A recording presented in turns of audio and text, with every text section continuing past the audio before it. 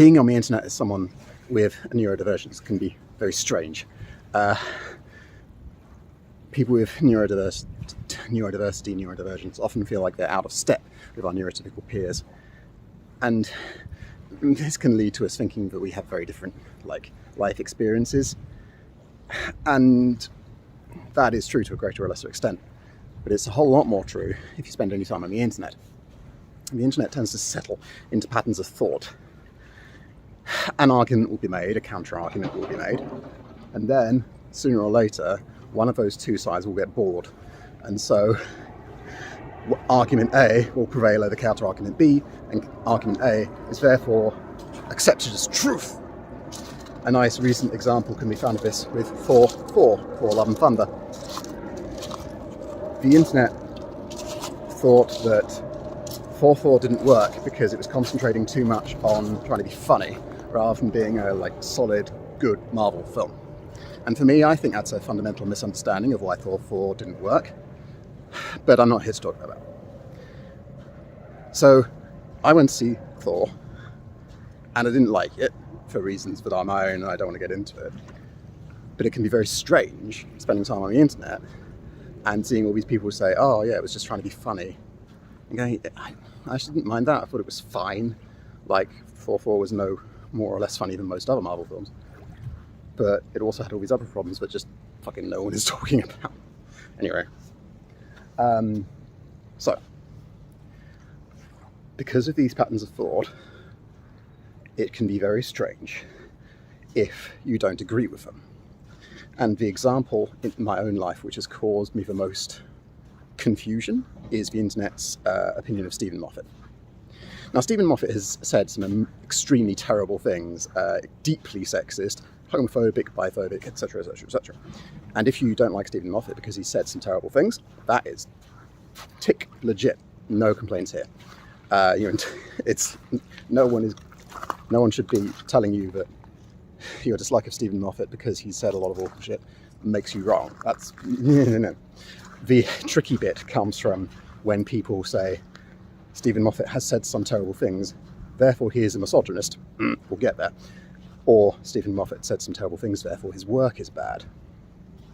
Now that last bit is tricky.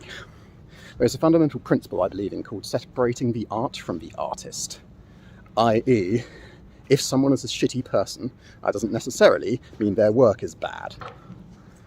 And we all do this to a greater or lesser extent. Millennials, my fucking generation, are finding this out belatedly as they try and reclaim Harry Potter from the anti-trans activist in du jour, J.K. Rowling. It's like, they really want to love Harry Potter, but they really want to hate J.K. Rowling for very good reasons. And so they separate from the art from the artist. And that's good, that's fine. Everyone does that. I personally found out where my line was with separating the art from the artist back in the late 2000s, when I found out about what the lead singer from Lost Prophets was doing. I used to like Lost Prophets. If you don't know what the lead singer was doing, don't look it up. It's awful. Previously, I thought my line, I'd not really known where my line was, and I still don't. I just know when someone's crossed it. Everyone has a line in a different place when it comes to when separating the art from the artist doesn't work. So, we separate the art from the artist, and we spend time on the internet, and the internet hates Stephen Moffat. And this can lead to some very strange moments. So, for example, pretend you're me. You like Stephen Moffat's work, you know that he said some awful shit. Fine. So you watch this Hey Ash, What You Playing sketch. For those who don't know, Hey Ash, What You Playing is an old web show by Anthony Birch and Ashley Birch.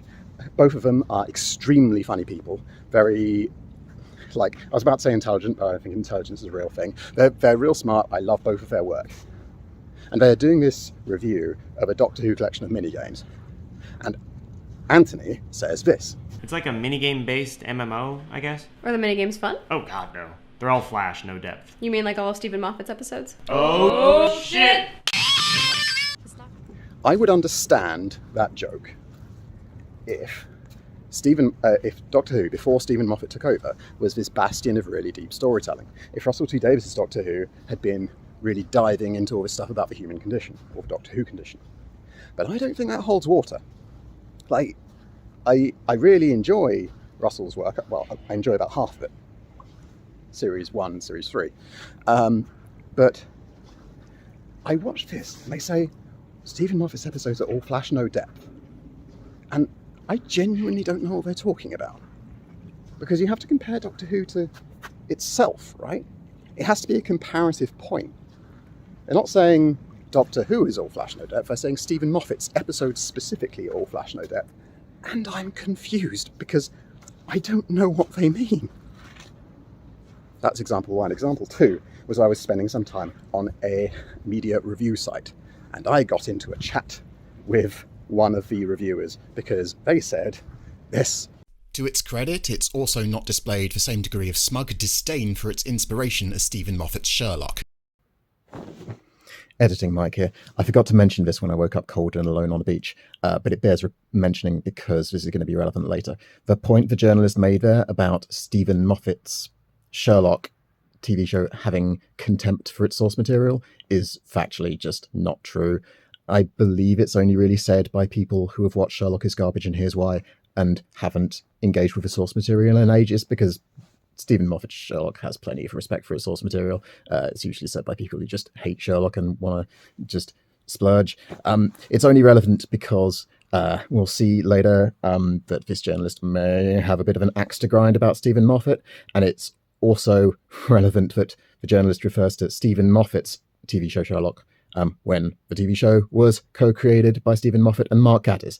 And whenever anyone wants to just lay into Sherlock, they always talk about how it's Stephen Moffat's Sherlock and never how it's Mark Gatiss's Sherlock, despite the fact that, as far as I could tell, Mark Gatiss wrote exactly as much in that show as Stephen Moffat.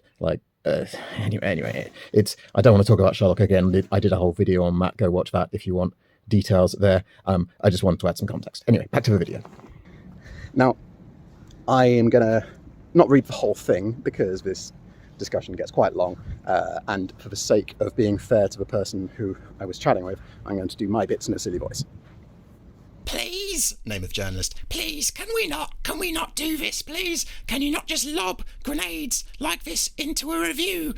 Nah, I stand by it. That show's the worst and Moffat's a misogynist prick. When I think of River Song, Clara Oswald and Agatha Van Helsing, I think a misogynist wrote these. I'd get bringing it up in this review if you were making an actual comparative point between the two shows, but you weren't. You were just saying Moriarty respects the source material, unlike Sherlock, and it seems like they have about as much to do with the source material as each other. I could have made it more clear that Moriarty the Patriot's premiere is built as a functional mystery that involves William investigating clues and building on an air of mystery that the viewer follows along, rather than having its lead smugly condescend to his companion Cabbage about why he'd already figured it out and everyone else around him is stupid. Then again, this premiere did invest a great deal of time in telling us William is cool and awesome without actual pathos to back it up, so maybe it has more in common with Sherlock than I'd credit it for.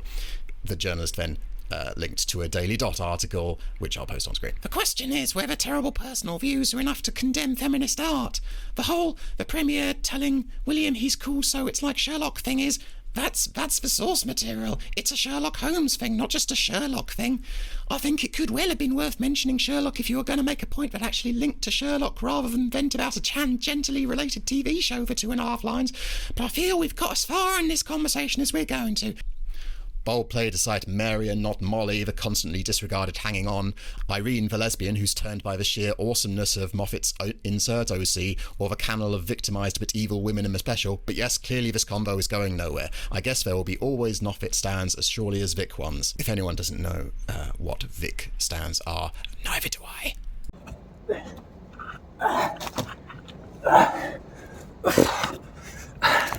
Editing Mike here again. I know I've got stuck talking about Sherlock again, and I was supposed to be talking about Stephen Moffat and Doctor Who. For everything that's happening in this conversation about the TV show Sherlock, just imagine we're talking about Doctor Who. This exchange just stuck with me a lot. There we go. I'm out. So the thing I really wanted to talk about here is this whole Irene Adler is a lesbian who gets converted by Sherlock. I've been on a whole journey with this one. So this idea, apparently, that Irene Adler is a lesbian who gets converted by Sherlock, apparently comes from 7 words in the show. John Watson says this. I'm not actually gay. Irene Adler says this. Well, I am. And that, well, I am, people say is Irene Adler saying that she is gay. And the word gay, these people say, is monosexual, as in someone who says they are gay can only be attracted to one gender, the opposite one. So a man referring to himself as gay can only be attracted to men. A woman referring to herself as gay can only be attracted to women. And anyone familiar with how humans use language will know that it's really not that simple. Especially in the UK, people use the word gay as an umbrella term all the time. And were this simply a UK thing, maybe it would be an okay point to make. But anyone like possibly familiar with like the bi and queer people will know that plenty of people use gay as an umbrella term all over the world. Example. We're going classic lesbian versus bisexual. Yes. It's literally lesbian, Versus singular, versus bisexual. I use a lot both queer and gay as umbrella terms, which I never questioned really before. I consider myself a lesbian and I consider you to be bisexual, and I would consider us both gay. That is my experience growing up.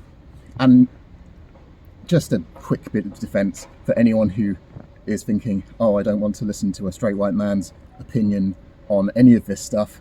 I am white, yes, but I'm non-binary, and my sexuality is a really interesting question, which I'm still working on, but I'm not straight. So this idea that Irene Adler is a lesbian is not supported by the text at all, as far as I can tell. She's bi or pan.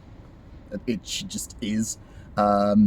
Saying, well, I am, as in, well, I am gay, is like that's not a slam dunk. That's not you going, here is incontrovertible proof that she is only attracted to women and then gets converted by Sherlock. That's just not a thing. And so for anyone, every time I encounter someone saying, Irene Adler's a lesbian who gets converted, I can't help but think, well, you just want to hate Sherlock and are using this really quite flimsy bit of information and just erasing bi people and pan people, just throwing them under the bus, which, considering there is a history of bisexual people getting erased and pan people as well, that's not cool. Anyway, back to the video. Now, the bit that really stuck with me about that, like, I've had this chat about Stephen Moffat a bunch of times and never really came away from it actually understanding what the point was. But the thing about that chat that really stuck with me was, at the end, the reviewer called me a Moffat stan. What I thought I was doing was trying to be reasonable and actually have a discussion and talk about the points. But, okay, so two things could have been happening. One, I was being a dick and just steadfastly defending Stephen Moffat, and not allowing any criticism through. And I don't think I was doing that, but who can say, right? I don't know what I'm doing half the time. Or two, this person is so into this world of Stephen Moffat being a misogynist, Stephen Moffat being awful, Stephen Moffat being the worst person, that they see any mild defense as an extreme polar opposite. And this is the problem when the internet has settled into its patterns of thought. It's once the pattern is established, it's real hard to actually talk about it. So when I was on a Zoom call with one of my friends recently, and my friend threw in one of these little hand grenades into the conversation. I forget what it was, but it was probably Moffat shit at writing women, because that's one that comes up a lot. I winced, but then it stuck with me, because, this is my friend. I respect my friend. My friend is significantly smarter than I am. So I reached out to my friend and said, hey, would you like to talk about this? So it is my dear hope that I can talk to my friend and we can go over some of this stuff and hopefully actually learn something. I really, really, really would like to understand, because I don't, and not understanding things is scary. So that's what we're going to do. Hi, Eleanor. How's it going? Hi, it's going okay. And you? I have a sort of rough itinerary, but as far as I'm concerned, you're kind of basically as in charge of this as I'm. Holy shit! Do you have multicolored pens? I've got one pen and a blank notebook. I'll take it. Maybe we could start with, where did you start with Doctor Who? Did you watch the classic series? It was a little bit before my time. So I remember, so as a kid, Yeah. when I was about 3, my parents took me to see my first ever Dalek, and apparently I was petrified. I do not remember this. Yeah, no. I remember there being a lot of talk about David Tennant, and when I went to see the 4th Harry Potter film, going, is he not the guy that's in the new Doctor Who? And then watching all of, like, Series 9 onwards, or Ninth Doctor, rather, onwards, I have since gone back and watched some of the classic series, and I've heard some of the radio stuff. Yeah. Paul McGann, especially. And I really like Sharda, which was the one I never put out because It was a Douglas Adams script, so I'd expect it to be quite good. It was great. How old were you when 9 was broadcasting? That was 2004, 2005, 2006, somewhere around there. Teens. Kind of, yeah. This is really exciting, actually. Okay, so we have got to this point naturally. A reason I really wanted to get this done early in 2023, Russell's new stuff is coming out later this year, I think. Yeah. And so many people are really excited, and I absolutely get why, especially after Chris Chibnall. Even when Russell's scripts were not very good, they were at least exciting. So I'm really looking forward to that. It's going to be great. But a thing with Russell, and I think possibly people who are a little younger than you, because, well, it sort of depends where in the teens, but I was 2021 when the first series of the reboot came out. And so, apart from being a bit of an edgelord teenage prick, I sort of grew up with the series a bit. And so the problems with it were pretty obvious in some ways. Whereas I'm concerned that people who grew up with the reboot, who were like tweens at least, are looking back on it with rose-coloured lenses, and that they might be a little bit disappointed if Russell hasn't gotten out of his problems. No, come. I think that's something that's noticeable when you go back and watch some of the old new episodes. Is like Bad Wolf is fine, but it's just fine. Yeah, but I really liked the Ninth Doctor. Eccleston did an amazing job. His character arc is really solid. I haven't rewatched Series 1 in absolutely ages. I bet bits of it won't have held up, but I think the core storytelling is probably really great. That's part of what we're going to get into. So for me, I grew up... go on. Go on. Your Doctor Who story. My Doctor Who story. Well, so I grew up listening to The Navy Lark, which is a... You know The Navy Lark. It's a one of the British comedy classics. Unfortunately, it is frequently incredibly racist. But because of The Navy Lark, when I was little, I grew up on VHSs of John Pertwee, so Doctor 3. And then, I've been on board since Series 1, Van Eccleston, and fell off at the end of Jodie because I couldn't cope with the disappointment anymore. I've watched right up to the end of Jodie, but I don't remember a lot of it. With Stephen Moffat, the internet has kind of fallen into a bit of a spiral of silence. You know, spiral of silence is when people stop standing up for one particular argument.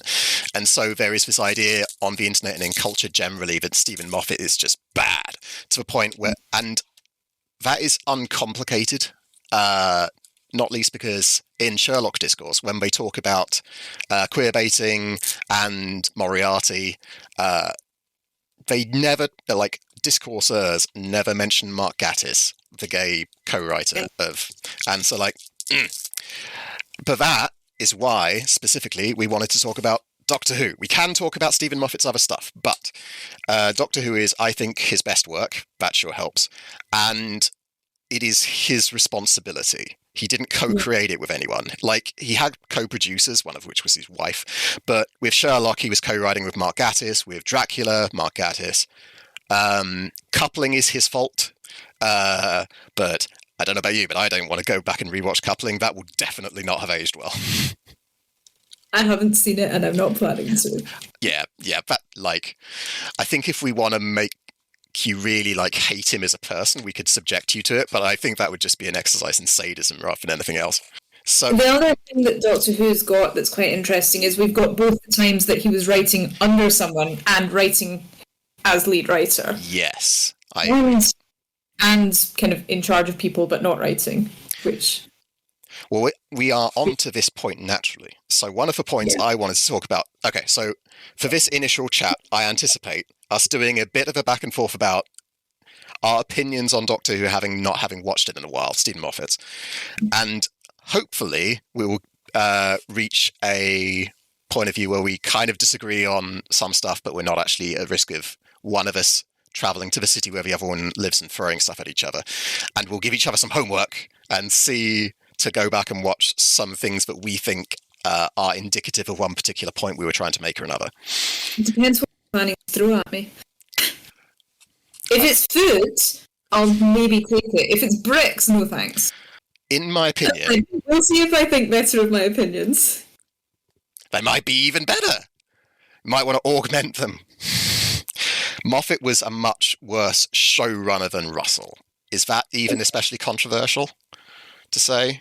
Because there were so many more production problems under Moffat. Like, there was a big old gap in his second series, and he didn't seem to be working the BBC as well as Russell. And we can say that's not really his responsibility, but that's what the showrunner kind of has to do. And also, along with that, he didn't hire any good writers who could then take over from him. Like, he got Neil Cross and Neil Gaiman on, who are both like amazing, but they wrote 2 episodes and went because they're both really busy. So when Russell handed the show over, Moffat was the really obvious candidate. But when Moffat left, we got stuck with Chris Chibnall, who was not, like, we knew at the time Chris was not very good. I think a big part of management in any role is knowing how to and where to delegate to. Yeah. And that was something that Moffat struggled with. I think that's fair. Like, obviously we don't know what's in his head. We might get onto that later, but I think the results are pretty clear. Like, unless we go out and find like interviews from cast and crew who said, yeah, he was a control freak, I do think we can assume that delegation was a bit of a problem. Yeah. So that was my point number 1. But let's do yours. So super quick, the bullets I've got written down was Moffat didn't do big picture storytelling very well. He was shit at writing women.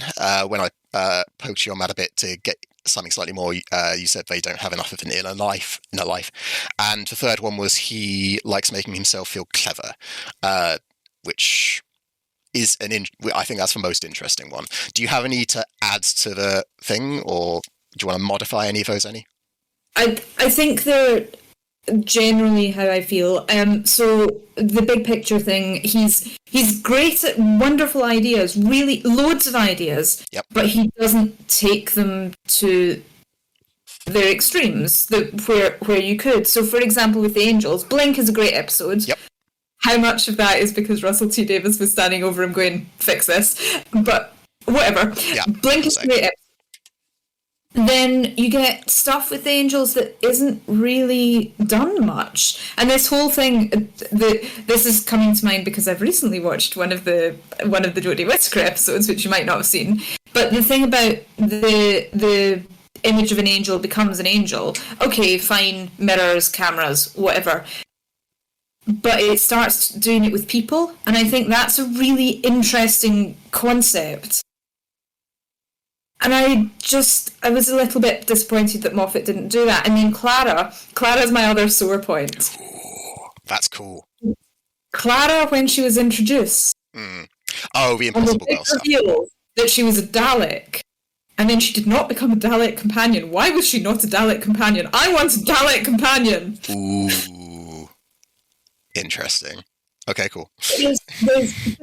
He had lots of things that he could do fun stuff with, but it often felt that he kind of backed out a little bit just at the point where it would have got interesting.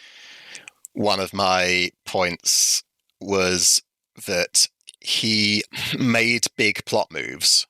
For example, him getting wiped from history and Dalek Clara wiping him from a Dalek database, and then went, oh no, never mind. Yeah. I still can't work out if him making those big plot moves and then going, oh, never mind, is bad writing or terrible writing.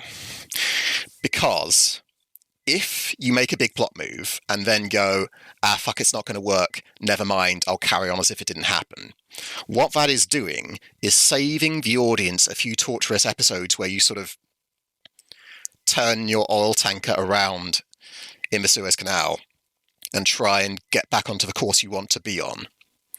And so the charitable interpretation is that he was just going, oh no, what I have to do next is more interesting if we don't do that. And so the episodes overall were better, but we lack this plot continuity. Keep link things.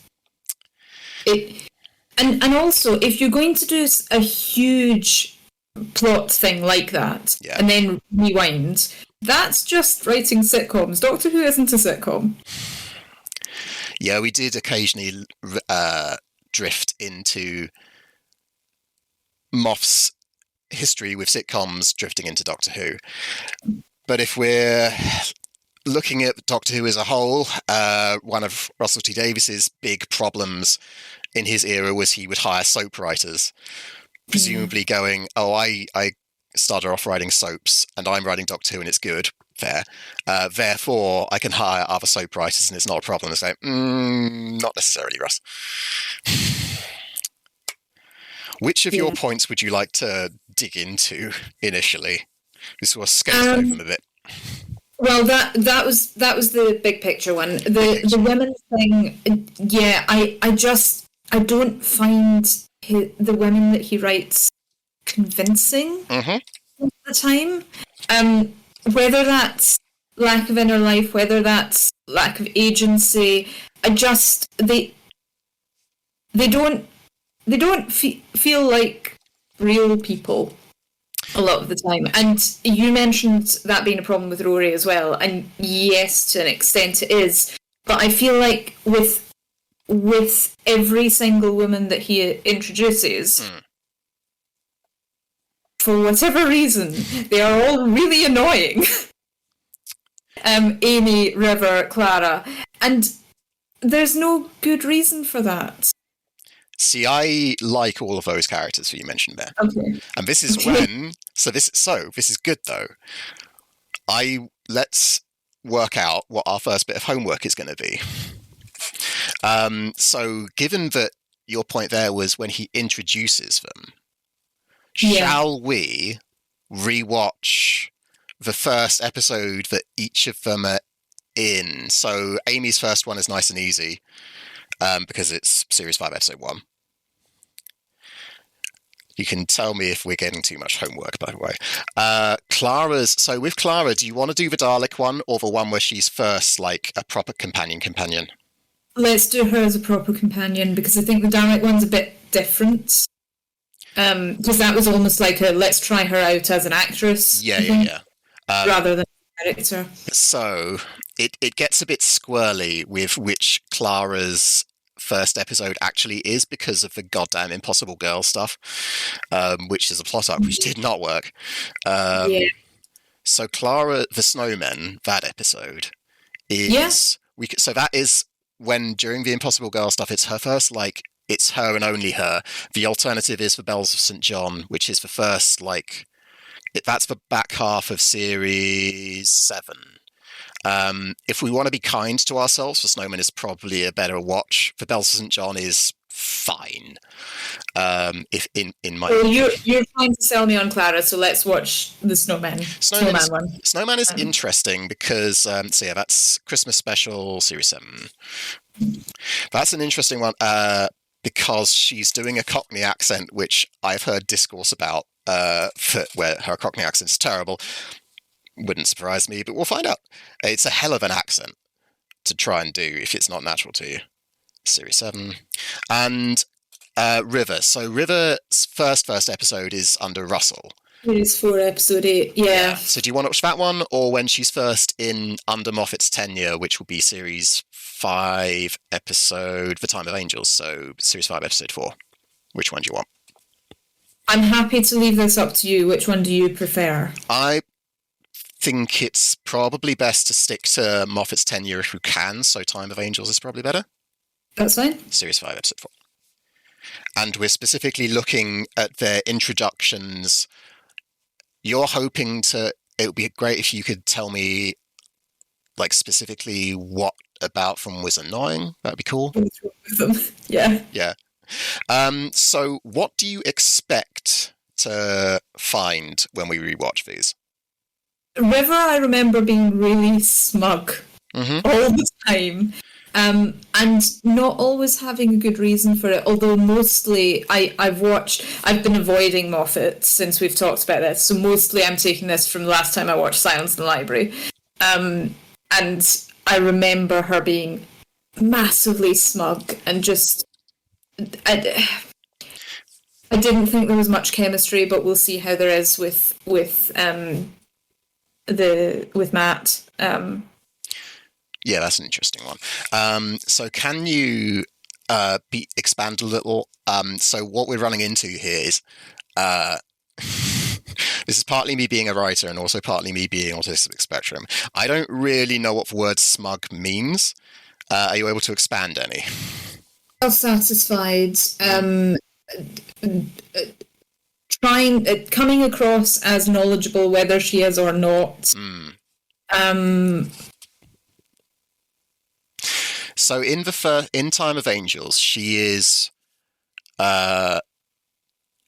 she's in Stormcage, so she has been doing a bunch of adventures up to that point. So she is a highly skilled individual.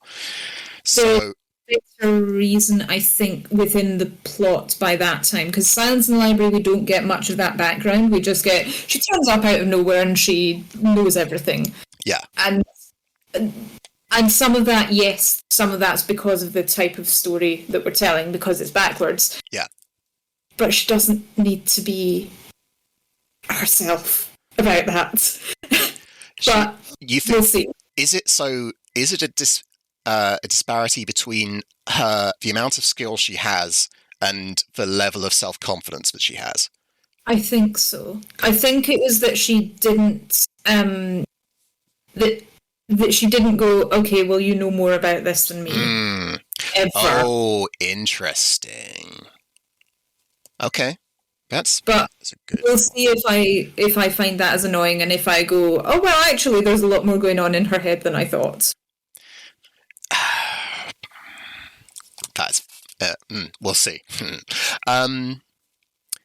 Do you have any examples off the top of your head? I appreciate the answer to this very well, maybe no, is of a femme character in anything who is just really fucking self-confident and it doesn't great. On the top of my head, no, but give me a little bit of time to think about it. Yeah, that's maybe a thing to... I don't watch that much TV, so it's probably going to be a book example. Yeah, books work. Not least because I can check it out and have a look at it. It's just so... Yeah, we run into this problem with... Because the other issue with books is it's from inside their head. Yeah. So it's not quite the same. Because if it had been a femme writing all this stuff we're talking about, partly the conversation would be very different, but also we won't brush up against this problem of when femmes in media are really self-confident, they have much less room to do that without it tipping one way or the other than mass characters do. But I'm not sure, because Moffat has a history of in his personal life being extremely sexist, and also as professional if we look at coupling, I'm not sure that is a profitable area to delve into. Okay. And no, go. What the episode is like, and it may bring up other issues anyway. Cool. Yeah, that's. Do you have a similar thing for Clara and Amy? Because I found that really interesting. No, what was my issue with Amy? I think Amy was just too bland. Mm. But I think that was my issue with Amy. Ooh, okay. That's interesting. A thing that I remembered from her first episode when I was out walking my dog was Moffat makes her a sex worker, which is, I mean, it never gets mentioned again. And it was part of just Moff being, his era being quite generally horny. But In a kids' TV show. no, it's a family TV show. There is a big difference. Oh. There we go. Okay. So we have done him being shit at writing women. Yeah, so inner life stuff, actually, I suppose, given that we did mention that. So Amy is the one that I remember this being an issue with, because her entire being is about, I met this guy once when I was like 6, 7, 8, whatever, and I have not got any interests beyond that apart from Rory. Oh, I mean, yes, apart from Rory. Okay, so let's try and briefly look at. Well, okay, there's two things to examine there. One is the mask characters, because Rory has the same sort of inner life, which is he has the adventures and he has Amy, and that's kind of it. And we have what other masks are there in Moff? Does Jack show up? I don't think he does. We have James Corden in The Lodger and the other episode after that. His life is, he has more of an inner life because he's got, does he? Yeah, well, I mean, we see him playing football and where he works in the follow-up to The Lodger. Is that the sort of thing that you would have liked from the Femmes? I think it would have helped. I think a lot of the time I don't like using this word, but Amy felt very mentally submissive to the Doctor. That it was, whereas River Song, I have the opposite issue. But I think it was all very black and white. I think that there was never a, okay, I disagree with you on this, but I'll go along because there's a better reason. Either of them. So the immediate counter I have is Clara, because in whatever series it was, the series where she's working in the school, Danny Pink's series, a lot of, well, one of those episodes, Listen, was all about how Clara was struggling to balance teaching, dating Danny, and Doctor Adventures. True. How does that fit with this point? I mean, it doesn't matter if it's a counterexample, but no, that's a good point. I still haven't quite got to grips with what I don't like about Clara, and I might need to watch the episode to work it out. But yeah, that's a good point. He does do that with her. It's a problem with Moffat's tenure.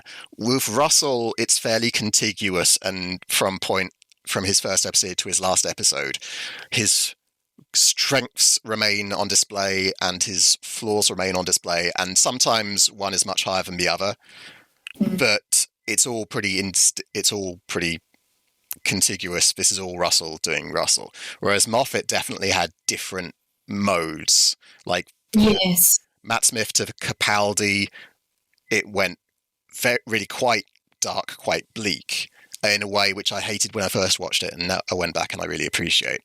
I actually really like Capaldi. Capaldi's amazing. The Capaldi era, I really enjoyed, but that's quite old Who in feel. Yeah, exactly. And I do think because Matt Smith genuinely was so amazing playing that sort of character, I think Moff had to really go in that sort of direction in order to have it not be disappointing. And we sort of struggled with that with Jodie, where with Jodie we didn't really know what sort of Doctor she was. Yeah. Anyway,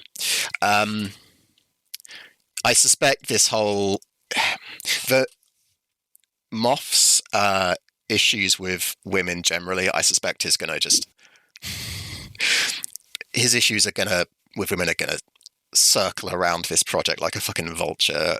So let's not worry about it too much in this one, because we're just going to keep coming back and back and back to it, I suspect. What was my third point? That he likes to feel clever. Yeah, so this is interesting. Yeah. What have you got for... Yeah, tell me about that. I know we I'm said really we wouldn't sorry. talk about Sherlock, but Sherlock is my best example. No, that's Right. great. Let's do Sherlock. There's a lot of, I've put in all these references. I've come up with all these wonderful ideas. Oh, look how clever I am. And it's kind of trying to... It feels like he's trying to hold himself above the audience and not bring the audience along with him. But I don't know if I can come up with a good example in Doctor Who, because... We can use an example in Sherlock. But I'm just having a look through the Doctor Who episodes to see if there's something that springs out. I should have done some notes in advance. We very deliberately not doing this. I have been avoiding it. Yeah, and this is preliminary. We're going to check in with this throughout the year, basically, as long as we want to. From what I remember, the aliens that you forget about when you see them. Yep. That there was a lot of, aha, look, I'm so clever. I've come up with this concept. It's having all this impact, but you don't get to see the impact because now it doesn't affect anything. Okay. My issue with he likes to make himself feel clever is it's very metatextual. And so it relies on either using interviews with Moffat where he talks about that sort of stuff, or us assuming we know what's in Moffat's head. So I think the issue with the silence is a good one. So remembering that point you just made, it does link into what you said as well about backtracking on major plot points. Well, he bit off more than he could chew, so he bailed. Yeah. I mean, it's an unkind framing, but it's also not an inaccurate framing, possibly. So, with the... But again, it's relying on us knowing what's in his head. Exactly. But it's the same kind of... It's a sort of smaller scale issue. So, with the silence, your issue was that they're everywhere and have been influencing things, but we didn't get to see a whole lot of that. Is that... Yeah. Okay. Yeah. That is an interesting one because we saw some stuff. So, like, there was a silent buzzing about in the White House, the implication being he was influencing US politics. I think that was... And there was also the ones in the orphanage, but they were specifically taking care of Amy Baby. Oh, if we're super quick, Fem's getting... a sci-fi pregnancy, and then the baby is messed about with. That's a extremely unfortunate device which keeps cropping up in science fiction and fantasy. Battlestar Galactica did it. I fucking hate it. I wish Moff hadn't done it. Moving on. Unless you've got anything for that, but it's just very much Moff, did you have to? Yeah. Yeah. So making himself feel clever, how do we think that arises, like, in the episodes themselves? Putting in references the audience couldn't be expected to get was one used for Sherlock. Is that fair? Yeah, or only a select few of the audience. Yeah. The people who sit there and reread Sherlock regularly, and I've read Sherlock a few times, and there was stuff that I went, no. So, but it's a little unfair to use Sherlock as an example, because that's the same with the source material. There's a lot of, look, he's so clever because he knows this thing that you couldn't possibly have known because you were told it. So Sherlock is not a good one to go down. We've actually got 2 points there. One is Moff throwing stuff at the audience that they couldn't have anticipated, and the other is references to elements outside the show. Is that second bit what you were saying? Yeah, I'm not sure if I can think of good examples in Doctor Who for that though. So let's focus on the lack of foreshadowing. Yes. So foreshadowing is really interesting because, in my opinion, foreshadowing is one of the things that Stephen Moffat does really well. So, what do you think he didn't foreshadow well? I'm going to look for one of my favourite examples of foreshadowing while you're thinking. Yeah, it's going to take me a while because it's been ages. Yeah, absolutely. So, like, my favourite example of foreshadowing is in Time of Angels and then Flesh and Stone. In Flesh and Stone, the Doctor shows up, but it's actually the Doctor from the last episode, and he implants the memory in Amy that she has to remember what they talked about when she was 12. Yes, I remember that one. That was, yeah, I loved that one so much. yeah. Foreshadowing. It's hard because in series 6 with the silence, he foreshadows elements from the text return later. So the pirates in Curse of the Black Spot and the Rebel Flesh and so on, that's all relevant for A Good Man Goes to War. Yes. But then we move to Let's Kill Hitler, and that has River's first incarnation in it, Mel. And she has, Mel has never been mentioned before, never seen before. Yeah. And that one is interesting because of how time travel works. It is entirely possible that Mel wasn't in Amy and Rory's lives, and then River happened, and now she is.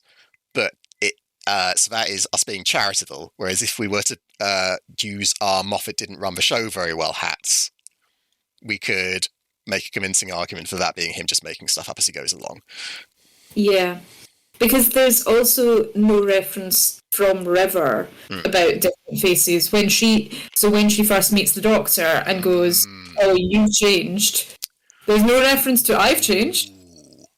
Well, she hadn't. So that was supposed to be the end of her life and the start of his. And I'm sure she says something like this must be a young incarnation or something like that. Yeah.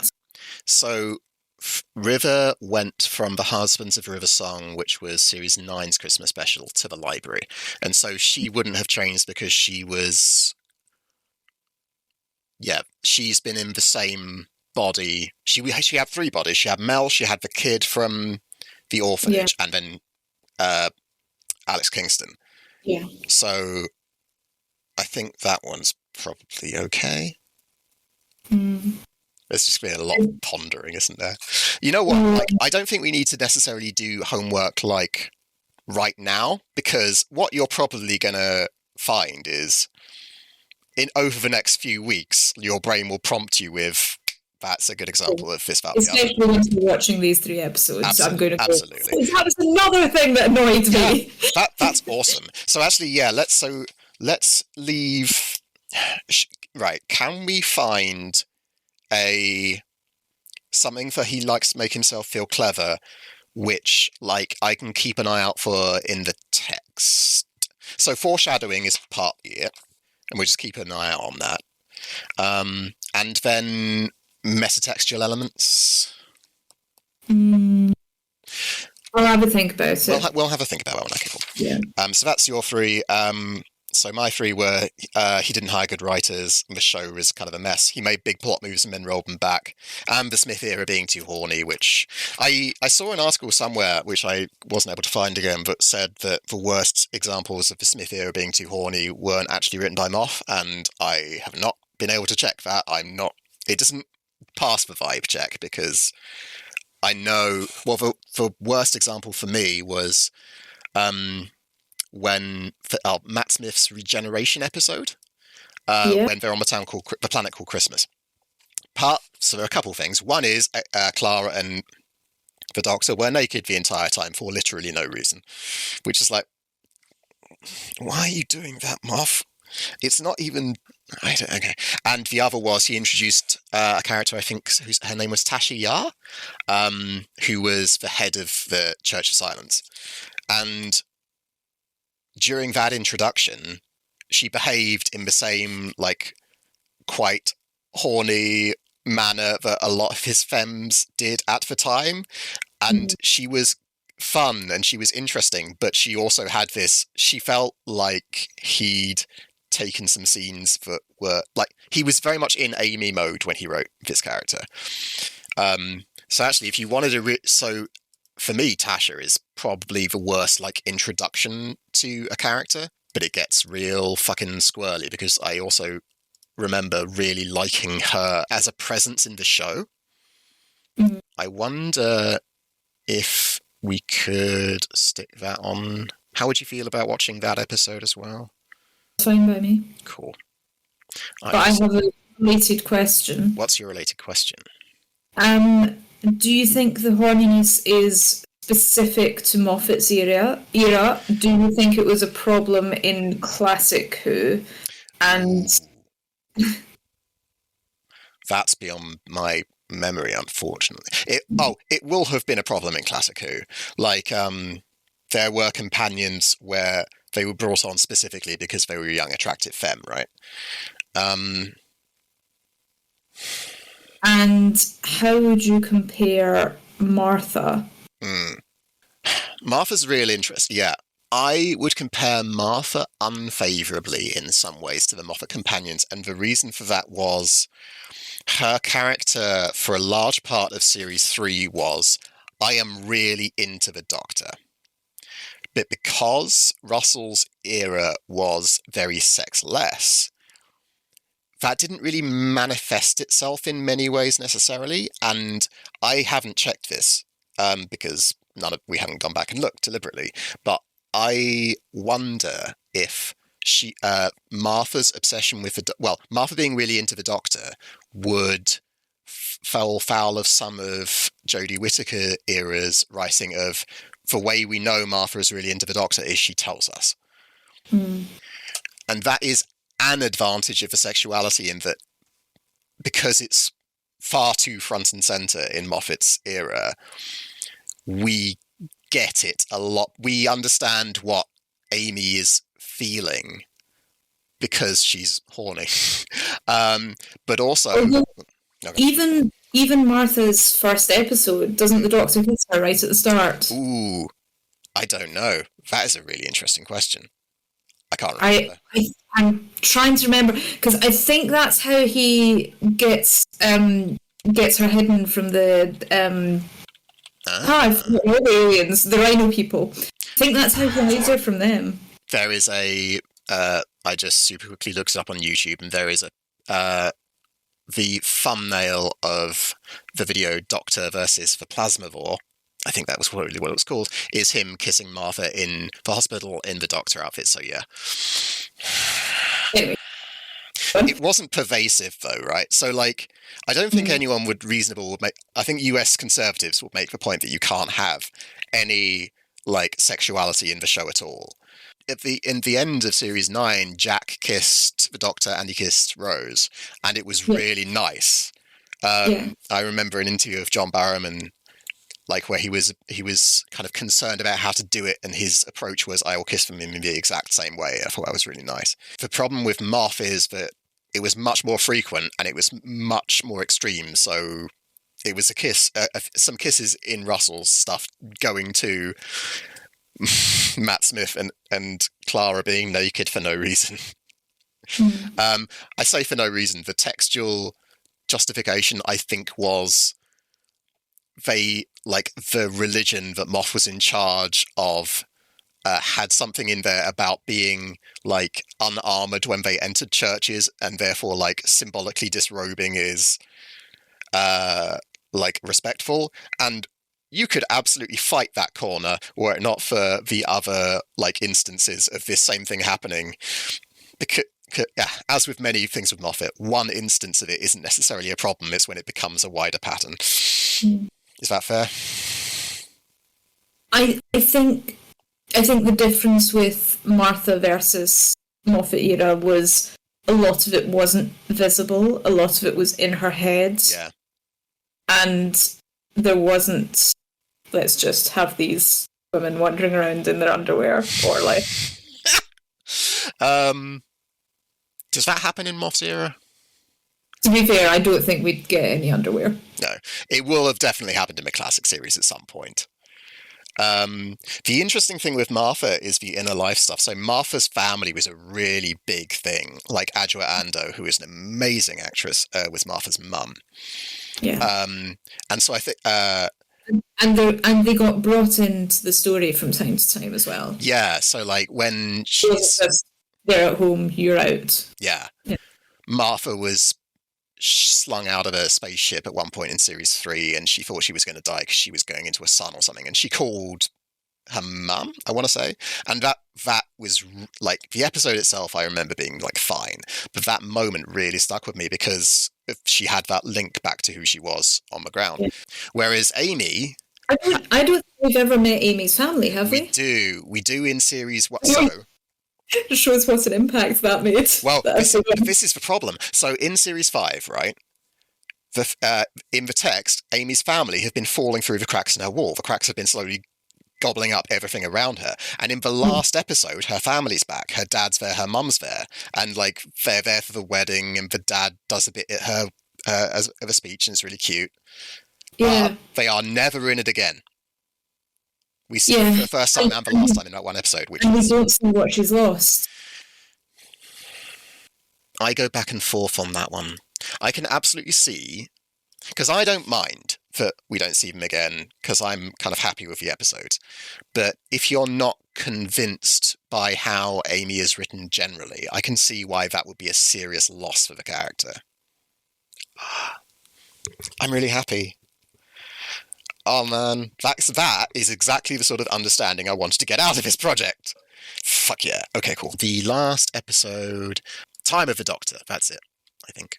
Yeah, Tasha Lem, there we go. I think Tasha Yar might be a character from Deep Space Nine. Time of the Doctor is a special from 2013. God, this stuff's 10 years old. Amazing. This is why I feel like I should be a little bit forgiving in terms of if it feels dated, but also some of it felt dated at the time. Yeah, this is the thing. So with just going back to the Amy's family thing, it would have bothered me less if we'd seen them a bit at the start and gone, oh no, she is losing her family. But yeah, because that's like, if Martha had lost her family, we would have known about it, or Rose. You would have known. That is a really amazing note.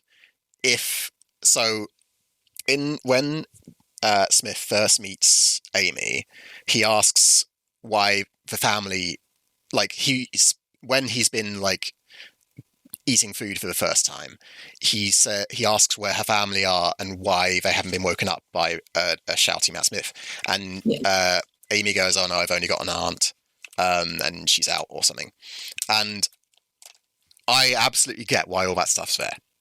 But I also think that your point is a really good one. It would have genuinely been amazing if the family had been there, and then they aren't when he meets Amy later, and he might even ask them about that, and she doesn't know what she's talking about. And then she goes, oh, I've just got an aunt. And then you go, oh, that's foreshadowing. That's not just you feeling smug and patting yourself on the back. That would have been really good. We've covered all of my points, all of your points. We've got a reasonable amount of homework. Yes. We've talked about Russell versus Moffat. Yeah. Summary of homework that I've got written down. Series 1, Episode 1. Series 5, Episode 1. Series 5, Episode 4. Yep. Series 7, Christmas Special. And Time of the Doctor. Yes. And maybe The Angels Take Manhattan. If we're feeling masochistic. Okay. Thanks very much for doing this with me, Eleanor. We will return in seconds on the video, but probably in months in real life.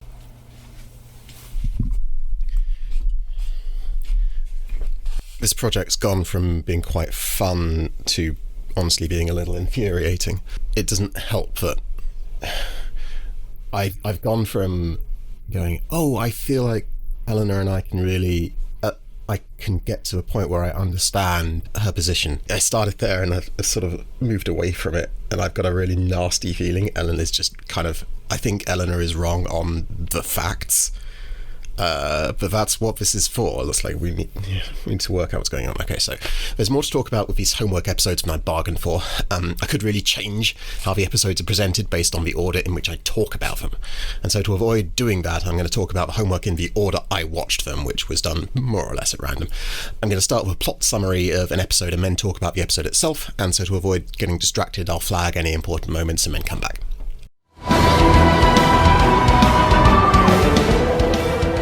We start with the TARDIS flying over London, or rather crashing over London. The Doctor gets it under control. Cue the credits. After the credits, we see a tranquil garden approach a house and meet Amelia Pond. She's praying to Santa in what has to be the single cutest opening to any Doctor Who episode. Put a pin in it. The Doctor crashes in Amelia's garden. She asks him if she's there about the crack in her wall, and he asks her if she's scared of the crack. He walks into a tree before getting Amelia to feed him food until he learns he likes fish fingers and custard. The Doctor and Amelia chat about Amelia's strange, absent family, and we learn that no one else is currently in the house. The Doctor observes that Amelia has dealt with his weirdness like a champ, which leads him to one conclusion. Must be out of a scary crack in your wall. Put a pin in it. The Doctor investigates the crack, learns it's a crack in the skin of the universe. Both he and Amelia hear the same thing coming through the other side of the crack. He forces the crack open, sees a giant eye, Prisoner Zero's prison guard, and the crack slams shut. The Doctor says he's missed something and tries to focus on what, but the TARDIS breaks his concentration. He tells Amelia he'll be back in 5 minutes and hops into the future to fix his ship. Amelia runs back into the house, passing a closed door. She packs a bag and passes the same door, now ajar, in what is genuinely one of the most creepy moments I've ever seen. Amelia leaves the house and the door is now fully open. The TARDIS lands, and it's morning. The Doctor charges into the house, yelling for Amelia to leave the house because Prisoner Zero is inside. His screwdriver is acting up, so he can't get into the door, which rather inexplicably opened earlier. Someone hits him in the head with a cricket bat, and we cut to a hospital where Dr. Ramsden and Nurse Williams, put a pin in it, are examining the coma patients. Rory says the coma patients called for Dr. Ramsden, and they observe the patients saying "Doctor."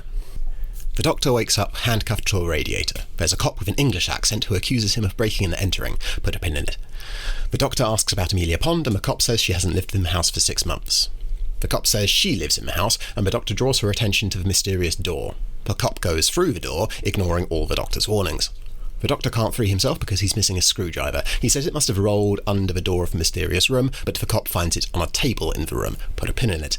The cop grabs a screwdriver and finds Prisoner Zero, who is trying to hide from her. She screams and flees the room. The Doctor tries to free himself whilst the cop reveals she's a kissogram. Prisoner Zero leaves the room disguised as one of the coma patients. A voice from outside tells Prisoner Zero to leave the human residence or the human residence will be incinerated. The Doctor manages to free himself and runs with his new friend. Put a pin in it.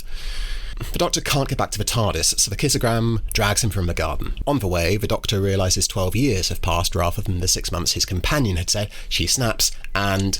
Why did you say 5 minutes? Revealing she's been Amelia this whole time.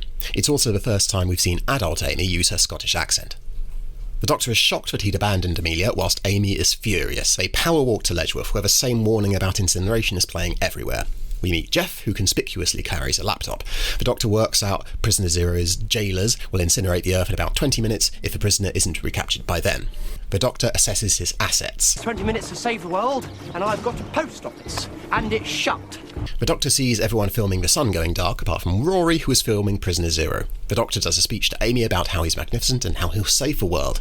Amy immediately shuts him down and shuts his tie in a car door. Pin it. Amy demands proof that what happened when she was young was real. The Doctor gives her an apple that she gave him when she was little. Amy struggles with a fantasy she's believed all her life, but which she's intellectually dismissed because no one believed her. The Doctor implores her to believe him for 20 minutes, and she releases him. The Doctor confronts Rory, Amy's boyfriend. Rory explains the man he was taking pictures of is in a coma at a hospital. The Doctor tries to signal the aliens from his screwdriver, but it finally breaks completely. Prisoner Zero goes into hiding.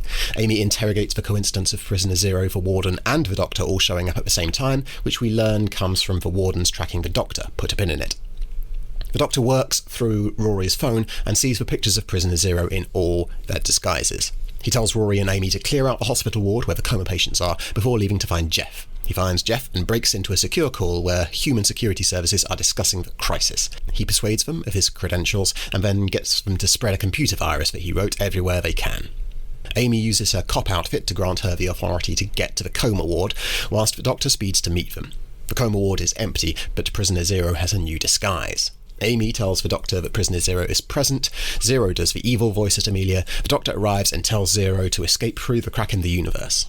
Zero reveals that the cracks had nothing to do with them and taunts the Doctor's ignorance.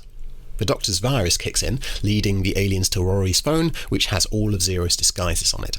Zero reveals they've kept an Amy disguise as backup. When they shift, they don't turn into adult Amy, but into the Doctor with young Amelia Pond.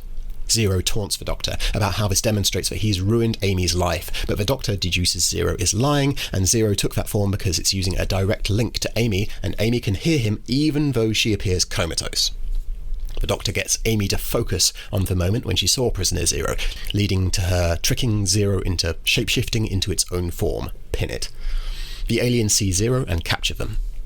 The aliens leave, but the Doctor calls them back. He confronts the aliens and, in his own words, Time to put on a show. They were leaving. Leaving is good. Never coming back is better. he tells the aliens that Earth is protected and the aliens flee. Pin it.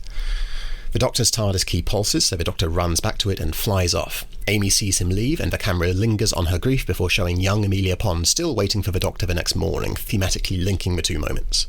Young Amelia hears the TARDIS noise, seeding a storytelling moment which will come back in the final episode of Series 5. The TARDIS lands in Amelia's garden, and she reveals that this time the Doctor left for 2 years. He invites her to come with him, and Amy agrees, but only if she can get back before tomorrow morning. Amy asks why he is inviting her along, and the Doctor says he's been lonely, whilst the screen behind him shows a pattern of a crack in the universe, heavily hinting that he's lying.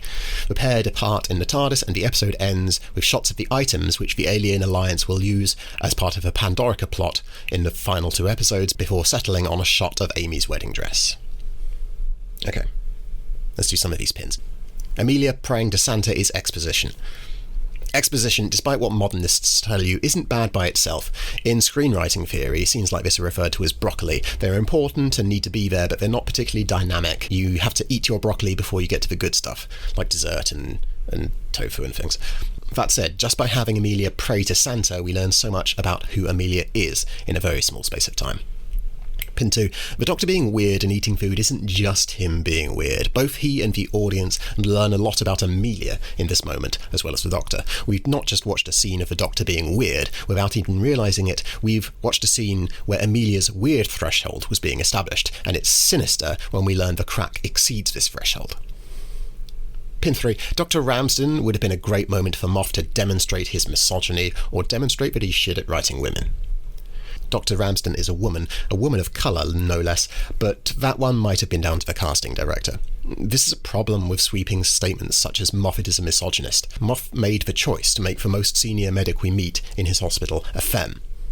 He also made Amy a cop, another pin. Her outfit isn't revealing, despite Amy using it in her job as a sex worker. Moff could have dressed her as a nurse, a nun, as anything really, but he intentionally made her adopt a persona with authority over the Doctor. She's in control of the scene. She also uses this authority to get in the coma ward, although she only does this after being prompted by the Doctor. Another pin, the camera revealing the sonic screwdriver on the table is a beautiful moment, and it's a moment which demonstrates that the show under Moffat's watch really cared about details. If the camera had revealed the screwdriver on the table before Amy had told the Doctor its location, the audience would have got ahead of the scene, and the reveal would have been less impactful. Another one, the Doctor zhuzhing Amy ahead of him. I remember in Rose, the Doctor grabbed Rose's hand, tells her to run, and then he runs ahead of her, getting her to follow. Having the Doctor zhuzh Amy ahead of him and then running behind her is a really fun twist on that. Okay, one of the big ones. The Doctor's speeches. There's this really common criticism of Moffat's era. The Doctor makes big speeches and that defeats the baddies by itself. Or, if I may quote by far the worst example of this, the first episode written by Moffat with himself as showrunner ends with the Doctor winning by telling the villains how cool and important and special he is, and this speech scares them off. It's all about the Doctor, instead of the stories the Doctor interacts with. Now, it's important to remember that in the 11th Hour he doesn't win by doing his big speech. He wins by making a computer virus, disseminating the virus, and then Amy reveals Prisoner Zero to the Atraxi. So maybe the people who complain about the Doctor's speeches aren't doing so in good faith, but let's put that aside for a minute. The Doctor makes 2 big speeches in the 11th Hour, and it's revealing to look at what happens as a result of these speeches. In the first speech, the Doctor grandstands to Amy, which makes her trust him less, the opposite of what he wanted. She then immediately locks him to a car. Then he makes that big speech to the Atraxi, and they run away. So, What happens after the Atraxi run away? Well, that was the first time the Atraxi met the Doctor. We next meet the Atraxi during the Pandorica plot, where a bunch of aliens gang up to save the universe from the cracks in time, which were caused by the TARDIS exploding, which was caused by the silence. If the Doctor hadn't grandstanded in front of the Atraxi, it's likely they would never have joined the plot. They didn't even know who he was. People talk about these big speeches as just the Doctor grandstanding and then winning because he makes a good speech. And if your protagonists are going to be largely pacifist, one of the only weapons they have is words, so that's always going to be an issue with Doctor Who. But when people complain about the Doctor's speeches, their point is, 1, the Doctor makes a speech, 2, the Doctor wins as a result of making the speech, 3, that's bad. And I don't think that ever actually happens. It certainly doesn't in the 11th Hour, and he does a similar speech in the Pandorica Opens, which very specifically doesn't improve his position. The closest moment I can remember which is closest to the Doctor winning because he made a speech is during the Forest of the Dead. I'm giving you back your forests, but you are giving me them. You are letting them go. These are our forests. They are our meat. Don't play games with me. You just killed someone I like. That is not a safe place to stand. I'm the Doctor, and you're in the biggest library in the universe. Look me up. You have one day. And I've never heard that particular instance complained about. People always focus on the speeches from the 11th Hour and the Pandorica Opens. Maybe A Good Man Goes to War. And they're complaining about a thing which never happens in those episodes. I'll say it again. The Doctor doesn't win as a result of a speech he makes in the Pandorica Opens or the 11th Hour. And 2 times out of the 3, he makes things worse for himself. How horny was this episode? These were horny elements I spotted. Amy being a sex worker. I don't know enough about sex work to know if this was fun, positive representation, or ignorant horniness. 2, Jeff is implied to be watching porn on his laptop. 3, Patrick Moore wants to date an old lady. And 4, Amy watches the Doctor change, albeit with permission. That last point is interesting. It ties into the arc which Amy and Rory's relationship goes on. Rory is often worried that Amy will choose the Doctor over him, and Amy kisses the Doctor at the end of an episode, and that kiss leads to Rory being invited along on their trips, so this moment isn't just random horniness, it's setting up a plot arc. How well did Moffat write the femmes in this episode? There were 3 human femmes in the 11th Hour, Amy, Dr. Ramsden and Mrs. Angelo. Mrs. Angelo is a joke character. I thought her writing was fine, you know? Mostly only there to set up things like the Raggedy Doctor. She's also sus about Amy's career. There's Dr. Ramsden, who we've talked about already. And then there's Amy. Amy is quick thinking. When someone breaks into her house, she puts on her cop outfit and whacks him with a cricket bat. She then handcuffs him to a radiator and bluffs with her cop outfit to try and work out why he broke in. We learn a lot about Amy in that scene. The moment where she drops the English accent is amazing too. She drops the facade, finally allowing herself to be vulnerable. She calls herself Amy rather than Amelia because she's rejected the fairy tale of the Doctor whisking her away. The Doctor offers Amy the chance to come with him and be in awe of his awesome, and she immediately rejects him because she doesn't trust him after his betrayal. She's transparently in pain when the Doctor abandons her again at the end of the episode. She plays with the TARDIS console when she first enters, demonstrating her curiosity and impulsivity. She interrogates the Doctor about why he's come back for her. She's noticed correctly that something else is going on. Moff's writing of Amy doesn't even particularly fall into the trap of making her a strong female character. Amy is quick thinking and stands up for herself, yes, but the episode specifically focuses on Amy's vulnerability, how much she's hurting as a result of pain from her childhood. The way Amy's written isn't perfect. Even leaving aside the sex worker stuff, she doesn't contribute to the story a whole lot. The way I've recapped the story has Amy being the one to finally reveal Prisoner Zero, and I do think that's a fair reading of the text, but the way that happens on screen is by having Amy lie there in a demi-coma. It would have been nice to have her more involved in the story. Eleanor's main criticisms about Moff's femmes were about their confidence being higher than their ability, and I do think this is true for this episode. Amy's confident, she bluffs after handcuffing an intruder to a radiator, but she's not particularly skilled. The thing is, I'd argue that if anything that makes her characterisation stronger, because she's making understandable decisions based on the events happening around her, but I'll see what Eleanor thinks. Secondly, Eleanor found Moff's femmes unconvincing, and I'm really going to need to hear why, because I was perfectly well convinced by the femmes here. This episode has so much planting and payoff. The elements that will save the day in the 11th Hour, the story itself, are all seeded throughout the episode. And the 11th Hour itself sets up the Pandorica plotline, it sets up Amy and Rory's relationship problems, and it sets up Amy's wedding, and I don't get the criticism that Moffat doesn't set things up and pay things off. I don't understand. Okay. Let's talk about Rose.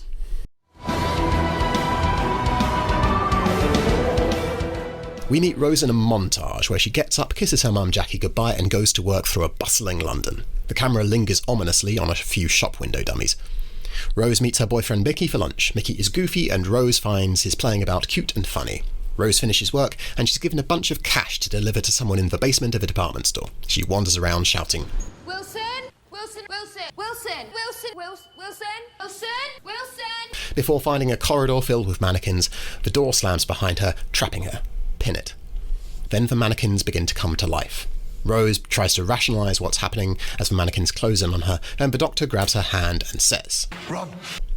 And they do! The mannequins corner the pair in a lift. The doctor pulls the mannequin's arm off. Rose asks if her mannequins were students, and the doctor congratulates her for rationalising. Doctor introduces himself and heads to the roof, where he plants a bomb on the transmitter on top of a department store which is controlling the mannequins. Rose leaves, keeping the mannequin arm with her for some reason. She sees the roof of a building explode. Clearly shaken, she runs home, still holding the mannequin arm for reasons which are far from clear. At home, the mannequin arm is on the chair. Jackie is on the phone to a friend about the experience. Rose refuses £500 from a journalist from the Mirror to tell her story. Jackie tells Rose that she needs a job and talks to another friend about how Rose should seek compensation. Pin it. Mickey is initially comforting, but pretty much immediately leaves to watch a game of foot for ball down the pub. Mickey dumps the mannequin hand in a bin as he goes. Next morning, Rose hears a scrabbling noise. Screws from the cat flap have been removed. She checks the other side and finds the doctor. Rose drags the doctor inside. Jackie flirts with him, and who could blame her? Rose makes tea while the doctor is the doctor in the background before he's attacked by the mannequin arm. There's some slapstick comedy before the mannequin arm attacks Rose. The doctor uses his sonic screwdriver to cut the connecting signal to the arm. The doctor leaves, and Rose follows. Rose tries to interrogate the doctor, and the doctor is evasive. The doctor explains the mannequin arm went after Rosa because... This morning, I was tracking it down, it was tracking me down. The only reason it fixed on you is because you've met me. And does that make sense? Sorry, moving on. The doctor is a bit of an edgelord prick, put a pin in it. The doctor proves he's legit by claiming he can feel the earth turning, and then he leaves in the TARDIS. Rose uses Mickey's computer to Google the doctor. She finds a helpful-looking website. Mickey drives her to meet Clive, who shows her a series of photos and drawings of people at disasters throughout history. He concludes the doctor is a harbinger of doom. Pin it. Whilst waiting, Mickey sees a black bin moving. He touches it, there are some adorable visual effects, and the bin eats Mickey.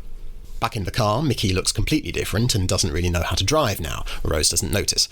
They go to dinner, where fake Mickey very conspicuously tries to interrogate Rose. The doctor arrives and fires a champagne cork at fake Mickey before pulling his head off, whereupon fake Mickey's body starts smashing the joint up. Rose sets the fire alarm off, getting everybody out, before following the doctor out back to the TARDIS, where we get one of Doctor Who's all-time best scenes. The doctor gives Rose a quick tutorial. Rose is angry that the doctor doesn't care that Mickey might well be dead. Fake Mickey's plastic head begins to self-destruct. The doctor follows the signal to the north bank of the Thames, where it can't follow any further. The doctor continues to be a bit of an edgelord prick. He explains that the Nestine consciousness wants to conquer Earth for its resources. Rose asks if there is a way of stopping it, and the doctor reveals anti-plastic. But he doesn't know where the Nestine consciousness is. He says there must be a transmitter, like a big wheel, whilst standing in front of the London Eye, in a sequence which is genuinely funny, but has the side effect of making the doctor look like a fucking idiot who hadn't thought to look at the one massive wheel in London. Rose points out the obvious, they run to the wheel, and Rose finds the entrance to the Nestine consciousness's lair. Below ground, they find the consciousness, and Rose tells the doctor to throw in the anti-plastic. The doctor says he's not there to kill the Nestine consciousness, he's there to give it a chance. Pin it. Rose finds Mickey alive. The consciousness reveals it's captured the TARDIS, revealing the doctor as a Time Lord, and captures him with two mannequins. The doctor professes his ignorance, but a mannequin finds the anti-plastic. The Nestine consciousness begins the invasion of the mannequins. Jackie is out in London, investigating compensation for Rose. Rose calls her and tells her to go home, but Jackie can't hear, saying she's going shopping instead. Out in London, the mannequins come to life and kill Clive. The doctor struggles, trying to get the anti-plastic. Rose says that in the under-7s gymnastics team she got the bronze, kicks a mannequin off the doctor, making the anti-plastic fall into the Nestine consciousness, killing it and stopping the evasion. Pin it. The doctor thanks Rose for her help, and offers Rose a chance to come with him. Rose says no, and the doctor looks crushed. The doctor returns, saying the TARDIS also travels in time. Being finally convinced, Rose runs to the TARDIS. Okay, let's run through some of these pins. Hi, doggy. Pin number 1. Who locked Rose in the department store basement? Rose gets locked in just before the mannequins attack, and we never find out who locked her in or why. We can guess it was the mannequins, but we'll get to that. The question doesn't matter, really. It just matters that Rose gets locked in, but it is a wonderful example of something I'll be chatting about later. The fact that Russell T Davies doesn't really care about little details such as who locked Rose in the basement and why. He just has to get her locked in so the story can move on. 2. Jackie's quest for compensation. Jackie's plot arc in this episode is her own little subplot, trying to get compensation for Rose's proximity to a terrorist attack.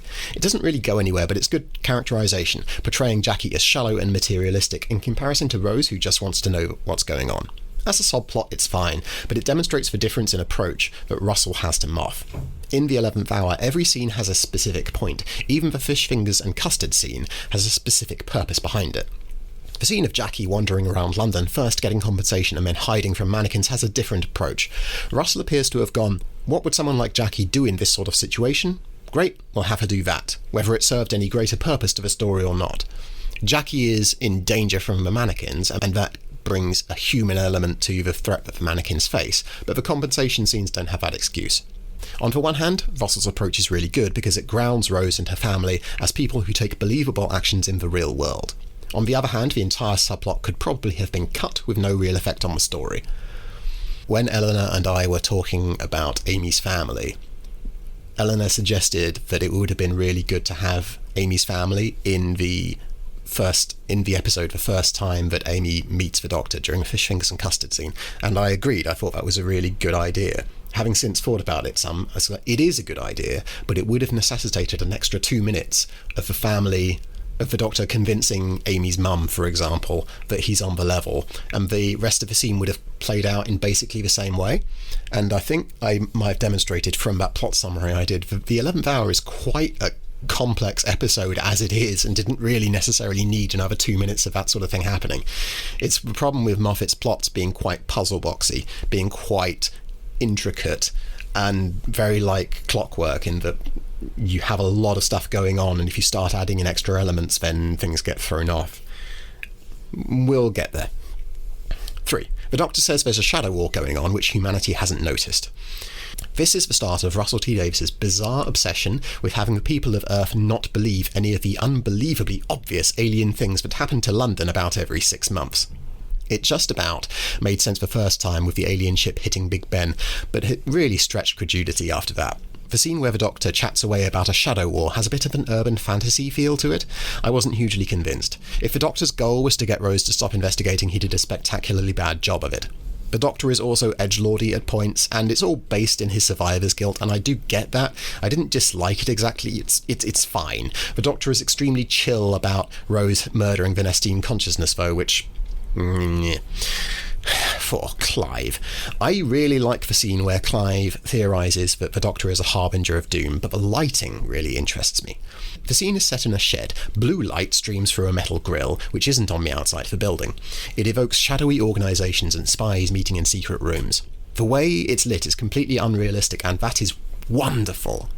It creates great atmosphere. It also makes me think about the general look of the episode. Rose's bright pink bedroom, Mickey's yellow earth and yellow beetle, Clive's shed, and the part of London the mannequins destroy all give me this feeling of watching a show aiming itself at the middle grade, or maybe a young teen audience. The story is a lot simpler than in the 11th Hour. The villain, whilst the Doctor has some sympathy for their predicament, is killed off with no real self-reflection. The episode isn't going for realism, and I think that's a really valid artistic choice. The 11th Hour, by contrast, visually is going for a much more grounded look. I just think it's interesting that Rose, the episode, not the person, has quite grounded dialogue where people would frequently chatter away without really saying a whole lot, but the visuals were going for a less realistic feel. 5. The anti-plastic. When Rose sees the Nestine consciousness, she tells the Doctor to throw the anti-plastic in. The Doctor says no, he's just there to talk. The consciousness then finds the anti-plastic and is justifiably annoyed. It feels threatened because the Doctor has brought a weapon that could destroy it with him. It's as if he turned up to a negotiation with a shotgun. The story is resolved by Rose kicking a mannequin into the Nestine consciousness along with the anti-plastic, and that relied on the mannequin not taking the anti-plastic away from the consciousness and instead holding it very obviously on the edge of a railingless walkway. And that made me think, Why did the mannequins try to kill Rose at the start? We've already talked about that some, but she didn't see any of them move, she wasn't a threat. Why did she carry the mannequin arm home? What was the arm actually doing when it attacked her and the Doctor? How did the Doctor know Fake Mickey and Rose were at the restaurant? Why did Bernestine Consciousness not just get the mannequins to move the anti-plastic 4 steps away from the edge of the catwalk? And none of these questions matter. To quote YouTuber Sean, ultimately, it doesn't really matter, does it? It's not a fatal flaw if your fun fantasy series isn't that coherently planned out. These aren't killer criticisms. If Rowling just never addressed the Time Turners again, most of her audience wouldn't care too much.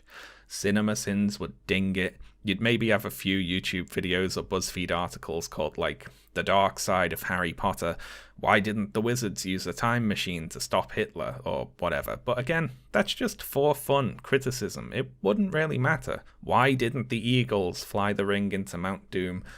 Because they didn't. You know, whatever. But I think it's really indicative of the approach that Russell and Moffat had. Moffat cared about detail. He sets up moments and pays them off constantly. His episodes have this structural brilliance to them. Meanwhile, Russell is mainly a vibes guy. He focuses on atmosphere and character. And that is not me saying I think Russell's characters are better than Moff's, by the way. Comparing Rose to the 11th Hour, I think Amy was pretty significantly more rounded and interesting than Rose was, although Rose was more active in the story. One of these approaches isn't necessarily better than the other, they're just different. How horny was this episode? Doo-da, doo-da. Jackie flirts with the Doctor, Mickey tells Rose not to read his emails, and when the Doctor talks about living plastic, Rose mentions breast implants coming alive. In comparison to the 11th Hour, it's surprisingly similar. I loved Rose when I first watched it. Bits of it had aged wonderfully, bits of it less well. It's good for a BBC drama, which has a large budget for the UK, but would have been so much cheaper than any particular Battlestar Galactica episode. Eleanor's argument was that Moffat's femmes weren't convincing. At this point in my homework journey, I don't currently agree. Or at least, I don't find Amy less convincing than Rose. Martha walks through London and it's already obvious that the saturated, stylised look of Rose is gone.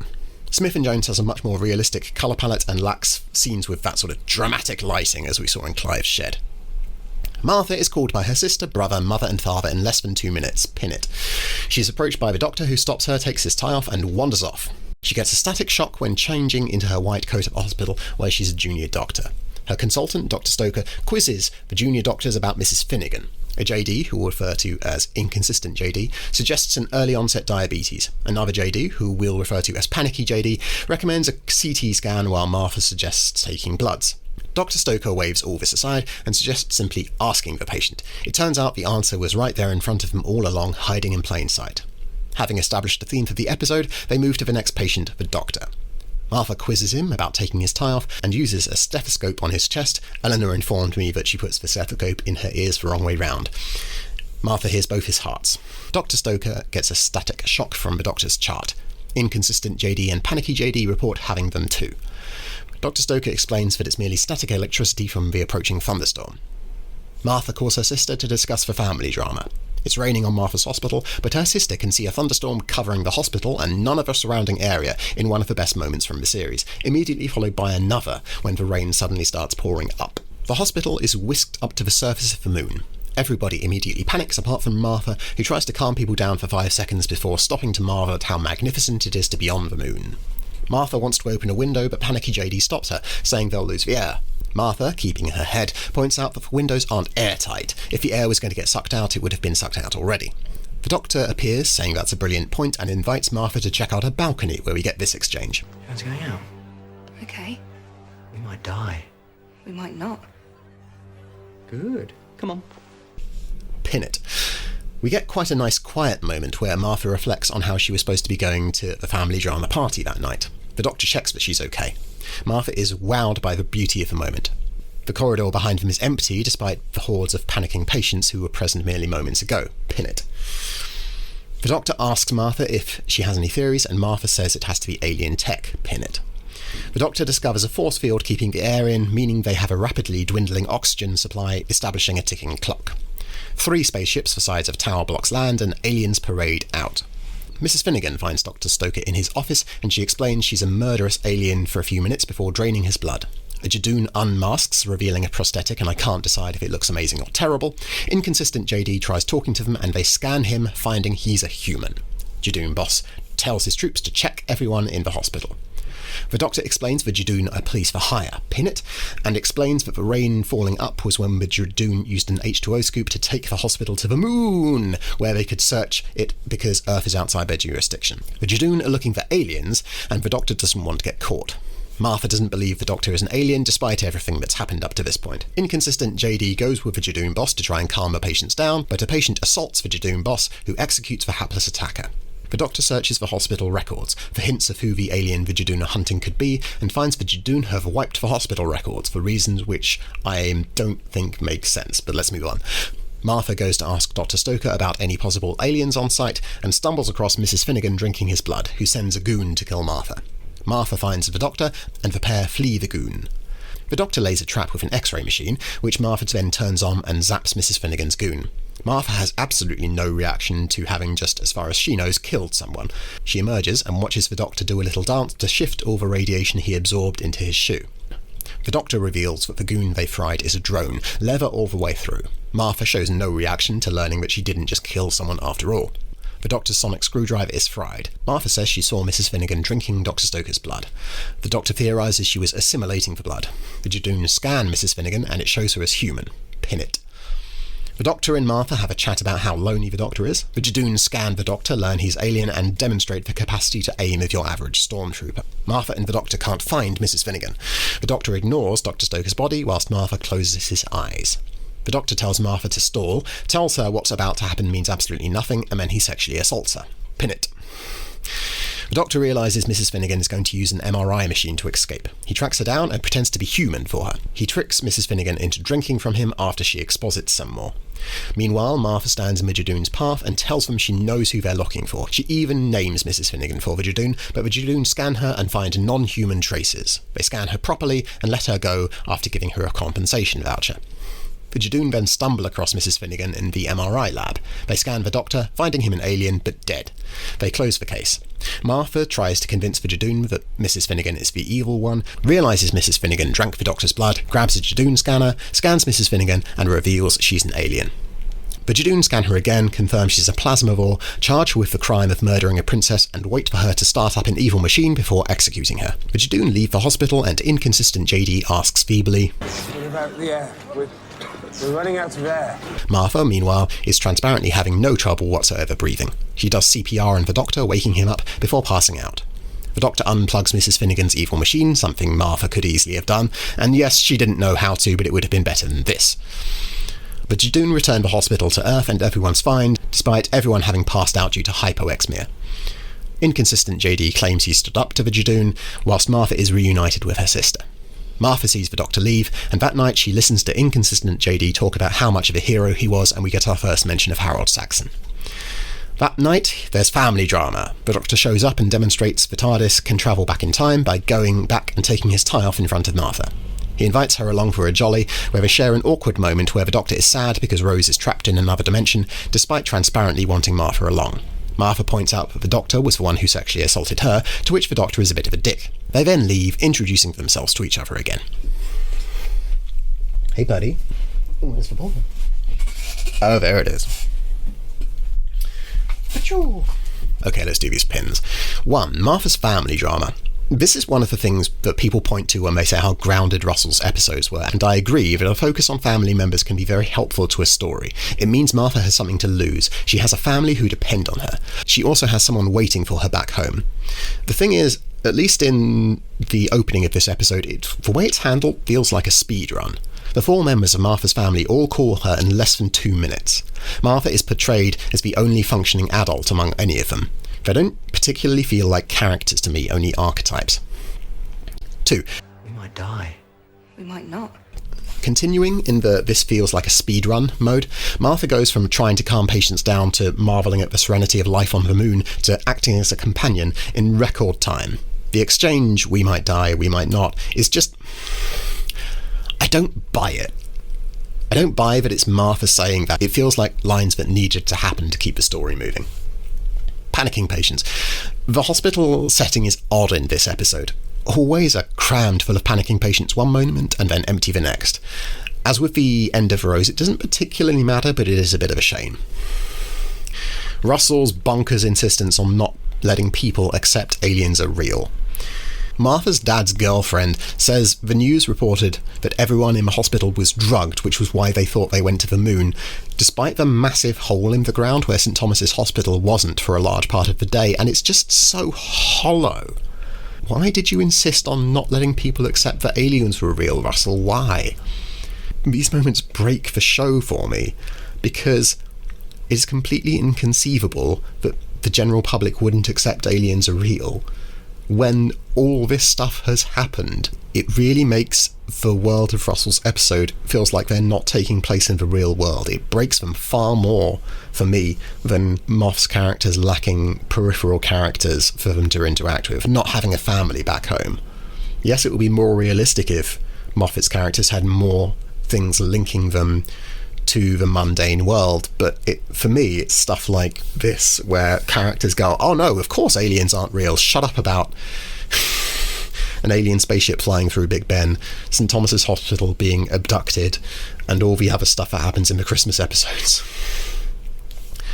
A point we talked about in my initial chat with Eleanor was Moff making big plot moves and then rewinding, and that's kind of what Russell is doing with this insistence that Earth won't accept aliens are real. He has a massive event happen and then says, no one's accepted that happened, it's fine. A difference is, Russ had it happen in quite specific ways a lot, and he had in-universe justification, whereas Moff just went, nah, never mind, and just dropped the plot thread. The Judoon are police for hire. In a wonderful "this was written by a white liberal in 2007" moment, the Doctor mentions that the Judoon are police for hire, despite never mentioning who hired them, because the real police would never extrajudicially execute someone. The riots which took place in the wake of the police murdering Mark Duggan took place in 2011. The Judoon are hunting a plasmavore, but don't know that plasmavores could do that. This is the moment that sums up Russell's tenure for me. The Judoon are hunting not just an alien, but a specific plasmavore. I'm human. I'm as human as they come. Plasmavore, charged with the crime of murdering the child princess of Pantraville Regency 9. They identify her as such, and yet they don't seem to know that plasmavores can change their biochemistry to disguise themselves as other species. It's so inconceivable, it completely breaks the plot. That's what I mean when I say Russell T Davies doesn't care about detail. I should say that this problem doesn't ruin Smith and Jones. I think it's alright. It's just a shame because if Russell had actually thought the story through a bit more, it could have been much better. The Doctor sexually assaults Martha. Martha, stay here. I need time. We've got to hold them up. How do I do that? Just forgive me for this. It could save 1,000 lives. It means nothing. Honestly, nothing.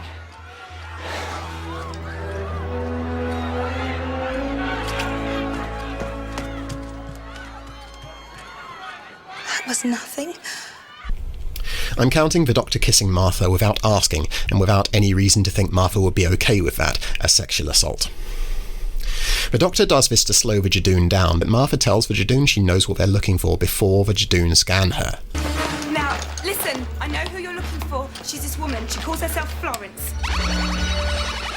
Human. Wait. Non-human trace suspected. So they would already be slowed down. As with Amy perving on the Doctor in the 11th Hour, this is setting up Martha's character arc for Series 3. The only problem is it's done by having the Doctor sexually assault someone under the guise of something which was inconsequential. And even if we accepted that he needed to put some of his DNA on Martha, he could have licked his finger and touched her forehead.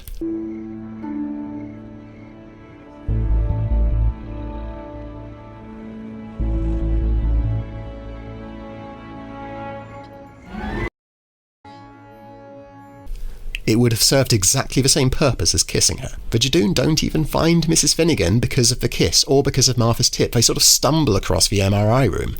The plot of this episode is a fucking mess. It's just... The discourse surrounding Stephen Moffat is so toxic. Moffat is a misogynist prick. Moffat is shit at writing women. But here, Russell had the Doctor sexually assault Martha, and what do we get? Fucking fanfares that the guy is coming back to write Doctor Who. I don't know how to say this.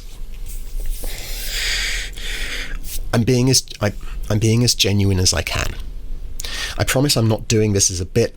I promise I'm not performatively being outraged because it supports my pre-existing point.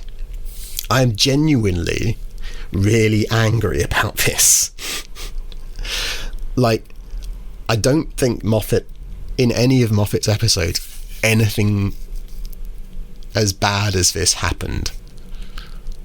The Doctor sexually assaults Martha. I think it says a lot about how internet discourse is just, it inevitably descends into shallow, toxic point scoring.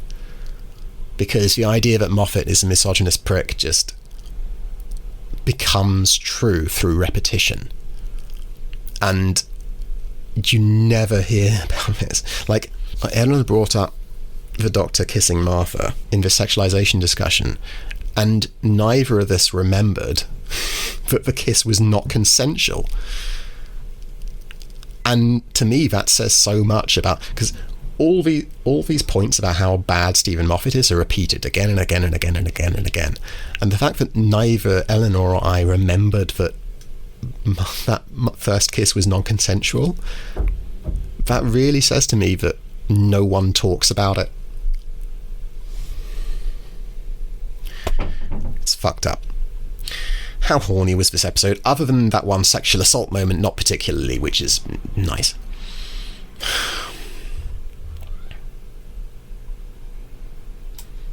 Okay. Reflecting on the inner life criticism that Eleanor used. When I watched the 11th Hour, I messaged Eleanor saying I thought it was enough to refute the inner life point by itself, but I think that's insufficient. I think this inner life point is interesting because Amy clearly has a lot going on. She's conflicted by the situation she's in, wanting to assert her identity now, when the Doctor threatens to bring her back to who she was, the girl who waited, the child who gave in to a fantasy. She has wants, hopes, loves, and fears. She has inner life. I truly do not believe that is a judgment call. I believe that if you try and say that Amy doesn't have inner life in the 11th Hour, you're going to have to really, really justify it, because I don't see how that could be a sound reading of the text. Can I say the same about Russell's femmes from Rose or Smith and Jones? Kind of. I'd argue that Russell's characters are shallower, more broad strokes characterisation. Rose only develops an actual proper motivation about halfway through the episode, and I've already criticised Smith and Jones for kind of presenting a companion speedrun. To be clear, saying a character is a little shallow isn't me saying the writing is bad. It's perfectly valid to start off with the broad strokes of a character in the first episode of a TV show and fill in the detail as the series progresses. I also think, to return to one of Eleanor's points, that this shallowness doesn't make the characters unrealistic or unconvincing. What I think is interesting is Rose and Martha have more depth in terms of characters connected to them. Rose has Jackie and Mickey, Martha has family drama which is played up to the point where it risks veering into self-parody, and Amy has some of this. She has Rory, she has Jeff, and the person who Jeff lives with, whose name I've already forgotten. But she doesn't have as much of that as Rose or Martha. I think it's fair to say that Amy has significant inner life when considered internally. Her past, her present, her conflicted motivation. Russell's femmes, meanwhile, have inner life when considered externally. Their inner life is reflected through peripheral characters such as her family. I don't think either of these approaches is more valid than the other. They're both valid.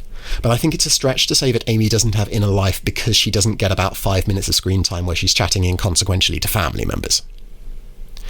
Okay, so I wanted to do Bill and Clara's intro episodes next because it made sense to me, tackling every first companion episode, and we were only going to skip Donna's, sorry Donna.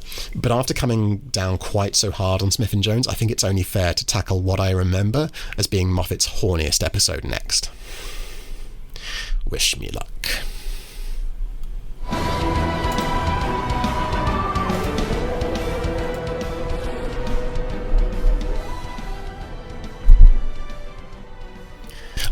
I'm actually feeling better about the project today, because I watched The Time of the Doctor, and The Time of the Doctor is in many ways not actually that good. It's pretty good, but there are a bunch of flaws, and it is quite nice to watch a Stephen Moffat episode that has actual flaws in it. I genuinely think The 11th Hour is It's not perfect, but it is very, very good, and so when people talk about how terrible Moffat's writing is, and when I watch episodes like the 11th Hour, it feels like they're describing a shape that they see as an elephant, and when I look at the same shape, it looks like a small village in Lincolnshire commanding spectacular views of the Nene Valley, if I may quote Blackadder. Plot summary. I'm going to keep this short, because honestly, the episode is half focused on wrapping up loose plot ends from Smith's era, so any plot summary is going to need to be either exhaustively detailed, which no one has time for, or just miss out a bunch of stuff. So I'm going to miss out a bunch of stuff. The Doctor, along with so many other aliens, are drawn by a mysterious signal to an unknown planet. Clara calls him up and asks him to pretend to be her boyfriend to get her family to stop badgering her over Christmas. The Doctor is naked, pin it. Clara asks to roast a turkey in the TARDIS core so it's ready in time, pin it. The Doctor and Clara go to a church and meet Tasha Lem, who acts as if she's known the Doctor forever, even though this is the first and last episode she will appear in, pin it. She says the church is maintaining the peace over the mysterious planet. The Doctor and Clara circumvent Tasha and take the TARDIS down to the surface where a truth field is in operation. They find the crack in the universe from Series 5, through which the signal is coming. They translate the signal, and it is... Doctor Who? Doctor Who? Doctor Who? Doctor Who? Pin it. The planet is revealed as the planet on which the Doctor will die, Trenzalore. The aliens all hear the translated signal. The Doctor realises that the signal is coming from the Time Lords. They're trapped in a different universe, and they are sending the signal so that the Doctor can reply, letting them know that it's a safe place for them to come through. The aliens know that the Time Lords returning would mean that the Time War would immediately restart, and so will do whatever they can to kill the Doctor and stop that from happening. The Doctor sends Clara home in a move which is strikingly similar to the end of Series 1. Tasha Lem declares that the Time Lord's question will never be answered and rededicates the church to silence. Aliens of all sorts attack the planet, and the Doctor fights them off. The Doctor fights this war for hundreds of years, and the prosthetics used to make Matt Smith look hundreds of years old are of variable quality. The TARDIS returns with Clara clinging to the outside, and Gemma Coleman's performance is genuinely amazing. The Doctor explains he can't regenerate again. Tasha invites the Doctor up to the church, where the Doctor resupplies. Tasha reveals the Daleks attacked the church and killed everyone inside, turning them into Dalek puppets. The Daleks show up and reveal they harvested the memories of the Doctor from Tasha's mind, pin it. The Doctor goads Tasha into breaking free of the Daleks' control. Clara and the Doctor escape. Clara makes the Doctor promise to never send her away again. He agrees, promises he'll never send her away again, and then immediately does. The Doctor and the Silence fight the Daleks. Clara is sad at home. Tasha Lem shows up with the TARDIS and ships Clara back to the Doctor, who is on the verge of dying from old age, and it's honestly really moving. The Doctor says the war is all but over. He has no plans left. He is going to die rather than restart the Time War. He heads to the roof for his last stand. Clara speaks to the Time Lords and begs them to help the Doctor, pin it. The crack in the universe closes, only to reopen, allowing a wave of regeneration energy through. The Doctor regenerates, blowing up the Daleks in a moment the show very obviously didn't have the budget to pull off. Clara follows the Doctor to the TARDIS, where he regenerates. The end. Pins time!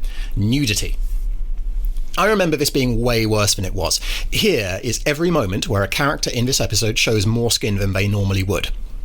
We never see any more of Clara than we normally would. This, again, would have been a great moment for Moffat to demonstrate his misogyny. And yet...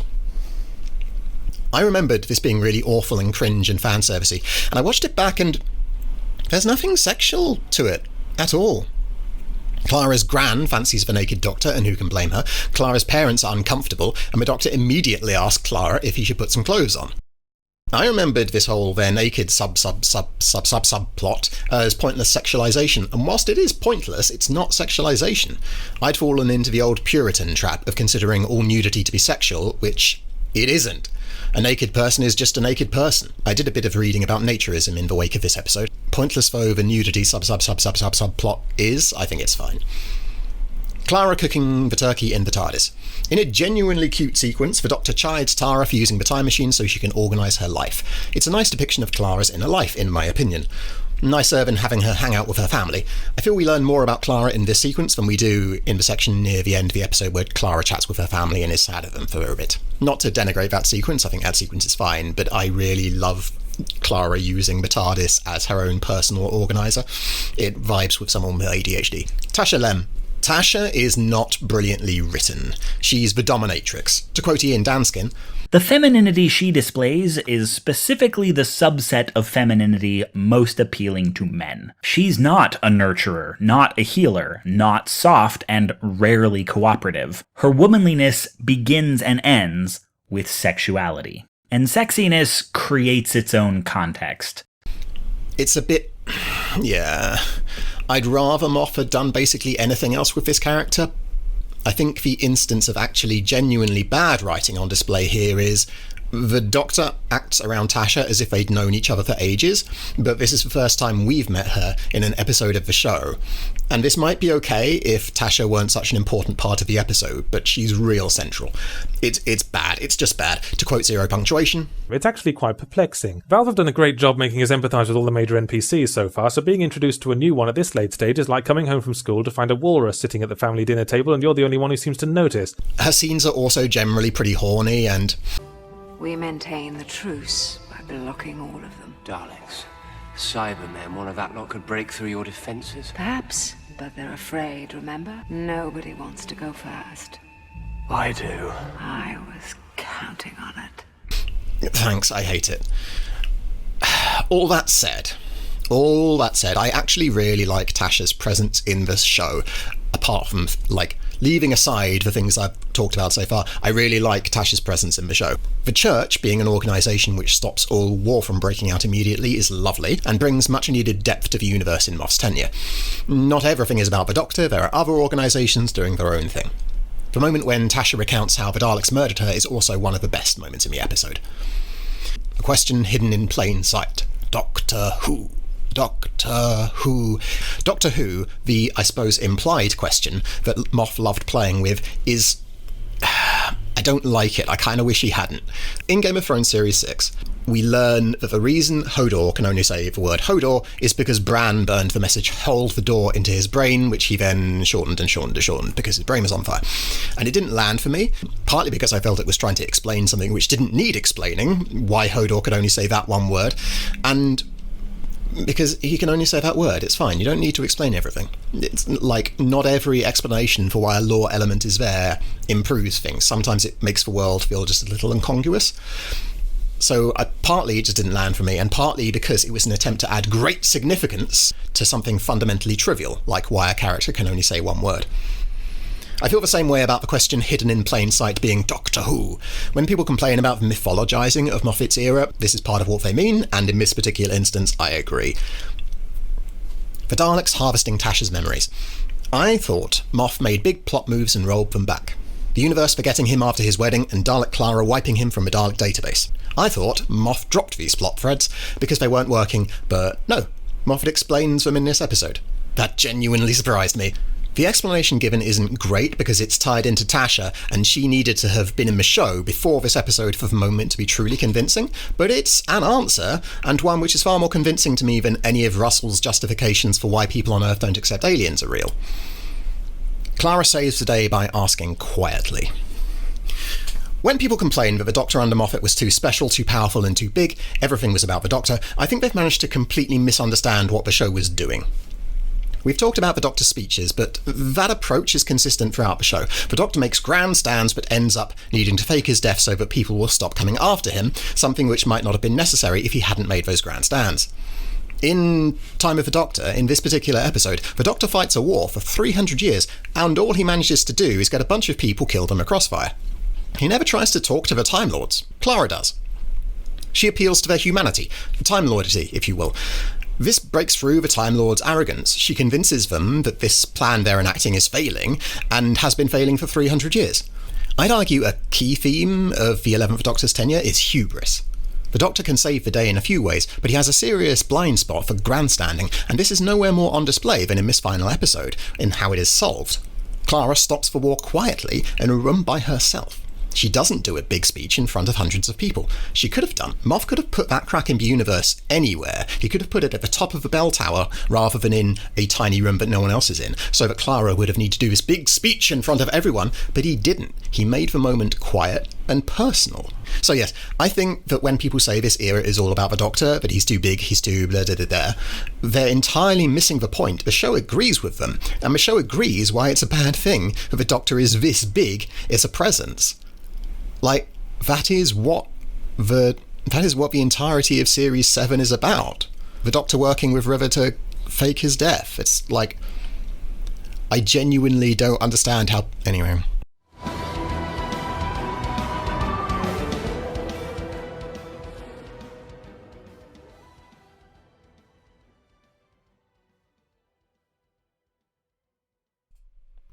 Still not sure how I feel about this project generally, but at this point I've just been watching some really fun episodes of Doctor Who, and after the horror that was Chris Chibnall's tenure, it's just really nice to be watching the show and for it to be good. 2012's Christmas episode, The Snowmen. I won't do a plot summary for this one because I'm bored with that whole structure, so there's a decent chance you are too. But honestly, there isn't a massive amount to talk about with The Snowmen, which I haven't already covered in the previous Moffat episodes. It's mostly really good. There's a completely unnecessary climax to add 2 minutes of peril and extremely dubious visual effects after the threat was already basically resolved. That wasn't great. As with Martha's intro episode, The Snowmen feels a bit like a companion speedrun. Clara goes from wondering how a snowman was built so quickly to chasing down the Doctor and asking that bloody question in record time. I also watched The Time of Angels and Flesh and Stone. In these episodes, there isn't a whole lot to talk about, honestly. It's really well written. It has some of the best scenes in all of Doctor Who, and some of Moffat's best writing. How long have we got? 5 minutes max. 9. 5. 5, right, yeah. Why'd you say 9? I didn't.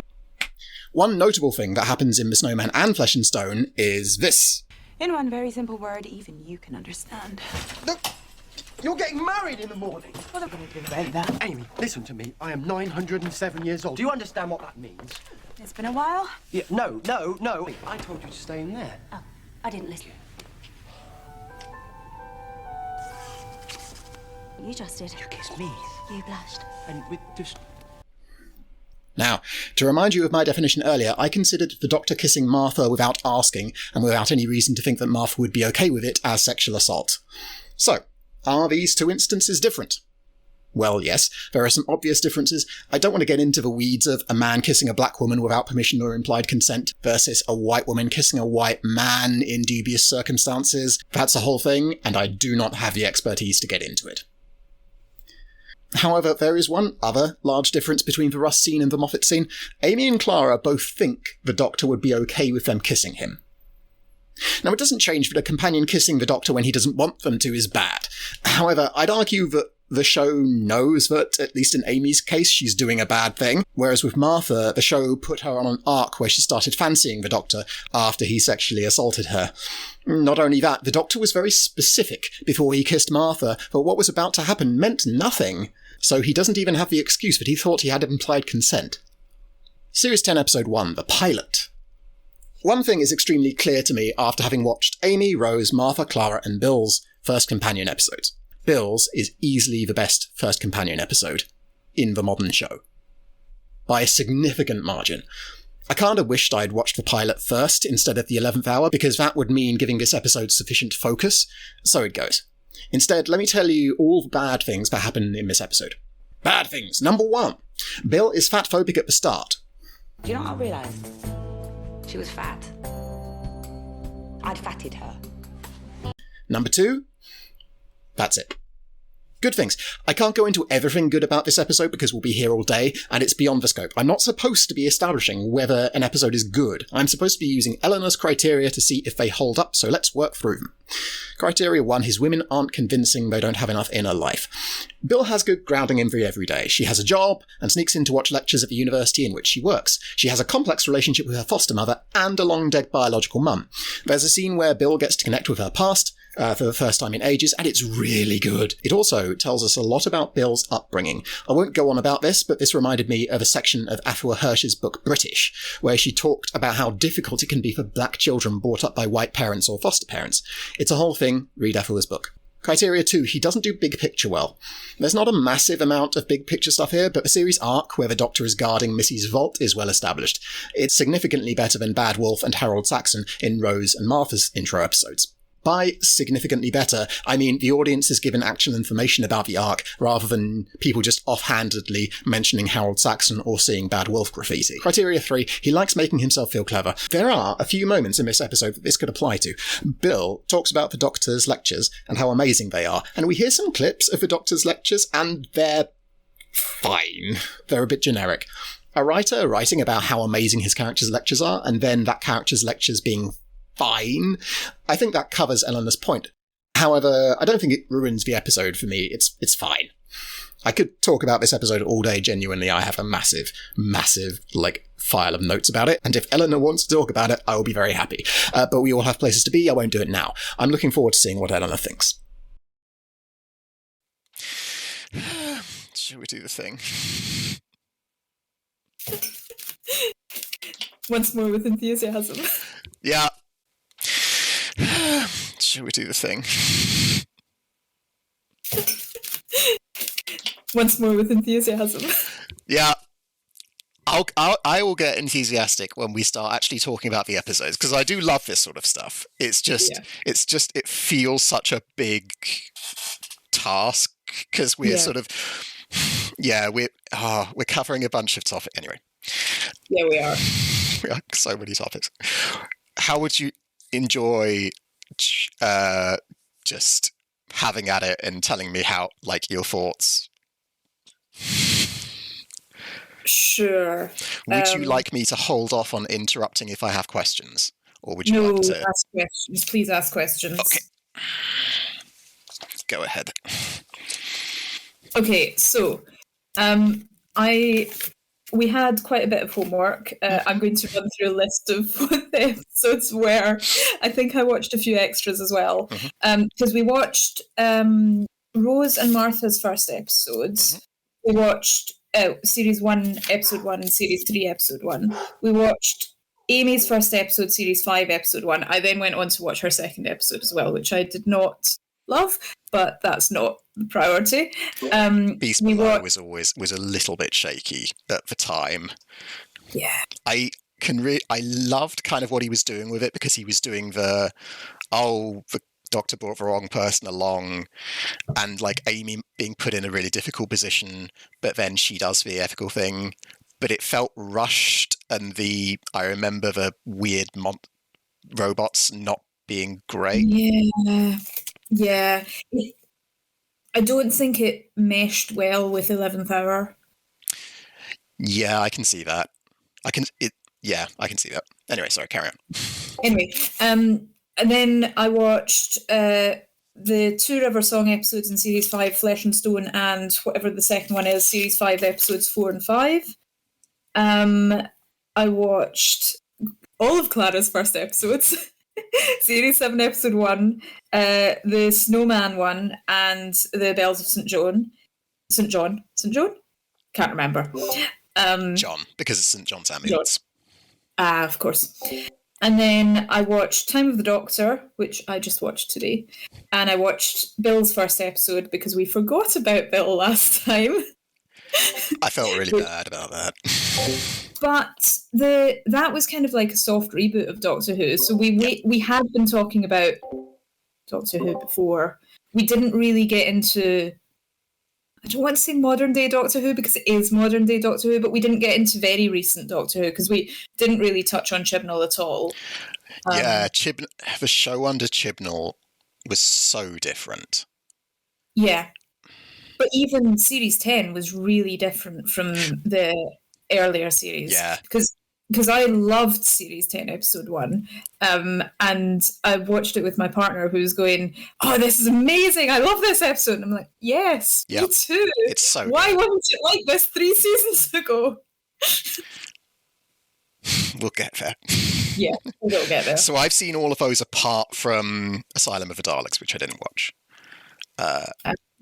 So we both decided to do extra homework, which is kind of very like us. Where do you want to start? Oh, God. I can do that. I can.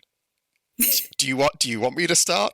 Because I can. Well, my overarching thoughts that I'd written down were how much of the Moffat hatred is because he was new, but that kind of extends into how much of that's Chibnall as well. And I think Moffat actually had a lot in his favour because he'd had some really good episodes under Russell T Davies. So I don't think that's that relevant.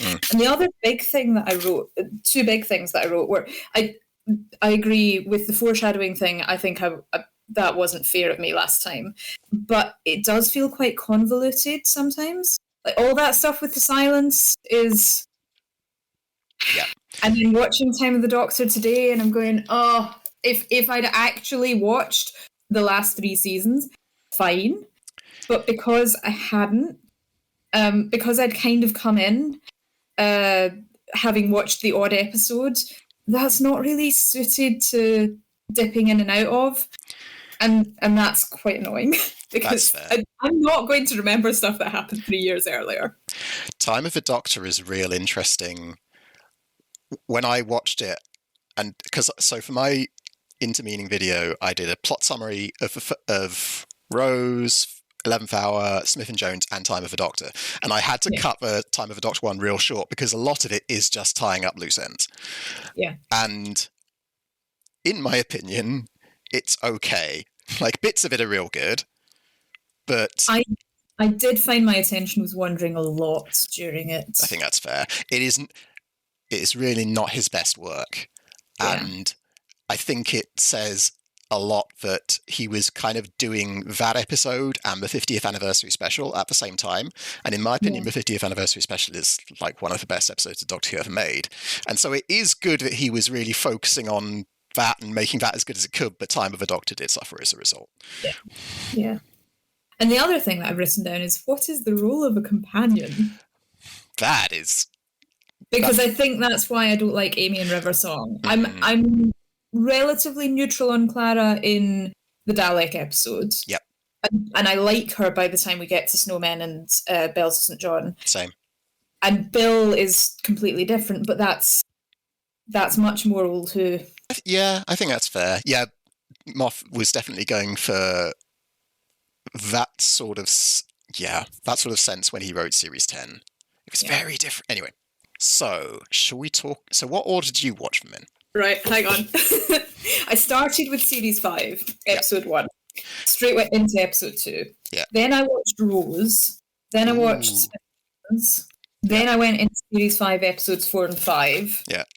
Then I watched Snowmen and Bells of St. John. And then I watched Bill's episode, and then I went back to Clara's first episode, and then Time of the Doctor. By coincidence, we have watched them in a very similar order. Shall we talk about the 11th Hour? Yes. What were your thoughts on the 11th Hour? Well, I'd originally said I found Amy quite bland, and I've got the quote that sums it up. It's, "You're not scared of anything. Box falls out of the sky, man falls out of a box and eats fish custard, and look at you sitting there." Now that really sums her up. It doesn't come across... I think it meant to come across as stoic. It didn't come across as stoic to me. It came across as... like there was... This fucking dog. My dog is on meds. And it's making him very anxious. So we might periodically be interrupted by my dog asking to go into his safe place. Oh. You were talking about Man Falls Out of the Box. You thought it was bland. She doesn't really react. There's not ideas, there's not questions, there's not much bounce back. And yeah, okay, she's a child, she's just going, okay, stuff has happened, but there's not a lot to go on when she's first brought in. And that thing that we talked about last time where she's not really got anyone around her, she's only really got Rory, and that I don't think that helps. She's not grounded in people. So with by contrast, I loved the fish custard scene because what the scene was doing for me was setting Amy's weird threshold, and so it allows them to have the fish custard stuff, and then when the Doctor brings it back to her being scared of the crack, it gives the crack this weight. And I thought that was very neat. I think I would have minded it less if it had been followed through with her being more unflappable throughout the episode. I really liked Amelia Pond, but because Amy, a lot of what she's doing later on in the episode, she doesn't really seem to have evolved much in the last 20 years or something. She's had her 4 psychiatrists, and within 10 minutes, and I did check the timestamp, she's going, oh yeah, doctor's back. And okay, there's a little bit of humming and hawing about that, but it's 10 minutes. 4 psychiatrists. Yeah. If I had my imaginary friend rock up to me from childhood, I would like to think it would take me more than 10 minutes to go, oh, okay, fine. And I didn't have 4 psychiatrists. I've only had 2 psychiatrists because only 2 of them prescribe. If we included psychologists, I would have had way more. So, with the Amy's family thing in that initial chat, so we talked about how it could have been really cool to have the mum or the dad hanging around in that first scene. And I watched that episode back, and I went, I'm really on the fence about that now, because that episode is very tightly balanced. Yeah. I think it may have been helpful to have something right at the end, just as she's waiting outside, of someone just come out, just so that we can see briefly what she's lost when we get to the crack later. It's that. So they didn't do that because in an episode we haven't rewatched, the doctor brings her back inside, which is bringing their whole thing full circle. Yeah. Okay, so family stuff. We're here. Let's chat about it. But even if they'd come out and gone, "Are you okay?" and she's like, "Yes, I'm just sitting here." Okay, like something. I don't know. Anyway, but no, that's cool though. So, what would that have added to the show? Grounding in family, grounding in external characters. A little bit, I think, because you know the later on in the episode when she meets, I can't remember what Annette Crosby's character is called, when she meets her and she's going, "Oh, this is your raggedy doctor," and it's not quite clear exactly what her role with Amy family wise is, and I think she just needed someone who was a bit closer. Why? And this ties into my thing about what's the role of a companion. The Doctor is 900 plus and an alien. Yeah. Why is he hanging about on Earth? Because he's got human companions going, come back to Earth. And if that's the case, then we need the human companions to have something tying them to Earth. Because I don't get much of the, oh yes, let's tie you to Earth, if there's not a reason for you to come back.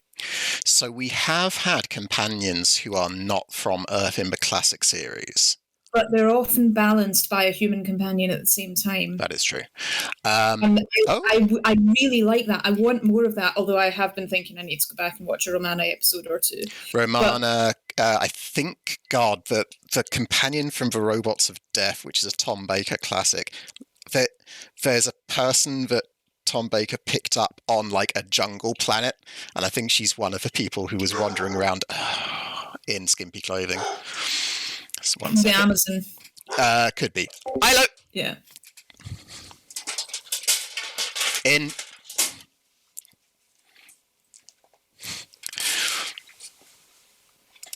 If he does that once more, I'm going to put him in timeout because he needs to calm down. So, for me, what I think having him hang about on Earth is doing, the reason he was always picking up companions from Earth is similar to the way, oh God, I think it's Touchstone's work in Vampire the Masquerade. So in Vampire the Masquerade, you're a vampire and you can be alive for hundreds of years, but your humanity will slowly degrade. So you need to keep re-engaging that, or you give in to the beast. So often vampires sort of have human relationships, which is often quite painful because they like inevitably die. So I think it's less about Earth specifically and more about having people to keep him grounded. And it's Earth because we live on Earth. And that's where we're filming it. Yeah. It helps. Yeah. So with the family stuff, I was unconvinced that Martha's family stuff in Smith and Jones gave her more inner life than Amy. She had more, I think, so yeah, my conclusion on that whole thing was there are a few ways of creating inner life, and one of them is having characters that they are linked to back home. And in Smith and Jones, there's that wonderful moment where she's out on the balcony with the Doctor and she has the realization that she was going to go to the party later. Yeah. And that's the sort of thing that Amy specifically was lacking. Yeah. But I thought that her depth of character was made up for in other ways. Yes, I think so. I still, it's the big thing, the thing that I kept coming back to was she doesn't feel grounded in Earth. And especially once we take Rory away with her, there's nothing keeping her there, and I know that's because of the crack in the wall. But yeah, but that's a decision Moff made. So like, it's not we're assessing it like critically, so we have to like take in Moff's decision. So he's made the decision to not ground her, like not have her things back home to come back for, apart from the wedding. Which is what I'm struggling with. Is I agree that she doesn't have things back on Earth she's coming back for, and so we miss out on some nice moments, such as the one with Martha. But I am struggling to see that as a bad thing beyond personal preference. okay, that's reasonable. I think the other thing, what was the other thing that I didn't love about this episode, was her acting, because it was very pouty, very running around in short shorts and screaming, and she matures as a character but also as an actress in later episodes. Amy's I wanted her to be more active in the episode. She is, when she first shows up, she demonstrates great initiative by knocking the Doctor out of a cricket bat and putting on this persona of a cop, and she puts on an English accent, and then when she drops the English accent, she goes back to her natural accent. She's displaying more vulnerability. But after... Oh, yes. So kind of the last meaningful action she takes before the end is when she chooses to lock the Doctor to a car. Yeah, there's quite a lot that happens after that. And a lot of it is not from her. And I'm okay with that to an extent because she's not the main character. But we need a bit more from her. It would, yeah. Well, needs interesting, because I think that's why The Beast Below was quite focused on her being the solution. Yeah. This is a problem we run into with Doctor Who specifically, because in my opinion, the Doctor and the companions are co-leads. So there's always going to be a bit of a balance swing. So in The Time of Angels and Forest of the Dead, all three leads get very significant actions that they take. River is very passive for the first half, and then she does more in the second. Amy has that amazing scene where she defeats an angel by herself, and then is much more passive as River rises, and the Doctor is sort of wibbling in and out amongst those. Yeah. It's tricky. So what else did you have for 11th Hour? What else have I written down? I wrote quite a lot, but not all of it. Same. I'm not quite sure what I meant when I wrote Doctor telling Nurse Rory to take a lot of time off. Oh, so that's Dr. Ramsden. Dr. Ramsden being the senior consultant on the coma ward. I was annoyed at that because the Doctor is not in charge of nurse staffing. That annoyed me for that reason. Every time we encounter medicine, I would love to get Ellen has 2 minutes on what Doctor Who did right or wrong when it comes to medicine. With Dr. Ramsden, I thought she would have been a great moment for Moffat to demonstrate his misogyny, but he chose to make the most senior character that we meet a femme, which was neat. Yeah. How did you find Dr. Ramsden sort of generally? Not particularly memorable, but that's not a bad thing. Yeah, she had a minimal part. Convincing medically. I'm gonna say the Doctor in Smith and Jones was more convincing and more like doctors I have met. That's fair. So yes, so she tells Rory to go. Oh yeah, so that's why you were annoyed, because she can't tell Rory to take a load of time off.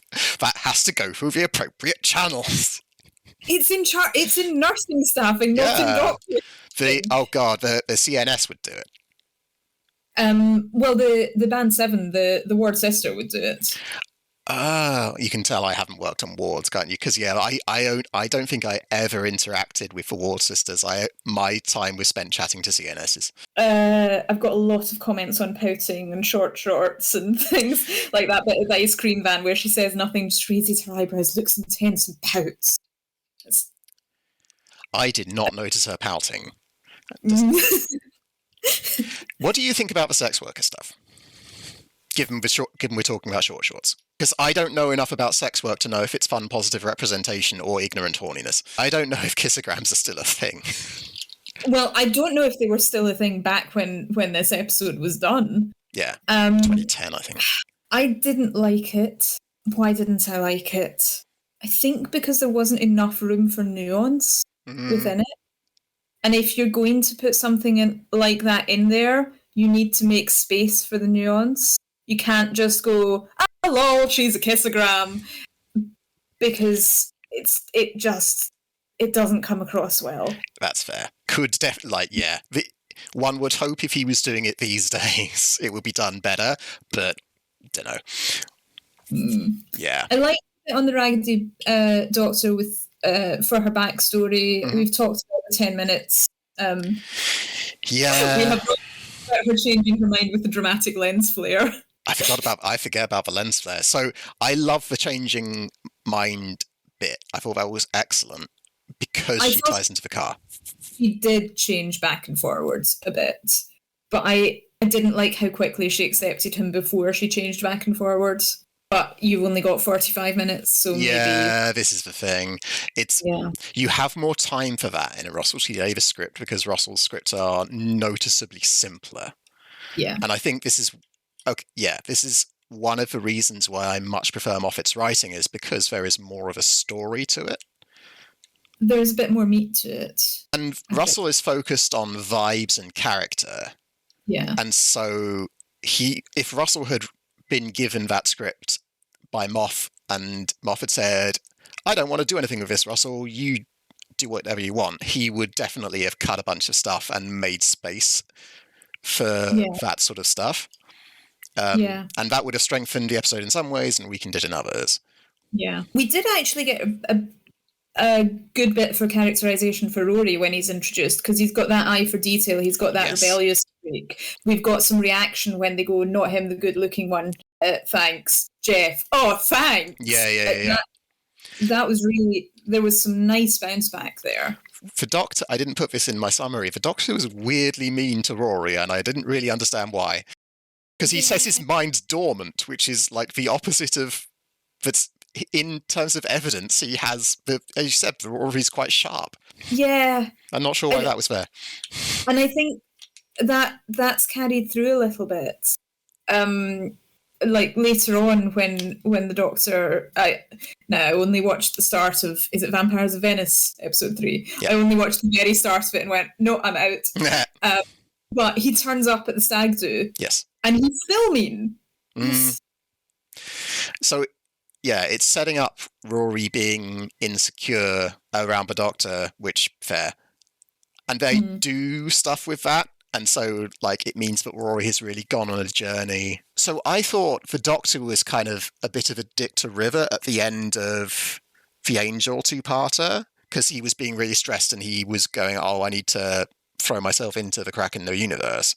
And so he was being quite fucking snappy with her, but at the same time he doesn't really like her at that point. So the Doctor being mean to Rory, I suppose, is on track with what they were doing with him in the earlier part of that series. But yeah, Rory was a really good presence in the show. Yeah. And it sets up what he's going to do later. Jeff was basically nothing. And I enjoyed that structure because it's strikingly similar to the Hunger Games. Because the Hunger Games is set up as a love triangle, Katniss, Peter, and Gale, but Peter is the only one actually in the books. So, oh, Jeff's here. Why wouldn't Amy go with Jeff. That tells us a little bit about Amy.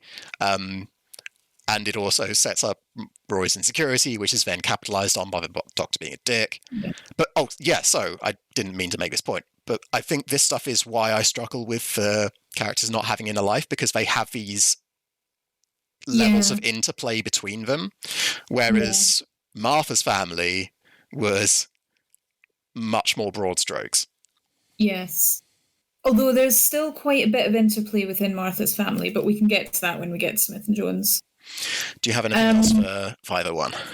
Yeah, we have Jeff watching porn. We have Who Was Your Lady Friend Patrick Behave. Yep. This episode was a bit more horny than some of the other ones. It was. The and now you're taking your clothes off, or you're not going to turn your back, and Amy's just nope. Really? He's a 900-year-old alien. Doesn't look. She doesn't know he's 900-year-old, and he doesn't look it. I know. Look it. Who can blame her? But I'm not sure I would. That's fair. I don't know. But I did like the bit where Amy's left again. I thought that was very nice. So good. I love that. And then cutting to the shot of little Amy waiting the next morning, merging the two thematically. Tick, tick, tick. 10 out of 10, no notes. Yeah. So that's everything I've got. That's 501. Do you have thoughts on the Doctor's big speeches? Because some people really don't like them. One of the things the internet believes is the Doctor makes a big speech and then wins as a result of making the big speech. Is that something that you have as one of the things you think about Doctor Who? I think it's something that happens, but I quite like it because he's not fighting. Yeah. And it doesn't happen all the time, but it does happen quite a bit. But usually it's because he's trying to keep the villains thinking while he does stuff. Yeah. So I think one of the big things that's made out in Doctor Who is that he's not shooty. Yeah. So we have to resolve the conflict somehow, and I like that the conflict is resolved by speaking rather than. Yeah. Sometimes they have a standard. Doctor Who has a standard solution to problems which writers fall back on. I noticed it most in the Smith era as a result of Victory of the Daleks. Did you watch that one? No, I didn't. Yeah.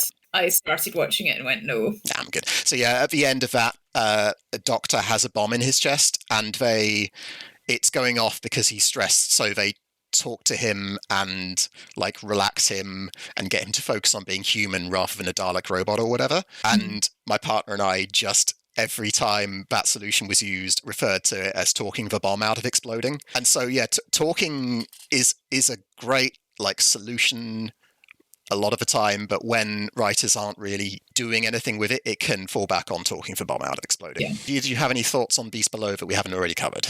I don't think we have anything important. Yeah.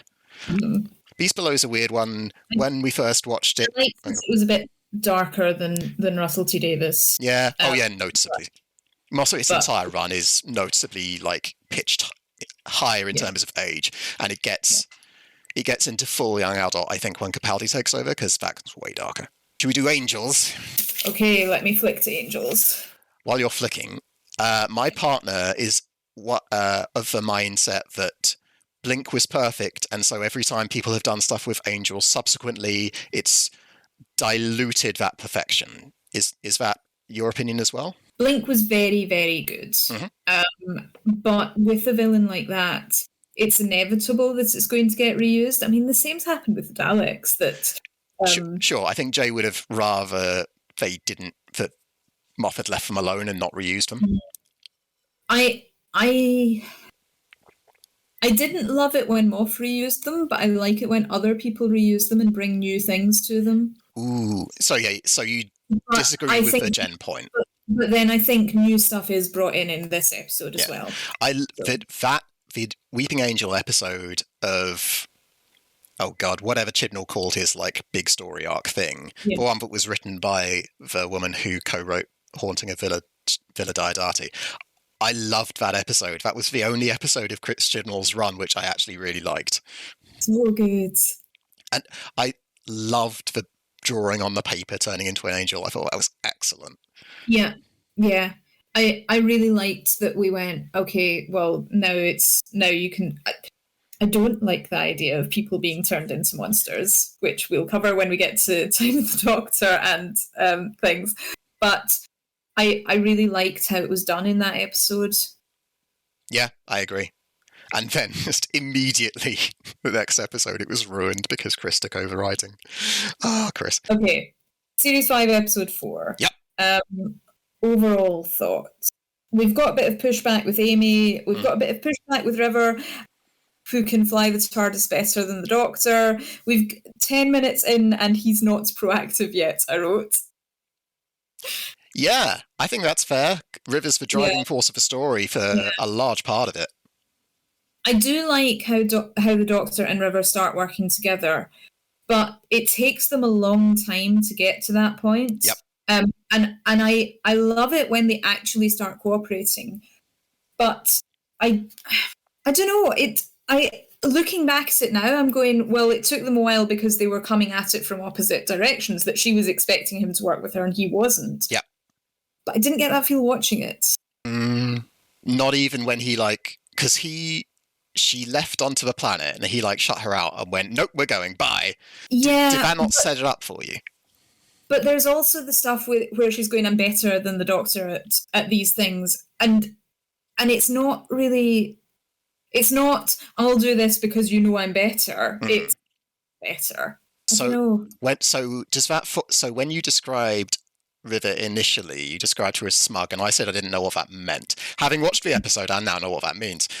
Because Alex Kingston's performance definitely in the first 10 minutes is very self-satisfied. Yeah. I disagree with the conclusion that the self-satisfaction outstrips her competence because she can fly the TARDIS better than the Doctor.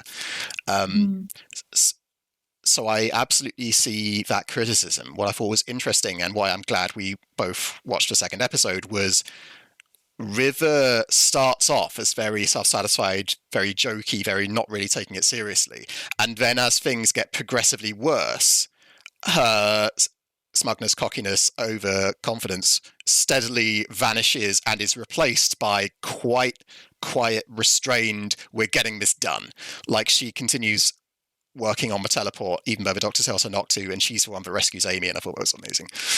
Yeah, I have a couple of questions about the consistency within that. That's fair. She can fly with TARDIS better, but she doesn't understand the base code of the universe. Surely that's something that should go hand in hand, but... Really? Okay. Well, wouldn't you think? Flying a TARDIS through time and space, you'd need to understand quite a bit about the universe to do it. So, if I remember correctly, and I might not, she can fly the TARDIS because when she first regened into River, the TARDIS showed her. And so what I got from that is she has this quite instinctive understanding based on the interplay between her as a person and the TARDIS as a person, rather than she has this theoretical...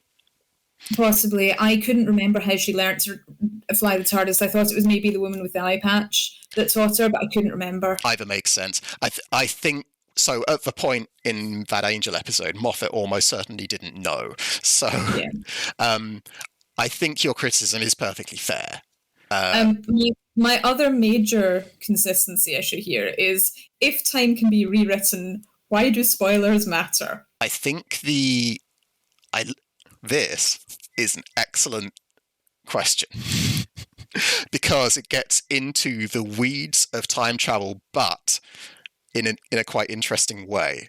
So my initial thought would be it matters because it means you are approaching the future with foreknowledge, which can fuck things up. So if you know that you're going to do something awful in a McDonald's in 20 years' time, you are going to make sure you don't go to a McDonald's in 20 years' time, but that also will affect how you behave in other ways. So I think that's what they're doing, but I do see how that also is a point of inconsistency.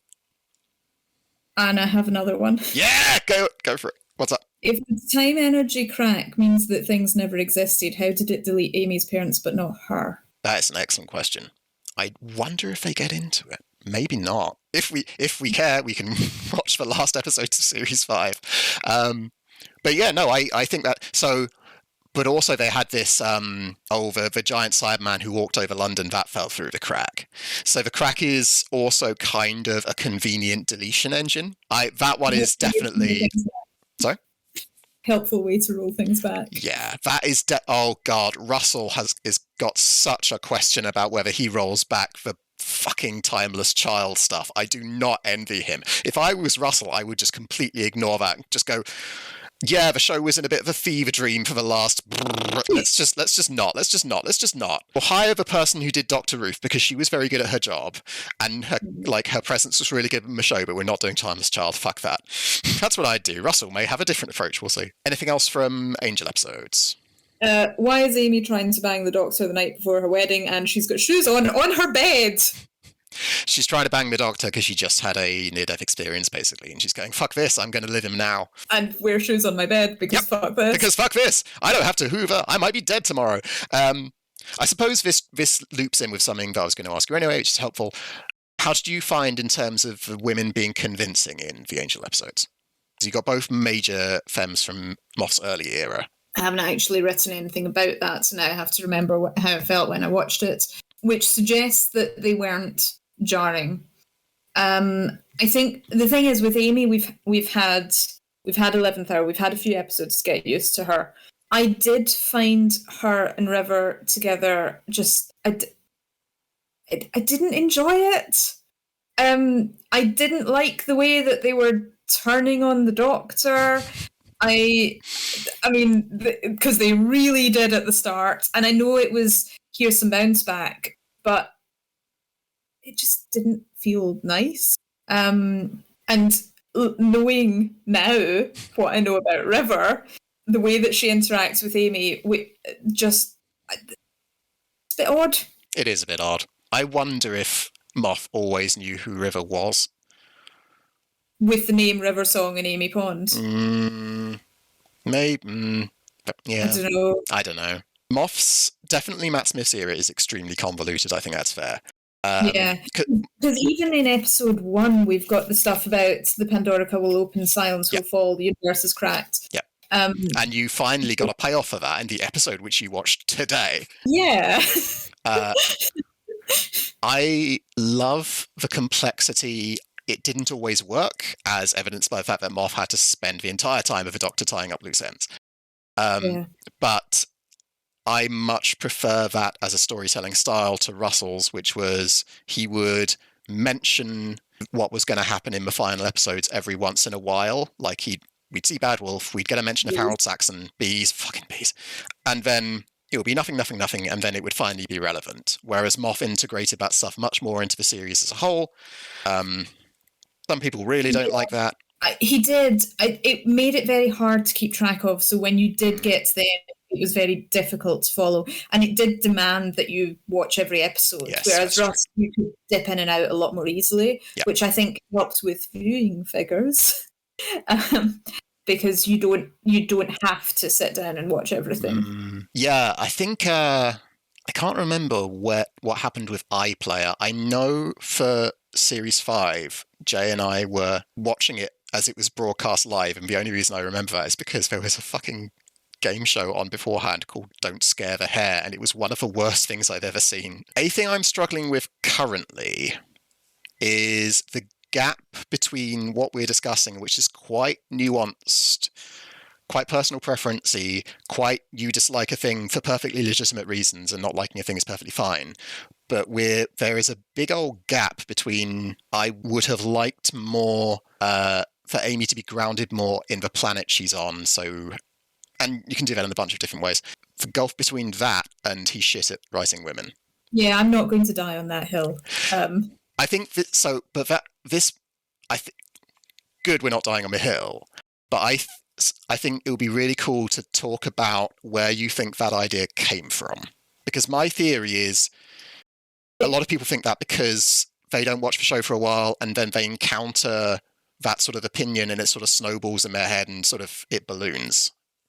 That could be some of it, of the not being able to dip in and out of it. I think that because it's the long, slow character development, because even watching these few episodes, I'm going, whoa, lots changed with Amy between these episodes. Like when it's Series 7, Episode 1, they go down to the Dalek bit, and lots has changed. Some of it is the first couple of episodes when he took over from Russell, and everyone was watching the first couple of episodes to see how they went, and we get Amy kind of not being as active in the second half. And then we get her being so sensitive in the second episode, where she's going, "No, Doctor, you can't do this," which is a bit of a change from how she is in episode 1, because the Doctor is the one going, "Oh no, I have to do the right thing" in the first episode. And then she's the one being nice to the whale in the second one, or at least speaking to the whale. I need to rewatch the whale one. So I think that's really cool. I have reached another moment of understanding, maybe. So if we take it from a point of view of someone who didn't like immediately jump on board with Moffat in the way I did, this theoretical person has been sort of watching Russell's episodes, and maybe they don't watch all of them, maybe they watch all of them, they don't necessarily watch them in order, they're enjoying the show, but they're not like sitting down to watch it at, like, immediately as it's broadcast the way I was. I can really see why that viewer type, which is a perfectly legitimate way to watch the show, would struggle with the strict continuity between the episodes that Moffat had, because I've seen Moffat's approach to the show as much more akin to a kind of a standard television drama, but that's not exactly what the show was doing before that. Yeah. So that sort of person might... I think it changed the way that I watch Doctor Who, because when we got to Chibnall, I saved all the episodes up and then sat and watched 6 or 7 in a row. And that's much more how we watch television these days anyway. Yeah. But I think at the time it was still in the process of changing. Oh yeah, absolutely was. That's really cool. Oh man, I love learning things. I think that's a really good thing that I had not considered. Because I'm stuck in my own head. Of course everyone watches every episode of Doctor Who in order. Why would you not? Oh man. Well, having watched them not in order, that's really helped get a sense of perspective. That's fair. Oh man. Dipping in and out of Russell's episodes was so much easier than dipping in and out of Moffat's. Absolutely. Oh man. I think that is probably the source of a bunch of issues. That's cool. I like that. Okay. Oh man. I knew talking to you about this is a good idea. I knew it. Okay. Do you have anything else for... Oh, go on. No, we should always talk to Eleanor. We should. Okay. Should we talk about Rose? Yes. Because... it might be a good idea to talk about Bill around about the same time as well, because that was reboots, and it might be interesting to hear them. Yeah, I much prefer Bill's. Really Rose, I loved Rose at the time. I loved it so much. And bits of it have aged real well. And bits of it are kind of adorable, even ignoring the visual effects. It's not their fault. It was 2005. And it was a really low-budget show by American standards. It was high budget for BBC, but, you know. But the BBC had money. Mm-hmm.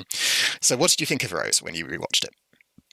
I liked it. I went straight from the start of Amy to the start of Rose. Mm-hmm. So 3 minutes in, we'd had Rose grounded. She was at home. We had her bedroom, her mum, her work, and Mickey. So everything that she's leaving behind. And the Doctor didn't even appear until 5 minutes in. Mm-hmm. She reacted more to the things around her, even when it wasn't scripted. So it was all, I was really enjoying it in terms of character stuff. Mm-hmm. I also liked the way the I'm in my dressing gown, there's a strange man in my bedroom, anything could happen. And the Doctor is just, no. And I really liked that. That's the way you go with it. I agree. It was excellent. That was such a great, this is what this sort of show is moment. Yeah. Yeah. And I suppose actually, if we are treating the first episode of each companion as a potential jumping in point, Rose sets the tone in that way a lot better than 11th Hour, because Matt Smith's Doctor is as sexless as the others, barring his relationship with River, but we'll probably get into that. So having Amy perv on him at the end, I didn't think it was a particularly big deal, but comparing those two moments specifically, you're right, it is a big deal because it sets the tone. It sets people's expectations going forward, because I've onboarded Doctor Who completely ignoring Russ and starting them with 11th Hour. So if you were watching the 11th Hour as your first Doctor Who episode, you could perfectly reasonably think it was going to be more of a sexy show than it is. I felt dirty saying that. Oh man, I'm learning all sorts of things today. Sorry, carry on. I liked the bit where the Doctor forgets about Mickey and Rose is going, I'll have to tell his mother. That was Yep. a great bit. That was excellent. Yep. And that thing you were saying about the companion and the Doctor, it being a kind of dual primary roles. He's a side character in this story in terms of the story beats. Yep. The whole episode is about her. It's named after her. That's what he's demonstrating. It is a bit melodramatic. Yeah. The Doctor is a legend even throughout history. He brings a storm in his wake. Oh, you see, I like that. Okay, so I'm not going to throw stones on that because, oh god, Madame Vastra does a similar-ish speech in Capaldi's first episode to Clara, which certain people really dislike. But because of Clive, I really loved Clive because I agree it was melodramatic, but I liked this kind of oversized caricature of the Doctor as a walking tempest. I liked that being set, and then the reality being much more personal. And I think it's also the melodramatic caricature is seen through the eyes of Clive. Yeah, absolutely. Which helps. I think it's so. What I noticed for the first time about this episode was it was shot. The color palette was very saturated, and Clive's shed had like blue light streaming through a grill on the windows, which isn't there when you see the outside of the shed, and that's fine. It was quite deliberately like evoking conspiratorial filmmaking. So I felt like the show was doing basically that with that moment. So I didn't mind the melodrama exactly. Yeah. What else you got? That's kind of it that I've got. The plot was a bit thin. Oh yeah. I mean, he was barely there, and that's fine. It was well. I mean, we've talked about why it's fine specifically. Yeah. With the focus being on Rose for the first half, I thought it quite interesting that she didn't have a character motivation for the first 10-ish minutes beyond like I want to live my life. But that does go back to what you were talking about. Is Rose is grounded because she doesn't really have a character motivation. She's sort of bumbling through life, not really knowing what she's doing. I wonder what that feels like. Going through your 3-act structure, this is us starting off going, what is her life now? Yeah, exactly. See, I thought that was really good from that point of view. And yeah, the show is noticeably pitched younger. Like, the Doctor wants to try and talk Venetian consciousness out of attacking, but has absolutely no reaction to having to kill it later. Like, it's like, oh, well, that happened. Yeah. Which, in retrospect, if he's come out of a war, makes sense, but it's that writing decision again. Yeah. How did you find the Doctor? The Doctor was I found him quite edgelordy, but not in a particularly bad way, with the, oh yeah, stupid humans sort of thing. What did you think of that stuff? I quite liked that, because it's that thing about reminding us that he's not human, even though he looks. That's true. That's true. And they did need, yes, no. I complained a bit about that in my summary, but I think that's actually a really good reason for that to be there. Because, yeah, this is the on-board point, and so you have to make that clear. Yep, no, I retract my objection. I thought that the end was very bad, where the mannequins take the antiblastic out of the Doctor's pocket, and then they just hold it loosely on a catwalk with no railings, right where just someone could do a light, just go, and it falls in. It's just anti-plastic. Yeah, okay, fine. Yeah. Okay. So for me, this nicely highlighted, I do not believe that Russell particularly cared about detail, whereas Moffat, I think, really did. And that fits in with Moffat's storytelling being much more granular, Russ's being much more character-focused, much more vibe-focused. That's why I loved Moff's stories, but it's like, if you don't particularly care about very sort of intricate storytelling, are much more there for characters and the world they inhabit, which is and when I say things like that, because of my fucking accent, it sounds like I'm sneering at it. I'm not. There are a bunch of anime called... Would you like me to say it? Ooh! I mean, everything does sound better in your voice. There are anime shows where there is an episode of a show called Flying Witch, which is about a trainee witch. And in one episode, a cat goes for a walk. And then in the second half of the episode, the cat goes on the same walk and a child follows the cat. That is all that happens.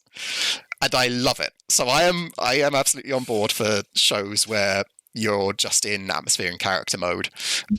Smith and Jones. I just want to pick up a little bit on the big picture thing. I think that really helps with when you're going for what is the colour of Doctor Who, at the sounding a bit synesthetic.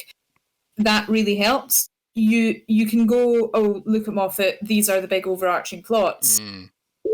With Russell, you go, this is the feel of Doctor Who. And that makes the season feel a lot more unified, even when it doesn't have the same plot. I think that's fair. We talked about off stream. You asked me why I've vibed so much with with Matt Smith, sorry. And like, I had a few episodes to watch after that, and when I was paying attention to it, I really think 11 is coded with, if not like actual autism, definitely traits of ADHD and autism. The whole really not understanding interpersonal relationships and being quite scatterbrained, but also knowing a bunch of different things. I was vibing with it a lot, going, I'm seeing this guy who feels like the platonic ideal of how my brain would work, because currently it doesn't. And some of that is covered in other Doctors as well, just not as much. Yeah. And so when I see the Doctor, we didn't watch this episode, but in Amy's wedding, he does a dance, which is this. And that is exactly the giraffe that he does in Time of the Doctor. Oh, yeah, they do it in Time of the Doctor, yes. So that is exactly the sort of shit that I would do. And so I suppose, I appreciate you getting me to think about it, because I hadn't thought about it for ages, definitely since I was diagnosed. And so it felt quite comforting to look at that and go, oh, I was like really identifying with this. Because I don't love Matt because he doesn't feel alien enough. Which of the modern Doctors feels most alien to you? Capaldi. Eccleston a close second, but Capaldi a long way. That's fair. I have no notes. Okay, any more for... do you want to do anything else, or do you want to move on to Smith and Jones? Smith and Jones or Bill, don't mind. Oh yeah, you want to do Bill. Let's do Bill. Okay, so, because it was kind of a soft reboot. I didn't check the timing of how quickly the Doctor appears in this one, but 7 minutes in, we had the girl she likes and we had her mum. We had, we'd actually grounded the Doctor with his job as well as her job. We had his guitar. We had Matt Lucas as his kind of sub-companion. Yeah.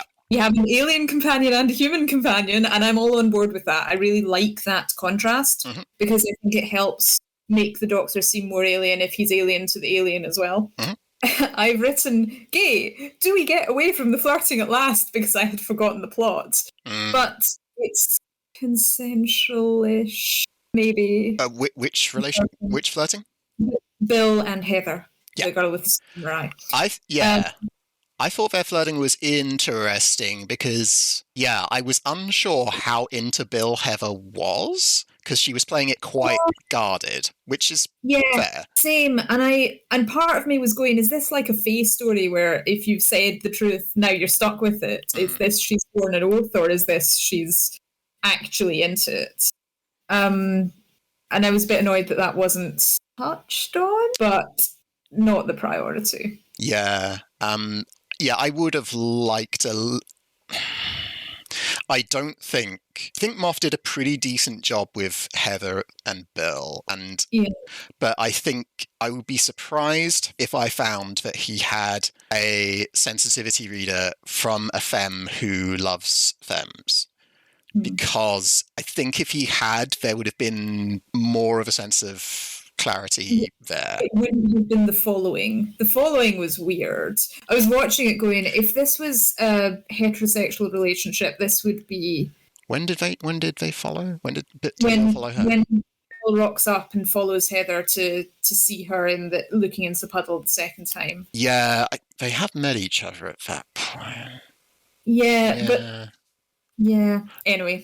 My radar didn't get set off by that, but I'm a fucking mask and have had, it wouldn't have been necessarily. Well, my radar got set off far more by her phoning her mum going, there's someone in the house, and not telling her mum there's someone in the house, and not calling the police. I loved that scene because the sound of running water is normal, and then it's not.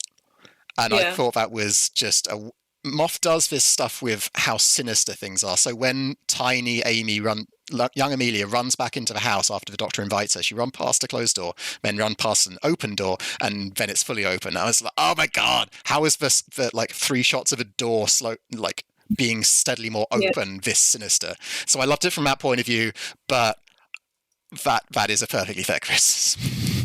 I also really liked Bill's response to getting in the TARDIS, the bit about the knock-through kitchen lift. It was so human, it was great. Oh man. Bill's episode is the best companion introduction episode. It just is. And it's got a lot of humour, it's got a lot of characterisation, it's got a bit of plot. Yep. And it's the plot is all around her. Yeah, but what plot they do set up? So they set up what happens in the last episode, who cares? But they establish for the audience what's going on with Missy in the vault in a much more... The audience can interact with the scenes with the vault and understand there's something very, very bad in there, and it's the Doctor's job to make sure it stays in there. And he and Nardole both have sort of different opinions about how that's done.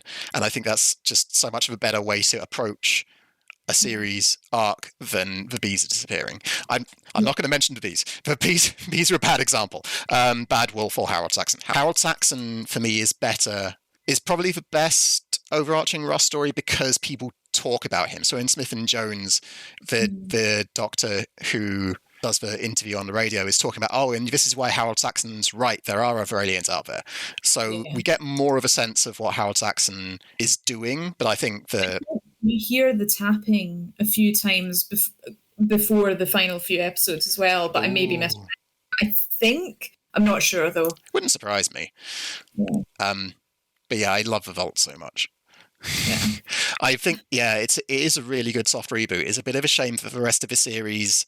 I remember being of variable quality. Mm-hmm. Yeah, well, I think it's quite telling that we'd both forgotten about Bill. Will? Yeah. This is one of the problems with like Moffat's tenure is there are really distinct eras of it. Yeah. And the way he wrote Bill's episode is so different to just tone generally of 11th Hour. It's much less frenetic. I loved that the Doctor didn't know what the Heather alien water monster was, and so he did experiments. And I just love it when the Doctor doesn't automatically know everything, which unfortunately Russ, Moff, and Chibnall fell into really badly. Yeah, universe is a big place. Yeah, exactly. And having the Doctor know everything is helpful, so you can go, oh yes, what's that? It's this thing. But it is nice to not have it all the time. Yeah. I didn't like Bill being randomly fatphobic at the start. That was a weird thing to have in there. I was watching for it because you'd mentioned it. It was a bit weird that she went, I'd fatted her, but then she's like, but she's still beautiful, and yeah, it's just, odd. And she shows up, and Bill gives her chips and winks at her, and it's just and then nothing is done with it. Yeah, that is a moment which does sum up a perfectly legit criticism of Moffat, which is he does stuff like that, and like, what am I supposed to take away from that? And it's this thing of him doing a thing and then going, I've got other things to do. I won't do anything else with that. And so when Russ did that in Rose, Jackie is out trying to get compensation for Rose. And it grounds Rose as being not materialistic. Her mum is materialistic. Very good. The actual story is just Jackie sort of wandering around London and then she's in peril. And the peril's good because, like, stakes. But I thought when I watched that Russ had gone, okay, this is Jackie. What sort of thing would Jackie do? And then he went and did that, whether or not it interacted with the plot any. And I think that's good. Whereas this whole chips thing, because Moff's approach is very everything interlocks, when things stand out, it suddenly feels wrong. Yeah. I think the other thing that Russ did with Jackie was he did tie it in a little bit where he says to the Doctor, where Jackie says to the Doctor, "Are you here about compensation?" So it's kind of her accepting him. Yeah. Yeah. Ooh, interesting. I can see that. That's fair. Anything else on Bill? It was used as a way in. No, nothing else on Bill. Yeah. It's just really good, isn't it? Everything about the episode works, barring like a few lines here and there. Yeah. Should we go to an episode where nothing really works? Smith and Jones, that's really harsh. I don't think it's bad. Season 3, I think, is the weakest of Russell's seasons. Not 4. I really hated 4. I really hate the ending of 4, but I did enjoy the run up to it. Donna is an amazing companion. I haven't rewatched any, so and I was in a very bad place mentally when I watched 4, so it might be worth rewatching. I remember loving Donna, but her episodes being just melodramatic and full of Deus Ex Machina. Yeah. But Donna is really good, Yes. and that's what Russ does well, his character. Yep, that's and fair. Martha is fine. What is Martha's character?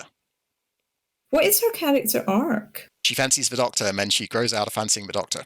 And goes and works for UNIT. So, looking at Martha's character in that first episode, when the hospital is... So, she is the only functioning adult in her family. Yes. So she's established as being a peacemaker and competent. Yes. She is seen in that scene where Dr. What's-His-Face is interviewed... the doctors that Martha is and her 2 buddies are they junior doctors? Because I've referred to them as junior doctors. Medical students, I think. Okay. Because it looks like it's a teaching session. And there's a line at one point about if I pass my exams, which is why she doesn't have any responsibilities. Do JDs not have exams at the end, or do they just do enough to graduate? Complicated. You finish uni, you do all your exams all the way through uni, and then at the very end of that, you've got 2 years kind of on probation. Yeah. After that, you have to apply for specialty training. You're still a junior doctor all the way up to consultant. Okay. But you have to apply for specialty training. You have to do exams to get into the training, and then you have to do exams throughout the training as well. But the distinct impression is Martha hasn't reached specialty training. She's doing general medicine. Yeah, that was the impression I got, given that there was a line about her not knowing how to use a stethoscope, and the whole interaction, it was very surgeon at medical school, the whole interaction. So that's cool. I used the wrong word. I called all 3 characters. I called her Buddy and the doctor who was on the radio at the end. I called them all junior doctors. That's fine. I'm wrong. I enjoy being wrong. So in that scene, she is presented as someone who overcomplicates things whilst missing what's under her nose, which is sort of the theme of the episode with Mrs. What's-Her-Name. Yeah. He's established her as competent, but with some blind spots. Yeah. So when the hospital gets yoinked up to the moon, everyone panics. She doesn't. She keeps her head. She starts trying to calm everyone down, and then she immediately gets distracted and starts looking out the windows at how amazing the moon is. And that is fair, but it is odd to switch from one to the other quite so quickly. Yeah. So I think that question is what is Martha's character is an issue. Yeah. How did you find the episode generally? I've written, we're on the moon ×3 lol melodrama. I mean, yeah. I didn't like the way the Doctor kind of led her on as well. The kiss, the tight suit, the date, the lying about not being interested. Okay. I need to be quite precise with my language here because I've done a thing about this. Where is it? Okay. I described the kiss as Doctor kissing Martha without asking and without any reason to think that Martha will be okay with it. Is that a fair description? I'm not sure. Definitely without asking. I think it's clear to the audience before that she fancies him. But he doesn't explain to her what he's about to do. Yeah. He goes, I'm sorry, it means nothing. And doesn't go, I'm about to kiss you. And then lingers. In my opinion, it's sexual assault. I was so angry. All this stuff floats around in the internet's collective consciousness. Moffat is a misogynist, and then when Russell gets brought back, there are fanfares, and I don't think Moffat did anything anywhere as bad at this because it was completely unnecessary. Martha tells the Jadoon she knows who the suspect is, and if we accept that the Doctor needed to put some of his DNA on Martha, he could have done that. He could just lick his finger and touch her forehead. He doesn't need to kiss her. Yeah. I'm getting worked up again thinking about it. What I was interested in was the snowmen and Amy kissing the Doctor at the end of the Angel episodes. Because I was curious as to my definition being the Doctor kissing Martha without asking and without any reason to think she'd be okay with that. As if I say that is sexual assault, how does that interact with those two other things? There's some stuff there about the dynamics with a white man kissing a black woman versus two white women kissing a white man. I don't have the expertise to actually delve into that. But from the point of view of the definition of sexual assault, colour and gender doesn't matter. Yeah, agreed. So the difference I settled on was the Doctor says out loud it doesn't mean anything, whereas both Amy and Clara, I think, had reason to think the Doctor would be okay with it. And Amy is specifically portrayed as wrong, I think, in that scene. We are not watching a scene of someone doing a good thing. And I think that neither of those factors stop it being sexual assault, because, if someone goes into a bar and sees if a man goes into a bar, sees a random woman and goes, she's definitely into me, goes up and kisses her, that's still sexual assault. So the character's motivation kind of technically doesn't matter, but because it's taking play in this real grey area, I think the difference is interesting. Yeah. I also wondered, with the way it was acted with Martha, how much of it was how much the actors were thinking, oh yeah, the Doctor's kind of got vibes. So when I watched it up to that point, I didn't get any of that, but that's me being demisexual. I unless it's very obvious, I can just miss that stuff. There was certainly, when Martha was listening to his chest, there was a bit of frisson. Oh, you reckon? That's okay. The impression I got. Oh, interesting.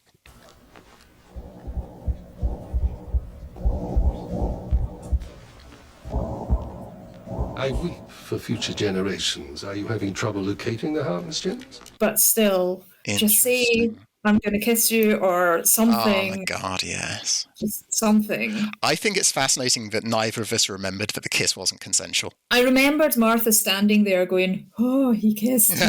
Yeah. Which I think was, in my head, kind of superseded the fact that he didn't check. Yeah. And I have talked about this with friends before, you don't need signed permission to kiss someone. Implied consent is definitely a thing. Yeah. It didn't pass my bar for implied consent, but my bar is very possibly in not a, particularly typical place. I thought the plot of Smith and Jones was very bad. The Judoon are hunting someone specific. They identify her as a plasmavore. They don't know that plasmavores can do that. Even though it's in the name. Yeah. What the fuck? Come on, Russ. Do better. They've got translation software. They should be able to work out what plasmavore means. Yeah. And I still enjoyed the episode. And that does give me hope that when Russ comes back for Doctor Who later, I will still enjoy it. I just have to accept that Russ is a vibes guy, he's a characters guy, and he doesn't care about things such as aliens coming to hunt an alien, and they a specific alien, but they haven't looked them up on Wikipedia first. Yeah, it really did not bode well for the competence of the Judoon, which they're the alien police. Draw from that what you will. Yeah, exactly. Should we do Time of the Doctor as it's fresh in your brains? Let's do Time of the Doctor last, because it's the most... Okay. Snowmen! We've just done Bill, but otherwise... Yeah, it's fine. So, I was critical of Smith and Jones because to me it felt like a bit of a companion speedrun. Every member of her family calls her in the first 2 minutes of the episode, which is efficient, but came across as it felt a bit unrealistic. And then Martha goes from trying to calm down patients to marvelling at the magnificence of the room to happily wandering around with a strange man going out onto a balcony where there may be air, there may not be air. You don't know, Martha, you're supposed to be the sensible one, in record time. And I was a bit, that's not great. And I think the same could be applied to Clara in The Snowmen, because she goes from, that's weird, a snowman appeared, to, I'm going to chase down a carriage. In not a great length of time. Also dumping her clothing in the snow, which she does just as she's chasing down the carriage. She dumps, I think it's her coat or something. A shawl, yeah, something like that. Yeah, something. Yeah. And it just lands, it's the snow. It's not that warm. Other than that, and the completely unnecessary climax at the end. I didn't watch this on the iPlayer. I forgot that I had made an edit of this episode back when I was still doing a lot of editing. where I cut out Richard E. Grant being a lightning zombie. So I watched it without the lightning zombie. And I was like, oh yeah, I did that. But it also really highlighted, like, the show was over. When Clara dies and the tears convert the snow into rain, very good, very nice. You finished the story. Why are you doing other things with this? Yeah. It was bad. I did write this episode is unrealistic and silly and fun. Yep. Yep. Overall it was. Yes. We had, 12 minutes in, we had Clara standing around watching the Doctor because it was fun, and also that is literally what we are doing when we're watching the Doctor. Yep. So quite relatable. We had her being quick when she's going, I know what's going to happen, and it's funny with the memory worm. I love the Paternoster Detective Agency, what Jay and I refer to as the mystery team. I fucking love them. Strax is the best character. I like Jenny and Vastra, but I love Strax. I really want, I know I keep saying about alien companions, but I want a Sontaran companion who is developed slightly more than just comic effect. Because Sontarans were developed a bit more in Chibnall, but I want more. We've got her being proactive with chasing down the carriage, even though it's for no clear reason. Yeah. We've got her bouncing off the Doctor. We've got quite a lot going on there. We've got the grounding. We've got the. But remember that humans are a thing. Shouldn't we be warning them? I didn't like the bit where he tracks her by sniffing her scarf. Yeah, that was weird. They should not have done that. That's not nice. No, it was not. It very much was not. But I did overall. I quite liked the episode. I didn't like how he kept having a go at Strax for looking like a potato. Yeah. And again, he's an alien.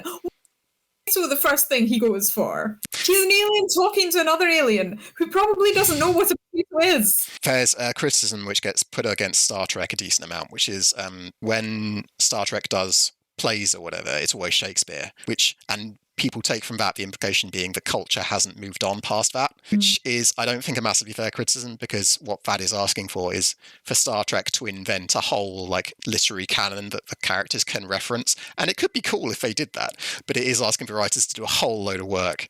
And a similar thing applies to the potato thing, because he has to be using comparisons that the audience understand. But at the same time, him saying, you look like a Venusian hyperworm would have been perfectly acceptable. Or if Strax went, what's a potato? And he goes, it looks like a Venusian hyperworm. Yeah. Something. The main principle of you shouldn't really be mocking people for what they look like, Doctor. That's not a very nice thing to do. Although he is in moody mode. Yeah, but it's all very well for someone who can change his own appearance. Can, but doesn't get a choice about what it is. Except when he chose not to change his appearance as Tennant. Yeah, but that was among Russell's worst writing, so we should possibly not. Maybe chose how to regenerate into Capaldi's body, or maybe didn't, because that was the guy from the Roman episode. Oh God, yeah. I'd never really liked that. I mean, I didn't love that episode, but... Well, the Roman episode or Capaldi's first one? No, the Roman. Yeah, the Roman episode wasn't good. They do this, though, because they had to have, Martha, My Sister Was in Canary Wharf. That one worked a lot better, because it's comprehensible. 37 minutes in, why is she kissing him and he's blushing? 39 minutes in, you're going to have to take those clothes off. My eyes are always front, mine aren't. More of this. And then the puppet was... Oh, I thought, puppet was okay. So her kissing him, I did think was not great. From this point of view of sexual assault. So the only thing which possibly gives her a out from that being sexual assault is him excusing his presence in the house by saying, oh, I'm her gentleman caller, we were upstairs kissing, which... I don't think that excuses it. It's not great, is it? Yeah. Generally speaking, Clara is a strong enough character. She did not need to fancy the Doctor. Well, as we've had several... I mean, we talked about this last time. We've had several people fancying the Doctor. Can we just move on? Yeah, exactly. And thankfully we did with Capaldi's, but it's unfortunate that we moved on when the Doctor when we got Capaldi, who is older and less like traditionally attractive. It would have been cool to have people not automatically fancy Matt Smith. I mean, I get it. It's just playing the same song again. It would have been nice to not. What was your thought on the puppet? Oh, I kind of meant that. I didn't mean the Punch and Judy bit. I meant the bit right at the end. Oh god! Oh, it was so bad. I was so bad. I hate it so much. Why? Anyway, when we talk about Russell and melodrama. Oh my god! What I think that was, I wouldn't necessarily say that's melodrama. I think that was the budget, the direction, Murray Gold's often excellent score verging into melodrama, and the show kind of really not knowing how to do what is on the page. And that is Moffat's responsibility, because he was showrunner, like he should know what is doable and not doable. And when it became obvious that it wasn't working, he should have pivoted, because he can do that. So it is Moffat's responsibility, but I think that's the show just not quite working in the way it should. Yeah. Clara dies. I was much less down on the Impossible Girl stuff in this and Bells of St. John than I have been historically. I'm going to watch, for my own personal purposes, the rest of the Impossible Girl stuff and see where it starts getting dodgy, or if it's aged better than I expect. Yeah, have you got anything else for Thingamajig? Nothing else. Yeah, we're sort of in the whole... Okay, you know from our initial chat what your vibes were with Moffat based on memory, emotional and intellectual. How has that changed given you've rewatched a bunch, and if so, how?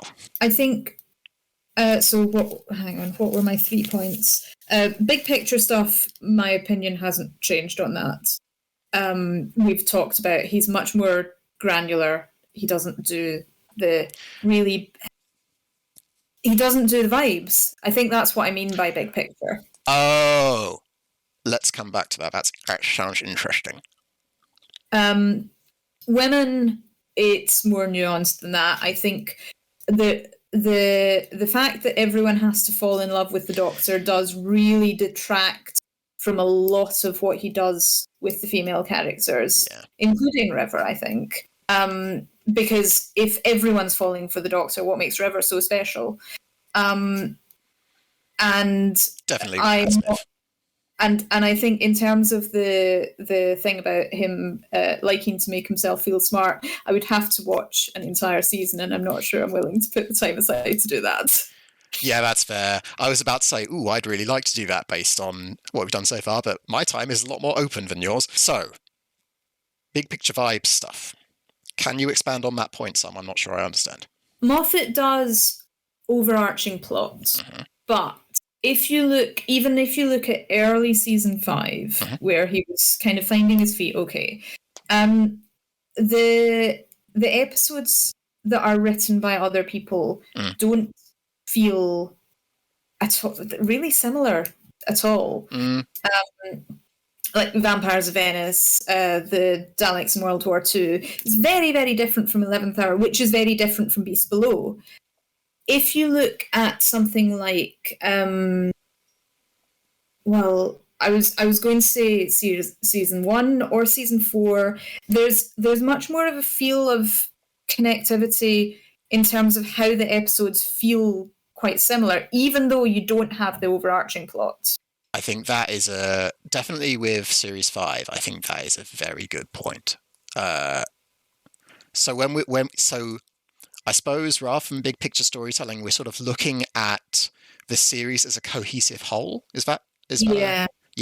So I think this is useful. The only time Moffat really nailed that, because in Series 6, which is also a really good series, you've got those 2 Ganger episodes, which are some of the worst episodes in Moffat's tenure, and feel completely different from the rest of the series, so that holds true. So if we zoom ahead a bit to the series of Capaldi, where every episode was a double bill, they feel much more contiguous, I think.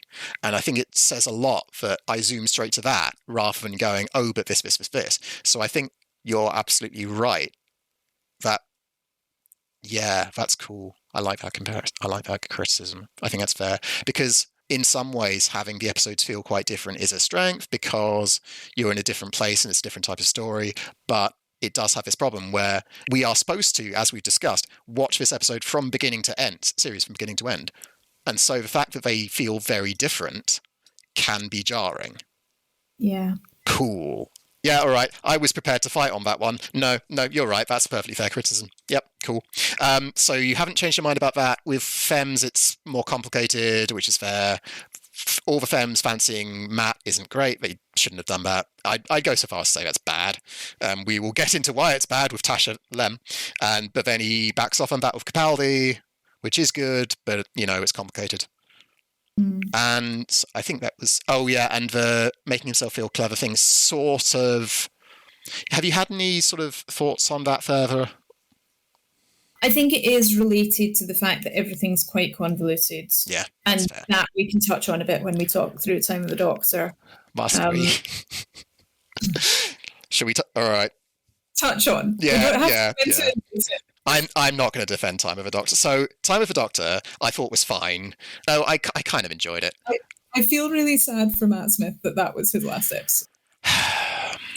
I think Matt got to do some really amazing work. Handles dying, which is such a silly idea, and I think works really well. The when Clara comes back for the last time and he hasn't got enough grip to hold the cracker, I loved that. And then his goodbye, I thought was quite nice, even though I still think that having a phantasm of Amy show up was weirdly disrespectful to Clara. I remember finding that weird the first time I watched it, because it's just Amy. We don't have River. You don't have River, we don't have Rory. Well, to be fair, River is still, alive and well, whereas Amy and Rory got that really terrible send-off. Anyway. Yeah. But also, we don't have... It's not a, here are all my companions. It's just Amy. Yeah. It was a weird choice. I don't like it. And I think Moff put it in because he was like, I want to respect this. Maybe I want to respect this character. Maybe fans will yell at me if I don't do it. Whatever reason he chose to put it in, I think it's weird and I don't like it. I agree. What else you got with this episode? I'm OCD. What's their excuse? Aliens do not get to have psychiatric diagnoses from Earth. That is just that's not a thing. Also, he's not OCD. Anyway. Yeah, that's I forgot that was in there. I don't know if I noted that one down. So many of these things just happen and then go and they're gone. But this is the thing that you were saying, that you're getting autistic vibes from him. I don't get OCD vibes from him. Oh, no, but people often think that OCD and autism are the same thing. They are not. Yeah, no. Yeah, no. You're not being OCD when you mean you're being a bit autistic today. That's not the same. We can come back to the flirting. I'll stick with the alien stuff for now. So he goes to this foreign planet that may or may not be Gallifrey. Yep. And they say this is Christmas, and he goes, it's July. Yep. How is it July? You're traveling in time to another planet that doesn't have the same months. It's not a deal breaker. It's just one extra annoyance in an episode that is all over the place. It really is all over the place. It's stuff where, because I'm along for the ride, I don't mind stuff like that. But if you're not as along for the ride as I am, I can really see why things like that would jerk you out of... You get into the zone of the episode, and then something like that pushes you a step away, and you have to get back into the zone. So yeah. I also wrote this would be more enjoyable if I'd watched all the previous Matt Smith episodes. Maybe. Because there was a lot that I was going, I know this is referencing something, but I don't remember what it's referencing. Yeah. I thought the line about after all these years I finally found somewhere that needs me to stick around was a good kind of character summarising line. Mm-hmm. And now this may have been because my attention was wandering a little bit, but to get his next regeneration, he sacrificed centuries when he's got centuries. Did he have to sacrifice anything that actually cost him much? So he didn't know he was going to get another regeneration?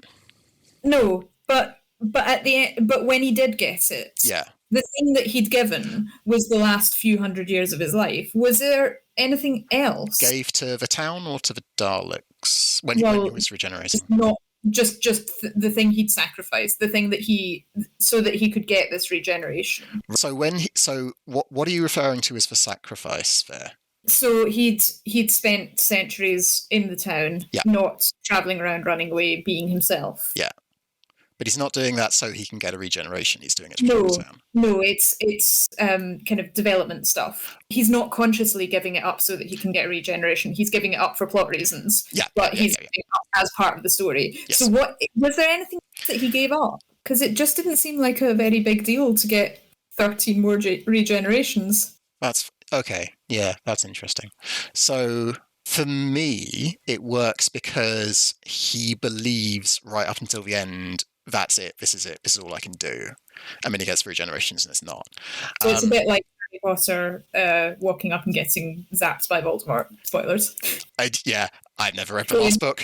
I'm going to die. Here you are. Yeah, kind of. The fact that the character thinks they're making a sacrifice is sufficient, in my opinion, but I can see that being...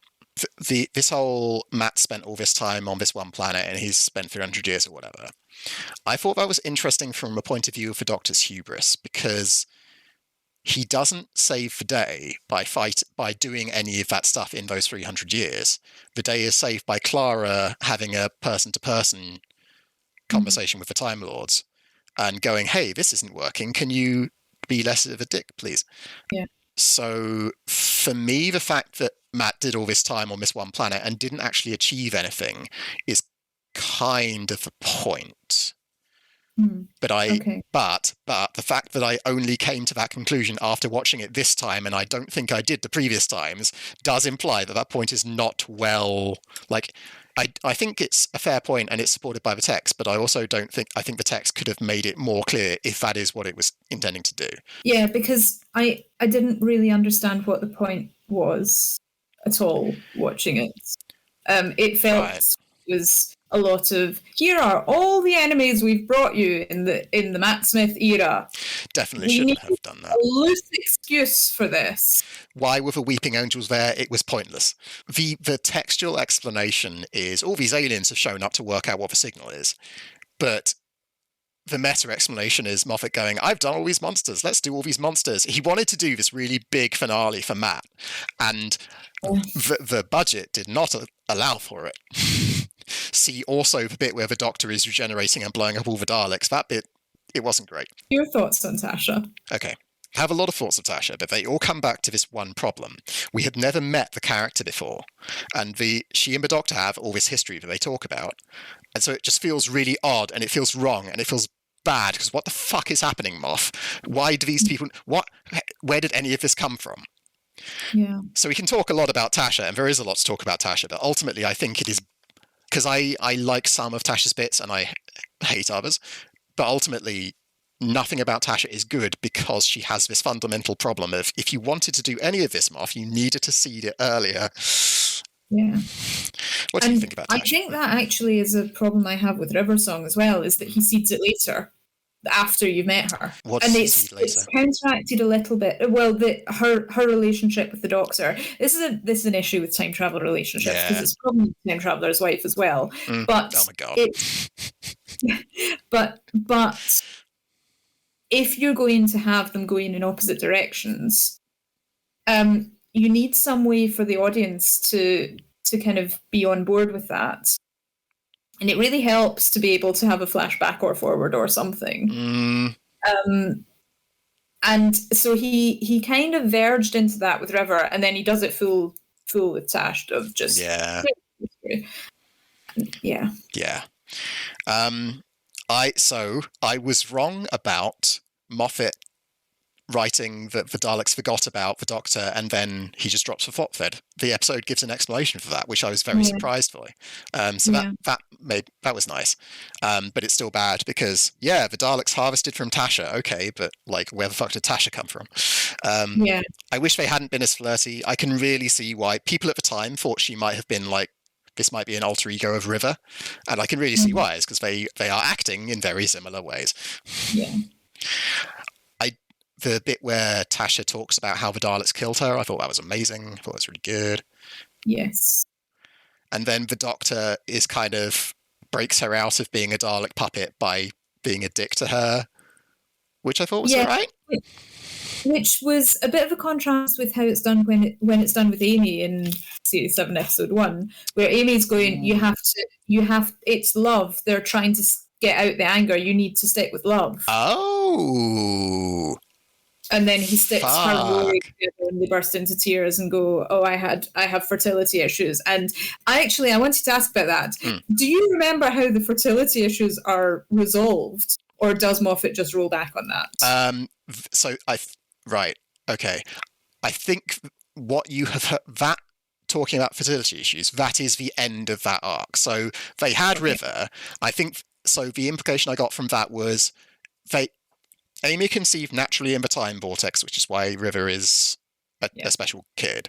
And then the Silence got hold of her and did a load of fuckery with Amy's womb and shit, which is this thing that science fiction keeps doing, and I wish they'd stop.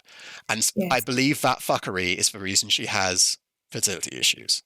But it's not clear. Anyway, so the Dalek, the way that they overcome Amy becoming a Dalek in that, or they say they have to overcome it, is you have to focus on love. It then turns out that the Doctor switched wristbands with her, which apparently he would have done all along, but we'll ignore that.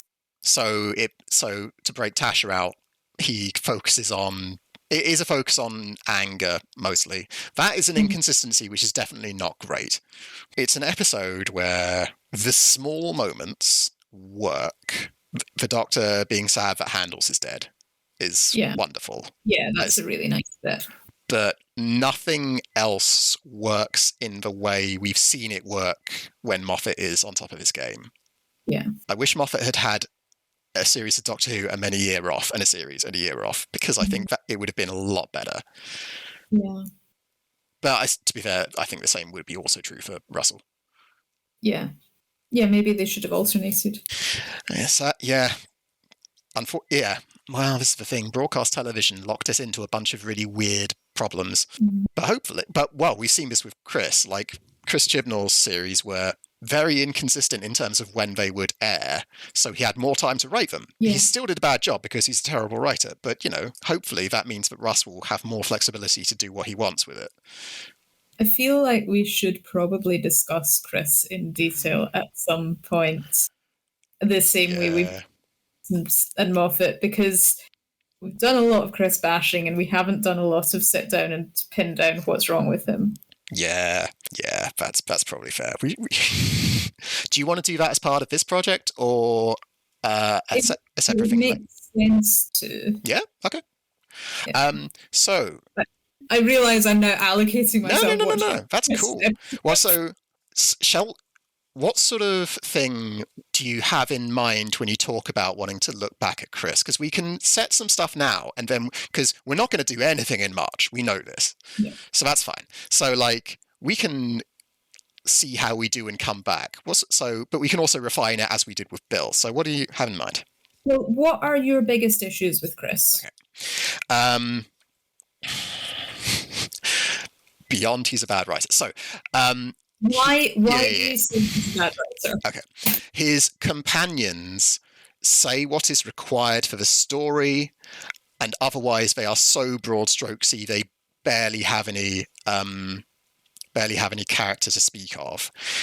Even when the show is written well, The Haunting of Villa Diodati is one of the best episodes of the run, Chris's run. But still, even when they're in a haunted house and something really serious might be happening, the characters are all jokey and constantly just cracking not particularly funny quips. And I was just watching it going, you could die. Can you take this a bit more seriously, please? The stories were very thin on the ground. And unlike with Russ, they didn't have these strong characters to fall back on because everyone was an archetype. Even the episode, the fucking Demons of the Punjab, which was that was Yaz's episode. It was supposed to be, but they spent more time on Bradley Cooper. Him being sad about the dude who died at the start than we did on Yaz. And it's just a lot of stories fundamentally didn't really work. So in the Amazon episode, Amazon is going, Amazon asks for the Doctor's help, and the Doctor goes along, and it's because one of the Amazon workers is sending out bombs to get people to hate Amazon. And the Doctor's like, oh, you're such an awful person sending out bombs to kill people.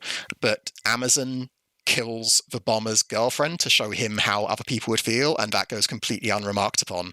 And it's a story where they do some like investigation, and then just stuff happens seemingly at random.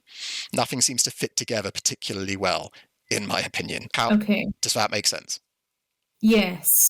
I'm just wondering how we pin it down. We could watch an episode for one of us remembers as bad, an episode one of us remembers as okay, and an episode one of us remembers as good. Yeah.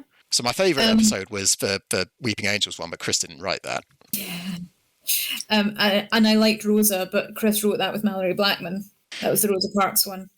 I think more could have been done with it, but it was the first two were so weak in comparison. Yeah, that's fair. So I have two specific problems with Rosa. One is the villain was no threat because he couldn't hurt anyone.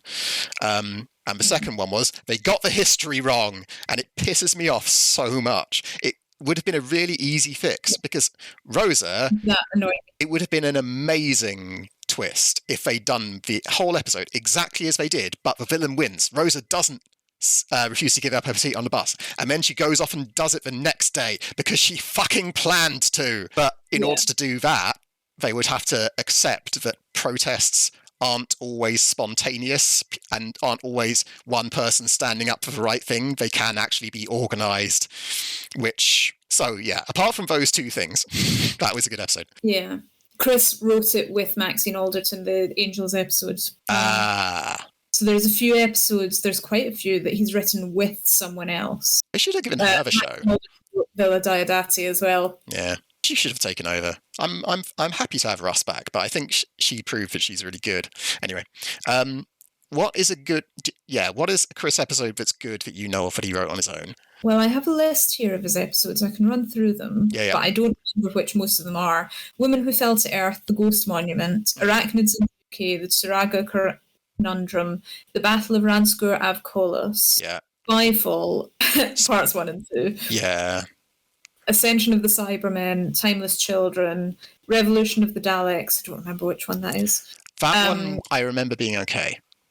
And then the Flux stories, apart from Village of Angels. Okay. And even Daleks and The Power of the Doctor. Oh. It might be worth watching War of the Sontarans, because I did mention about Sontarans. Yeah, we could do the Sontarans. I don't remember hating the Sontarans one, and I don't remember loving it. I remember, I think that was an interesting one because it was early on in Flux. It was before Flux went completely off the rails. It was the second part of Flux. So we were locked into some weird stuff with Chibs because the episode where Roof Doctor first shows up, the one with the Jadoon, by itself, I seem to remember that one being actually pretty good because it's all set up. And setup is a thing Chris Chibnall does really well. And he really struggles when it comes to actually following through on that setup. So it's weird. Do we watch that episode? Because there are problems with it and there are good things with it, but it doesn't really encapsulate Chris as a writer because it's all his best qualities, in my opinion.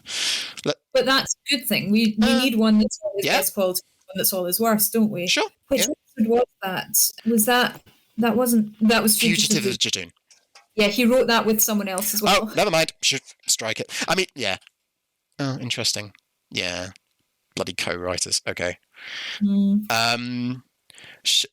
that with the person that wrote Demons of the Punjab. Oh, okay. So Demons of the Punjab might be a really interesting one to talk about because I hate it, but it's one of the community's more well-liked episodes. Yeah. How do you remember feeling about it? I remember finding it okay at the time, but I did watch this season in order. So if the Saranga Conundrum was terrible, then... Which one was Saranga? One immediately before it. I'm just checking. Brought aboard a medical ship to recover from injuries they recently endured. That was so bad.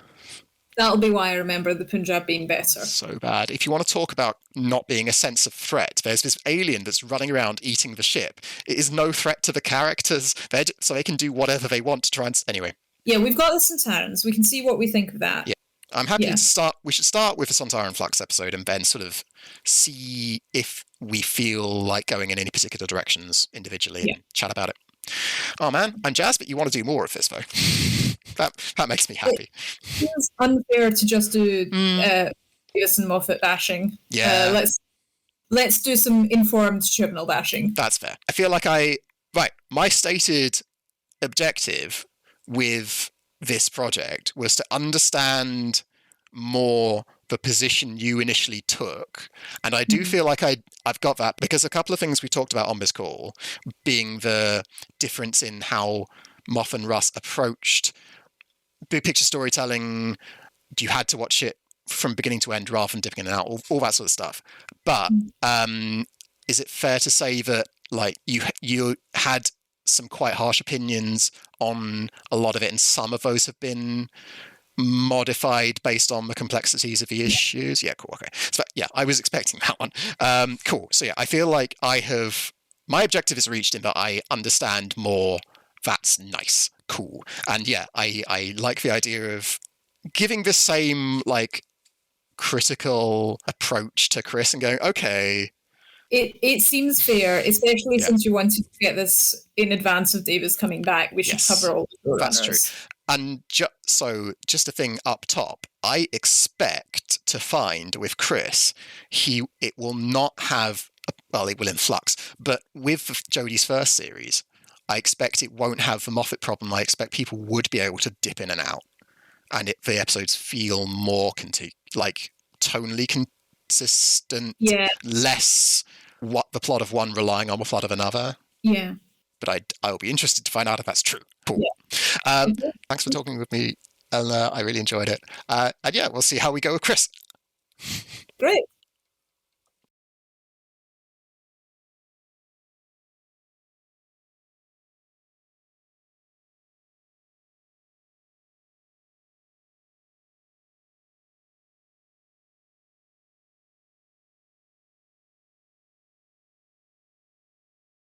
The inclination is to start with a bang and go, hi, Eleanor, start with energy. Because so the last chat, I said, hi, Eleanor, how's it going? And I clearly wanted to die.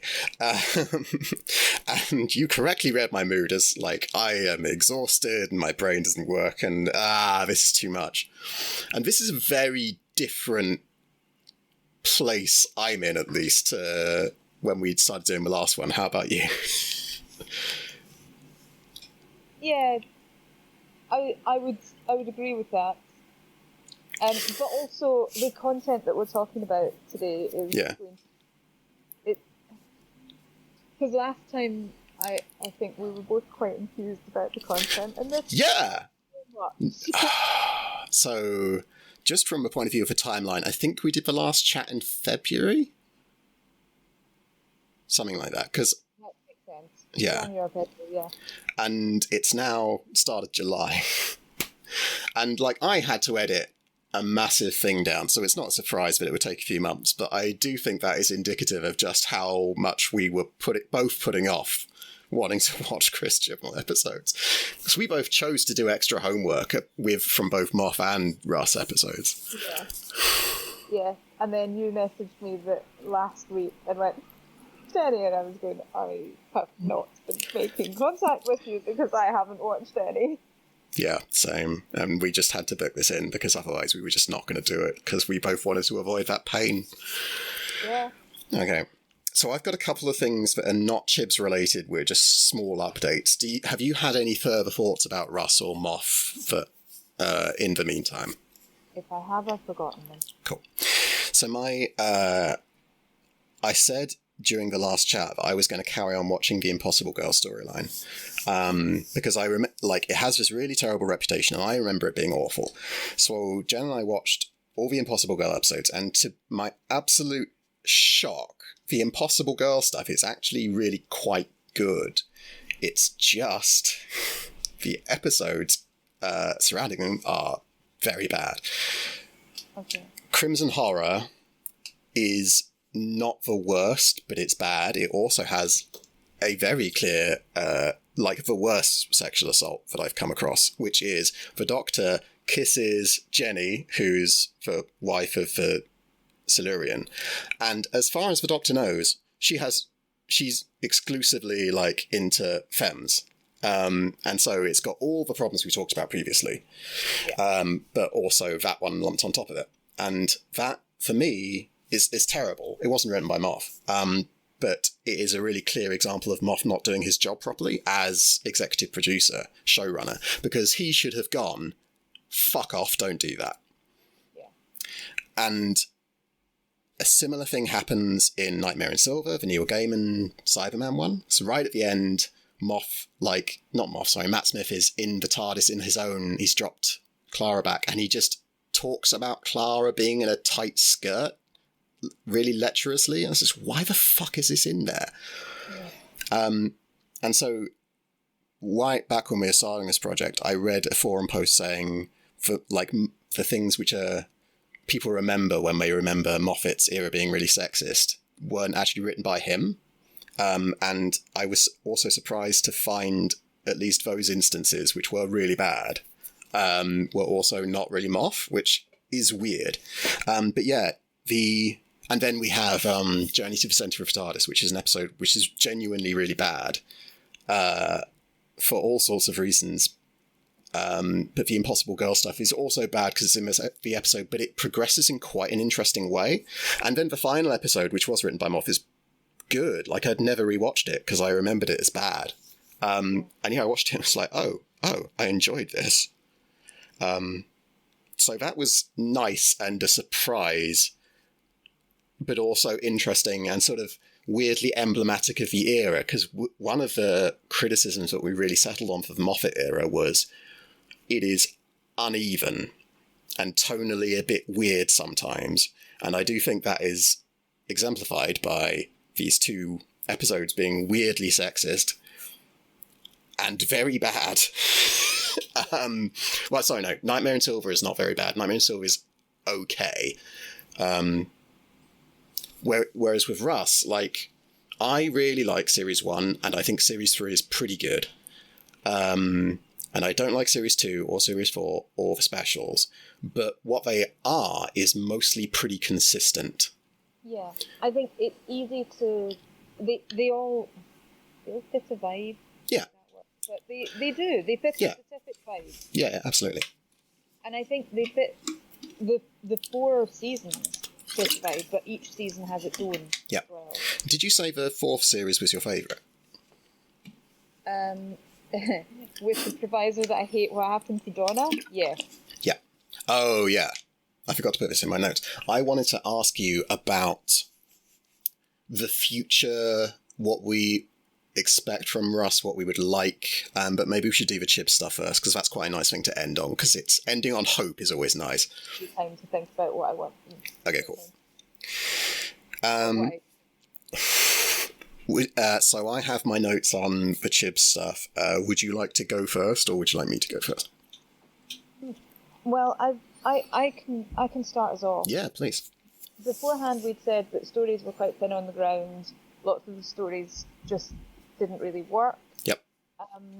And then we were going to watch the Centauran Flux episode and Revolution of the Daleks, and then we both looked at how long Revolution of the Daleks was and went, we're not doing that.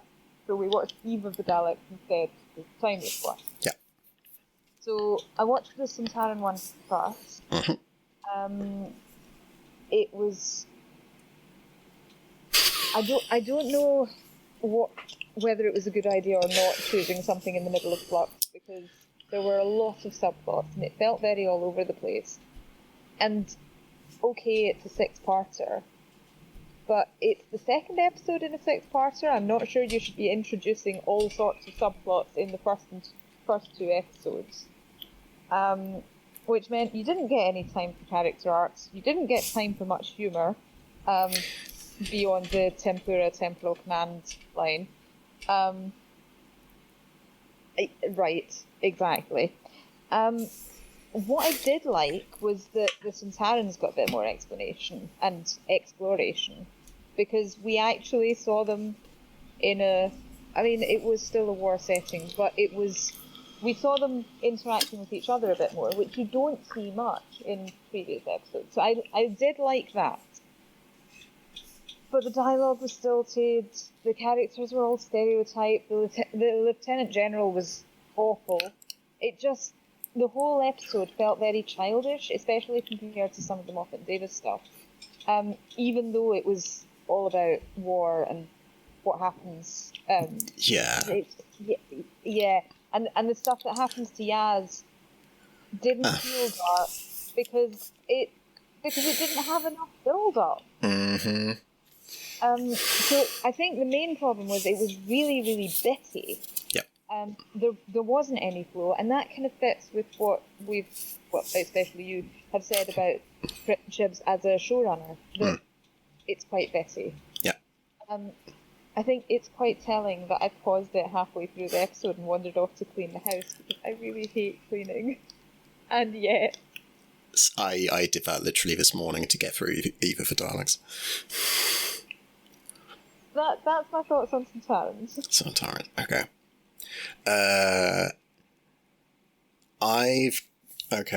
Yeah, I'll do Sontarans. Okay, so yeah, the lines have no character. So my overall feel with Sontaran episode was it felt like a sort of low budget cable or Canadian sort of genre drama from the mid 2000s. There were a bunch of shows that came out at that time which were low budget and sort of lifeless and clearly felt that they were doing something more impressive than they were actually doing. They were being made by people whose possibly ambition, but also like convincingness in their own opinion of their own talent was out of sync with what their actual talent was. My impression was if you got a Chris Chibnall script and you didn't know it was a Chris Chibnall script, you took his name off it, and you took 3 speculative Doctor Who scripts sent into the BBC writers' room by straight white men in their early 20s and mixed them all up, you wouldn't be able to tell which one the Chris Chibnall script is, which, considering how many years he's been working in television, is genuinely fucking awful. I do think he made a real effort to be a bit more woke in his episodes, but it always felt very forced. I had thoughts on that. I have more thoughts on that. Ooh. Cool. So it had, in the really bad episodes of Star Trek The Next Generation, on the bridge scenes, you could take all the lines for the character to say, mix them all up, and give them out to people at random, and the scene would basically still be the same. And I got that same impression with this. Like, very few lines felt like they could only be being said by one character. But that leads to a larger problem, which is, what are any of these people's characters? And we had a bit of that with Martha and Russ, like, what is Martha's character?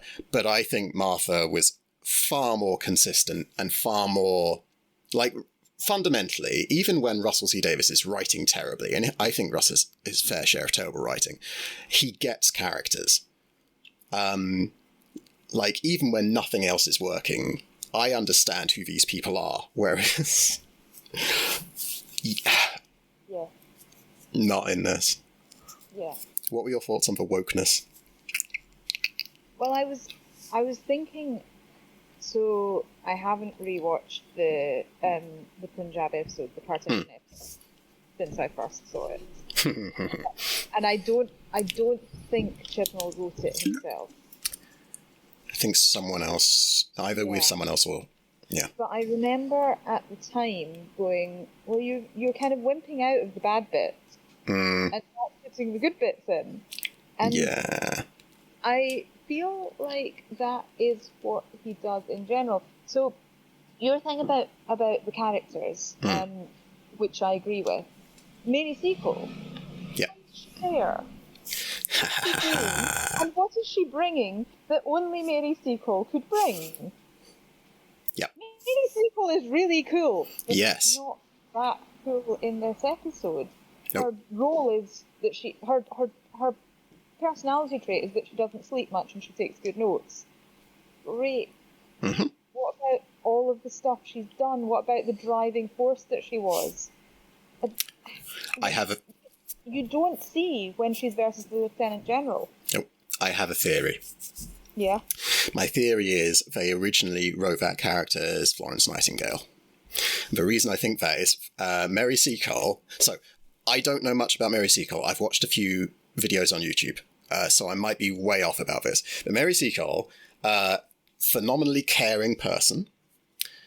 Background as a nurse in Jamaica and some English things. I don't know if she was qualified, but like a woman from Jamaica with a history in Jamaican medicine would really struggle to get qualified in an English sense at that time.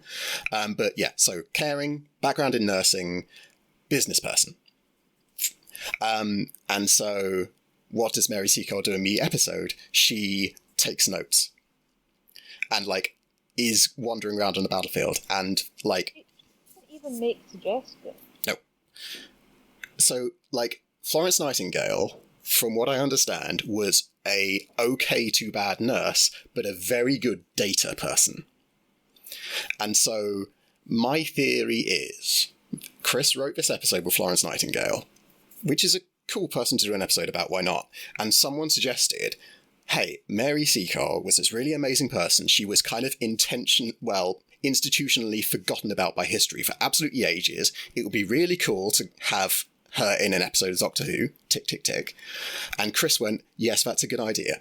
I will change a few lines to mention Mary's Hotel and change nothing else. Oh, she meant, and like the name. Yeah.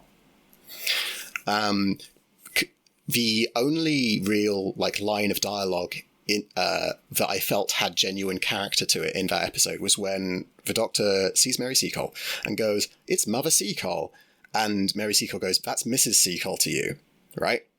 And the thing about that is, and this is where my not being a historian hurts, I thought the soldiers called her Mother Seacole. So I thought she would have been okay being called Mother Seacole. So... Keeping in mind, the Doctor is female. Yes. And will be interpreted differently by... That's true. That's true. So, like, it is entirely possible. At one point about a female doctor.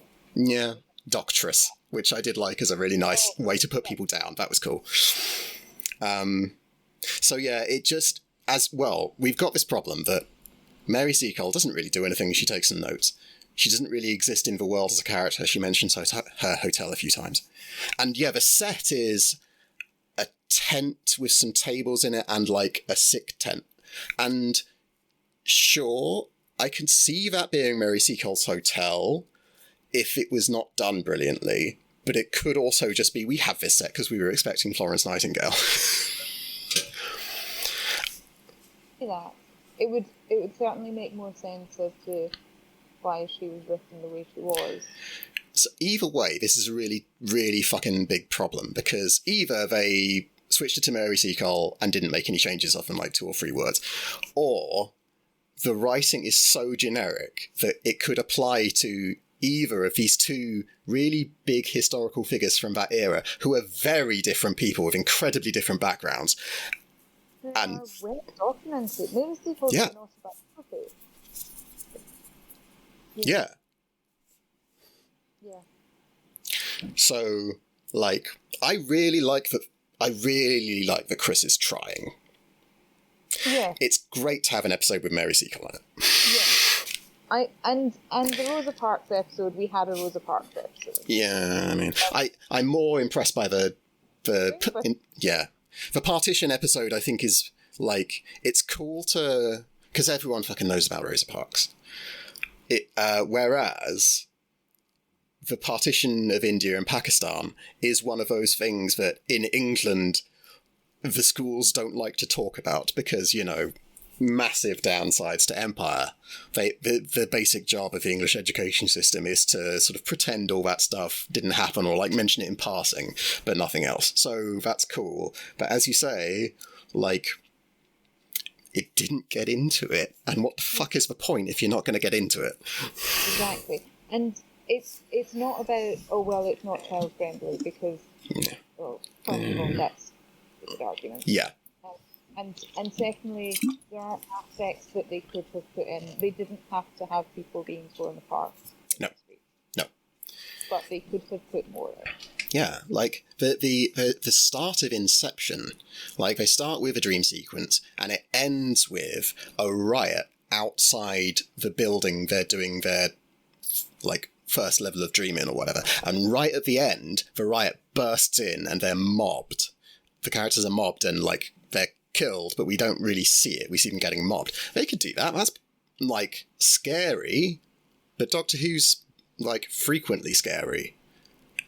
You don't need blood. You need to, like, show this was really serious and it didn't need to be.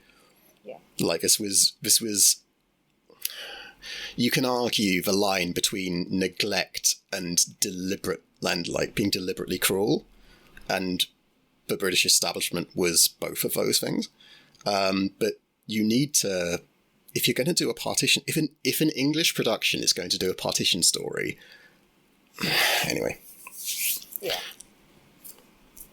But we can see this with the Rosa Parks episode. The fact that it was all about saving Rosa Parks, not having to not giving up her seat on this one day, really demonstrates that they don't actually care about history or like actually communicating what was going on at that time. They just want to do a historical episode because that's what Doctor Who does.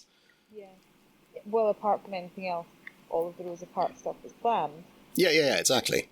The episodes. Yeah, yeah, and it's just like, yeah, it comes back to this thing of why are you doing a Rosa Parks episode if you're not going to... So the Rosa Parks protest being planned, like, that stuff has been really like deliberately obscured by a lot of different forces that we don't want to get into because it's a big thing. Well, I don't want to get anyway. So that it's not the focus of this stuff. Yeah, exactly. So I can like it's negligent and boring and unfortunate that they didn't like acknowledge in any way that it was planned. But I can understand it if they seem to be like really into what Parks's mindset was, who she was, why she was this person in this moment, what was special about her, like, and that's got its own problems. But I didn't understand why they wrote any of these episodes beyond we want to do a historical episode, this is a historical moment, therefore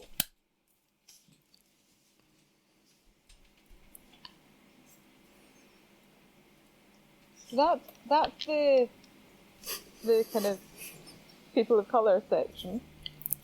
Shall we do disability representation? I really fucking care about disability representation. It's like disability representation gets left out of so many conversations. When people talk about like disadvantaged groups, disability is all like frequently left by the wayside. My answer to your question is no, I don't want to talk about it, but let's talk about it. I can touch on it without going into... No. It's more that like there's so much going on in my brain, but no, this sounds like you have something to say. I'm interested to hear it. Ryan Sinclair is dyspraxic. No, he's not. No, he's not. He says he is. And then he immediately climbs a ladder without any issue. Shoots a bunch of robots in like series 1, episode 2 or something, like picture perfect the first time round, and the explanation is he's played video games. The token representation, it's, oh, he says he's dyspraxic. Yeah. Now we don't need to actually consider this at all in anything. In how it's acted, how it's written, none of it. Yeah, you're right. That's another example of that exact thing, yeah. And that there was that's the only example I can think of right now, because it's a long time since I've watched the Chibnall episode, but that was the first episode. Was he climbed that massive ladder, and he said he found it hard, but nothing after that. Yeah. It's fucked. Yeah. It's Oh, hello, buddy. We'll briefly pause while my dog has. It's really sad and upsetting. Hey, buddy.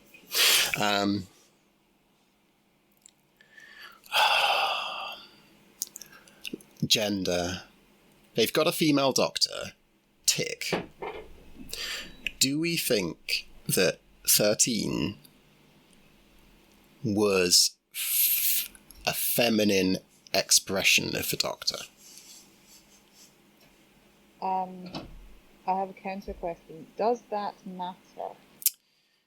It matters in the context of what we're talking about, which is the are they doing this stuff because they want to get into it, or are they doing this stuff for points? So, like, if Russ or Moff had cast a female, like, Moff had male Time Lords regen into femmes, and, like, it was a throwaway joke, like, in, like, one of the last episodes, a Time Lord regens into a femme, and she goes, oh, good. How do you people cope with the ego, or something like that? And that was a fun, like, line. But again, we can see that as Moff wanting points, because, you know, he did it with a random Time Lord, not a character that matters. But if either Russ or Moff had a Time Lord regen into a woman, I feel that, well, every Doctor is different, and it feels like they would have done something with it. Yeah. I think there are some acknowledgements of it, like the Doctoress line. Yeah. Not many, and probably not enough, because, again, the historical context, when you're doing the historical episodes, I mean, we're not going to go into the Alien episodes, because how can we, with gender roles for this and Karen, but... Oh, fucking hell. But there's the odd line, but it doesn't really affect how people interact with the Doctor. No, well, yeah, we can talk about this more. Sorry. Would have listened to her anymore if she'd been played by Tennant, maybe by Capaldi, but that's an age thing, not a gender thing. An issue I had with 13 was that, so every Doctor gets thrust into a situation where they don't know anyone, and they have to get the people in that situation to listen to them. And the correct way to do this is by have the Doctor convince them that these people should listen to the Doctor by demonstrating that they know more, or demonstrating skill, or just doing something to prove that they are a person who can get them to safety in this situation. Whereas with every Jodie episode we watched for this, Jodie turned up, said, you should be listening to me, and that was it. That was all we got. Jodie never gave the people a reason. She just turned up and said, hi, I'm the best at this, or I should be in charge, you need to listen to me. And didn't demonstrate it. Yeah, like as in the Sontaran episode, as far as these people know, they've just met a nosy Doctor who has and who's talking about aliens and stuff, and they have no reason to listen to her.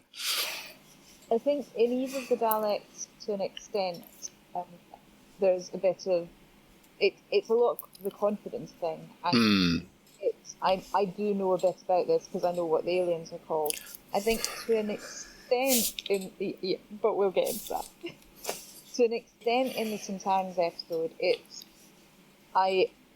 I've come in, I'm confident, and I'm willing to take charge.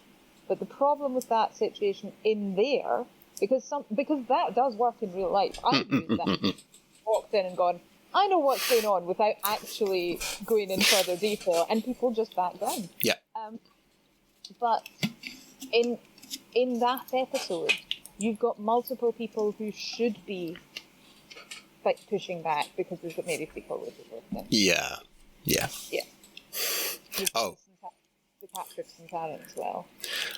one of my notes that I made for the one thing Mary Seacole does, which is take notes. It's like, Mary Seacole would definitely have better things to do than this. Yeah. She had a bit to run. Yeah. A bit, yeah. And, like, there are loads of soldiers dying. That's a whole thing. Yeah. Do you have anything else for Sontarans? Oh, I hate... So, you liked that there was more Sontaran stuff in it. I didn't, because what they did with it I didn't like, which is that the Sontarans took a bunch of prisoners so they could execute them later. Why wouldn't they just shoot them? Like... Fair. I liked that we actually thought, what do Sontarans do when they're not just shooting everything? Yeah, that is good. I think it more could have been done with that, though. Yeah.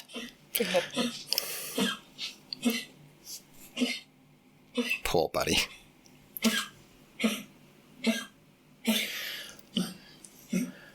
Both Sontarans and even the Daleks have this problem where they have characters. Daleks are murderous fascists, and Sontarans are warlike creatures who don't respect strength and nothing else. So, like, they wouldn't respect prisoners. They wouldn't give them a firing squad. They'd either murder them instantly, or they'd do what fascist Japan would have done, which is take prisoners and torture them for ages. Yeah. But they had to capture a bunch of prisoners. They had to capture prisoners because they had to capture Dan for plot reasons, because otherwise Dan's just wandering around a Sontaran ship. And if he just wanders around with no consequences, then the Sontarans look utterly incompetent. And so they merely look 95% incompetent instead of 100. The ship was taken captive rather than the Sontarans themselves. Yeah. It had to trigger an alarm if they had to do that. But yeah. Okay, so this actually loops into... I was really struggling to... Looking at why media works and doesn't work is very much my jam. It's what I studied at university. It's why I think I'm generally quite a good writer. I really like this stuff. But I was really struggling with Chris because, everywhere you look, there are problems. And I finally sort of settled on what my main issue is this morning, which is that discussing individual problems for Chris Chibnall episodes is kind of a trap. Because you can defend an individual problem. So, like, everything we've talked about is sort of not so mind-blowingly awful as, like, Russell's worst Deus Ex Machina or Stephen Moffat's, like, the times he has done bad things, such as the sexual assault, like, and he's done other bad stuff as well, like... And whereas those are real actual problems that shouldn't be defended, whereas most of his stuff isn't anywhere near as bad as that, but it's everywhere. mediocre. Yeah. It's all very boring. You don't get excited to watch it. It's not all that surprising that viewing figures drop. Yeah. Because it's not bad enough to go, oh no, this is a terrible episode. It's just, it's not good. Yeah. It's just dull, and it's childish, and not childish in a way that appeals to children. Yeah. Because, like, I made that observation with Series 1 of Russell's thing, which is that it was very clearly aiming at a younger audience, but in a really interesting way. The colour palette, the very quite broad choices he was making, is like, yeah, cool, I can really see what you're doing there, Russ. But with Chris, so when you last asked, at the end of the last chat, you asked me you asked me what I thought of Chris's writing, and I said bad, and you asked me to be more specific, and I said it's bad, and you said, why is it bad? And I had to then get into it. And I think, like, my first answer is actually more accurate, which is just nothing about Chris's writing works. And to be clear, all of the performances are pretty good based on what they had. The directing is generally pretty good. The production quality is good. It's probably the best production. Chris's productions are more consistent and good than Moffat's or Russ's, I think, because both Moff and Russ had some really dodgy VFX. And generally speaking, Chris's are pretty good all the way through, I think. Can't really remember for any really bad ones. And Jodie is great, like, cool. We've seen her in other stuff too. Yeah. And so, like, the only thing I think is wrong with all of this is Chris Chibnall. Yeah. I think there's a definite decline in the quality of the episodes between the 12th and 13th Doctors. Yeah. And Jodie is not a bad enough actress to be solely responsible for that. Yeah. You can generally tell when... Sorry, he's the other big thing that's changed. Yeah. I think you can generally tell when someone is giving a performance which is dragging things down. My big example for this is The Prestige. I genuinely think Scarlett Johansson, when she is in the room, the life from the scene goes out. And similarly, the kid they got to play, young Amelia Pond, she's not great. She's okay, but they could have got someone better, and so her scenes are a little bit less good than they should be. I don't get that feeling from Jodie. Sorry, go on. But you've also got Matt Smith pulling her up a little bit, which helps. Yeah, but like, so in her very first scene, she's praying to Santa. It's a cool scene, it's well written, but her delivery is not great. She like blurs the first line. She says a bag full of jars and pencils and fish or something like that. And it's not quite clear what she's talking about at first because the delivery is just a bit off. And like, I love those episodes. I don't think she should have been replaced necessarily, but I think her performance could have used some improvements. I can't point to anything but with Jodie and gone, no, you should have done this better. I think Jodie is doing a fantastic job with the material she's got. And there's certainly in New Who, there have been some running themes like the Doctor doesn't shoot people, the Doctor talks people into putting their guns down, and I haven't found that in Xmas. In terms of sort of theme. Yeah, the Doctor has certainly been a lot happier to pick up a gun and shoot. Oh yeah. So JXE did a 5-hour video on Chris Chibnall's Doctor Who, which I do recommend watching it, because, so my point is getting into the individual problems is kind of a trap and the whole thing is just bad. Whereas the reason JX's video is 5 hours is because he gets into the majority of the problems.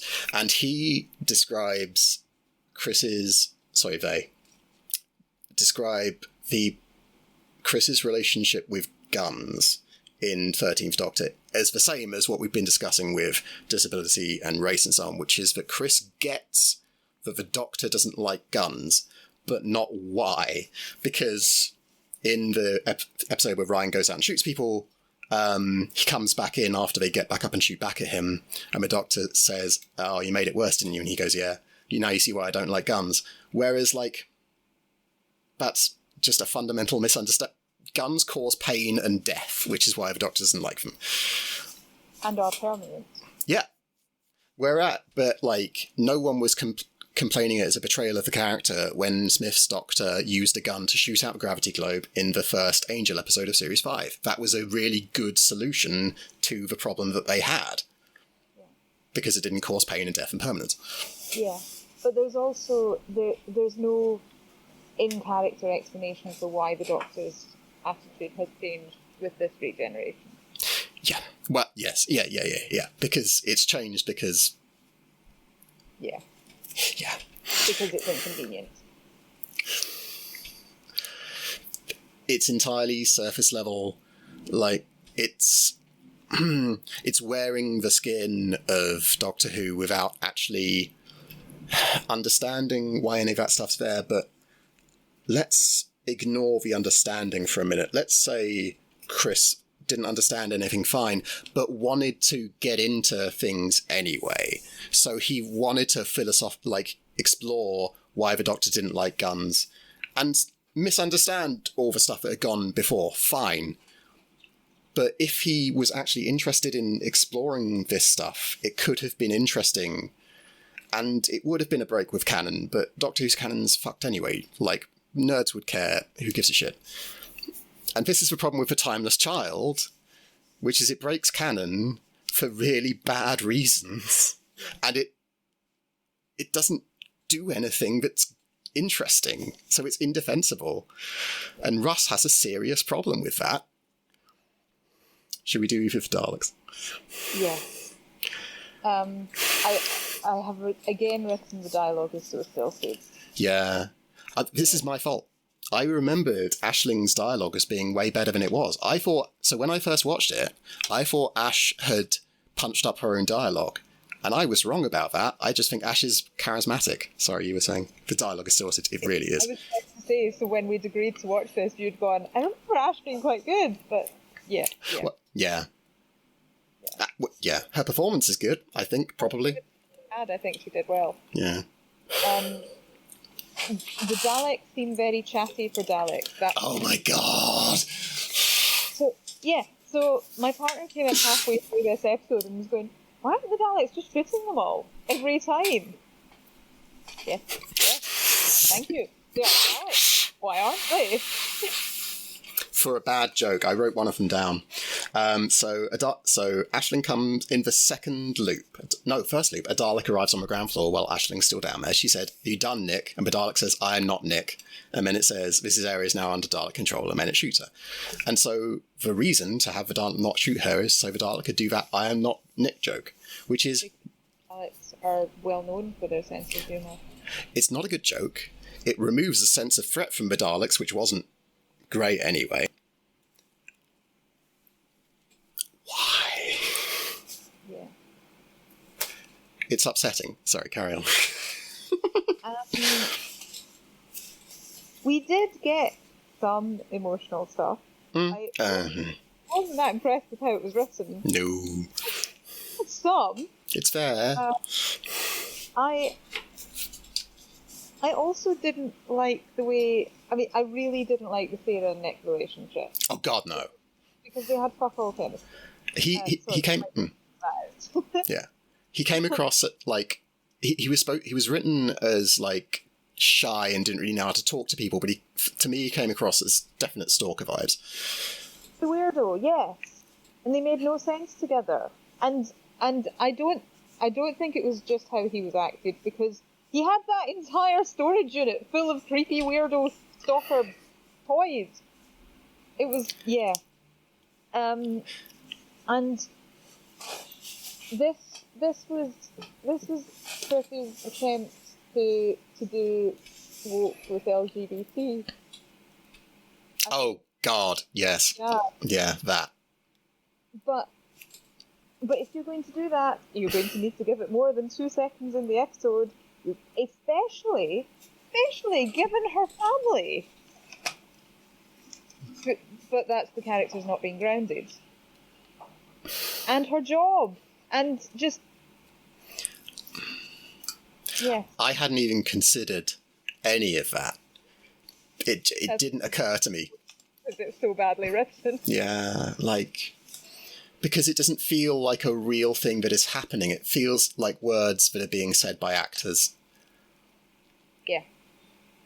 Yeah. The only thing that I have written that is vaguely positive is the plot is mostly coherent at least. And by that I mean that the stuff that happens in order does actually happen in order. Yeah. Not that the plot is good or makes sense. Yeah. They did I sat bolt upright in my chair at one point because a thing that I loved happened, which is they decided to do a loop where they would bluff and try and misdirect the Daleks and use a time loop to pretend they were going to do one thing and do another. And that is such an amazing idea. I've watched a lot of time loop stuff. I love Palm Springs, which is a really cool Netflix film. Generally speaking, Western time loops are a bit homogenous, but anime does time loops really well a lot for time. So I watched a bunch of them from Japan, and they do a bunch of different things with them. And I've never come across the idea that we would use a time loop in that way. It's so good. It's so clever. The actual way it was executed was fucking awful. But I've only come across it in printed literature. Oh, yeah. And it was very strange being in the middle of a Chris Chibnall episode and then suddenly having a thing that just made me feel as if I was alive watching it. Yeah. Rather than wading through mud or just eating sawdust, which is how the other episodes felt. And it sounds really harsh coming. The saying something is just bad is usually something someone says when they didn't like something but don't want to put the thought into interrogating that feeling. And it's so weird to watch something and go, yeah, because it's not even that it's not connected. Because that's normally the thing that really annoys me, is this is too disjointed. And I know I complained about that with Flux. It's not even that. It's just all the dialogue, the plot, the setting. It's all mediocre. Because if it had been genuinely terrible, if every episode had been the Ganger episodes from Series 6, or whatever it was, those awful ones, or like Daleks in Manhattan, or the Russell T. Davies Sontaran episodes, if they'd been of that quality, the show would have got cancelled or Chris would have been fired. But they're not terrible. They're not bad enough. Yeah. Yeah. He's hit this really terrible sweet spot where he's not bad enough to get fired, but not good enough to, like, make anything that's worth watching. Yeah. Did you have anything more for you for Daleks? No. I have written down... I had a bunch... I watch 2 minutes and then have to write an objection down. And I don't feel the need to go through them because there's no point. Like, you can watch any 30 seconds of any Chris Chibnall episode and find 5 things to complain about that don't work, that are bad, that are mediocre, that are meh. And that's the problem. Yeah. But also, that thing about it not being bad enough, you can still sit through it. Yeah. Yeah. Yeah. You have to turn your brain off and have something else to do, but... Yeah. Or wander off and clean the house in the middle of it, but you can get through it. A slightly emblematic thing, which I thought was quite an interesting thing for me for the Daleks, was the outside of the storage unit. One of the very first shots is you see on the side of the building the self-storage logo, the S has either been taken or isn't working or whatever, so it's Elf Storage. And that's a very clever Christmas joke. Yeah. It's not a Christmas episode, though, is it? It's a New Year's Eve episode. And so it just...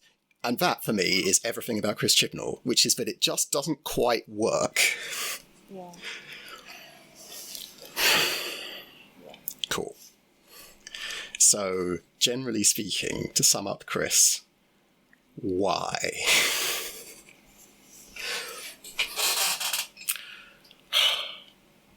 I didn't like it.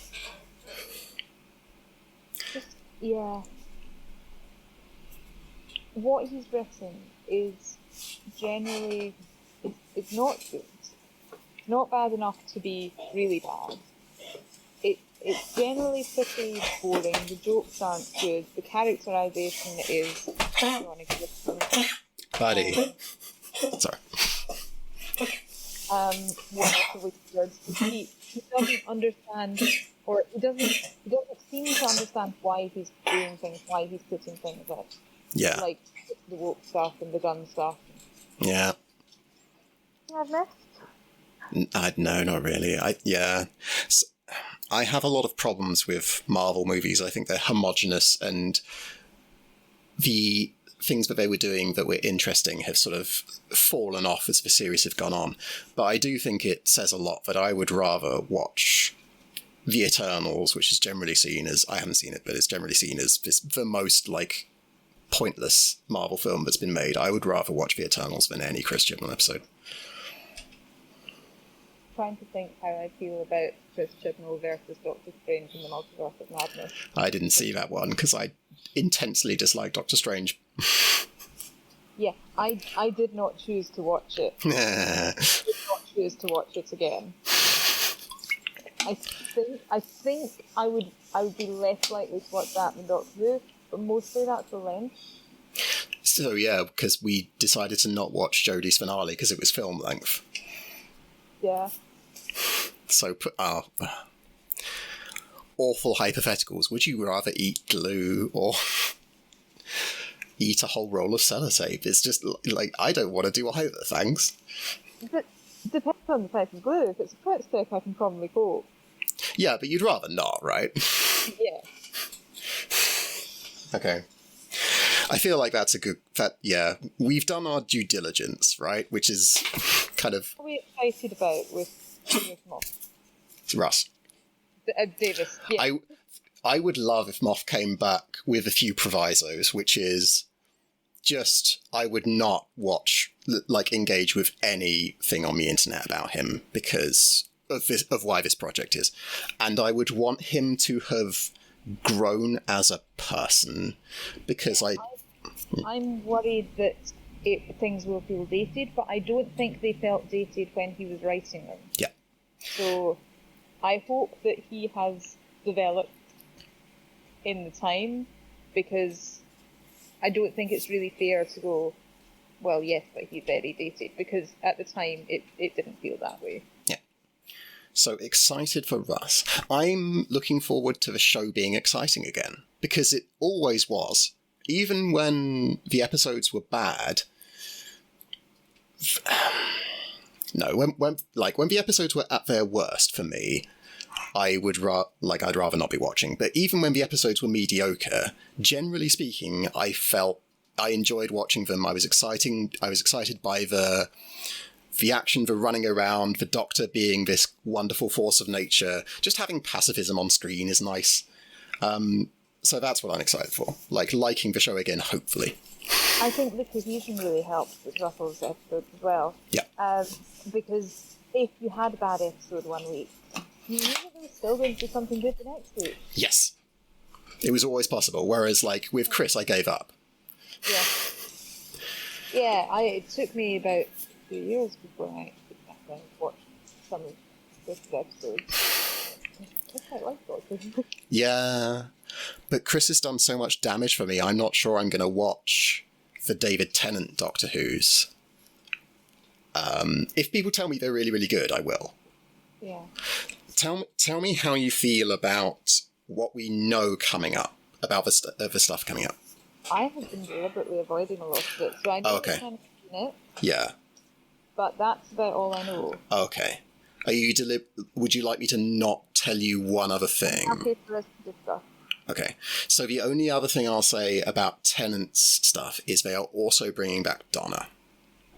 Okay. And to me, that says that Russell wants to make up for the incredibly shitty thing he did to Donna. Yeah. Which, yes. Yeah. I mean, well overdue. Yeah. That's how he does it. And Yeah. of all people to do that, I hope he's got the writing chops to pull it off. This is my worry. Yeah. So Russ had problems. We've talked about them and we summarised them as melodrama and Deus Ex Machina. And I want Russ to have developed as a writer. And Russ is a talented guy. He will definitely have improved. Yeah. But bringing back Tennant and Donna worries the shit out of me because it makes me think that Russ wants to sort of pick up where he left off, not launch into this brand new world. And one of the things that made Series 4 good was Donna's constant development. Yeah. Yes. And he's at her peak, or was at her peak when he wrote her. And if he wants to continue with her at her peak, then what's the point? So Jen, my spouse, made the point that Chris has created Doctor Who, and so when Russ, during the negotiations, or maybe just after Russ was signed on, he would have got one directive with the BBC, which is unfuck the viewing figures. Yeah. And there is one really amazing way to unfuck the viewing figures in a very quick way, which is nostalgia. Yeah.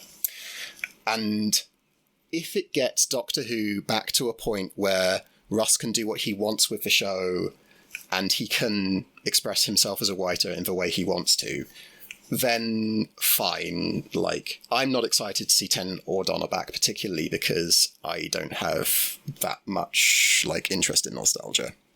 Lots of people do, that's cool, like, good for them. That sounds really dismissive. I genuinely mean it. Like, I want people to enjoy Doctor Who. Yeah. So, like, I want these episodes... I will be... Two weirdos discussing it. Yeah. Yes. So that we can have some other weirdos to discuss it with. Yeah. Yes. So I can't even really conceive of what the post-Tennant stuff will be like. Which is weird, because for this project I've rewatched some Russ episodes, so I should have a feel for what it will be, but I kind of don't. And I think that's weird for me. Yeah, because we saw Eccleston episodes. Yeah. And we watched the Martha's first episode. Yeah. And if he is working on that level of quality again, it will not be perfect, that's fine. It will be generally, like, enjoyable. And that's okay. That's a win. Yeah. So, I'm scared, but cautiously optimistic. This is a question that I'm going to regret asking. It can be hard to find light-hearted entertainment on TV these days. Yeah.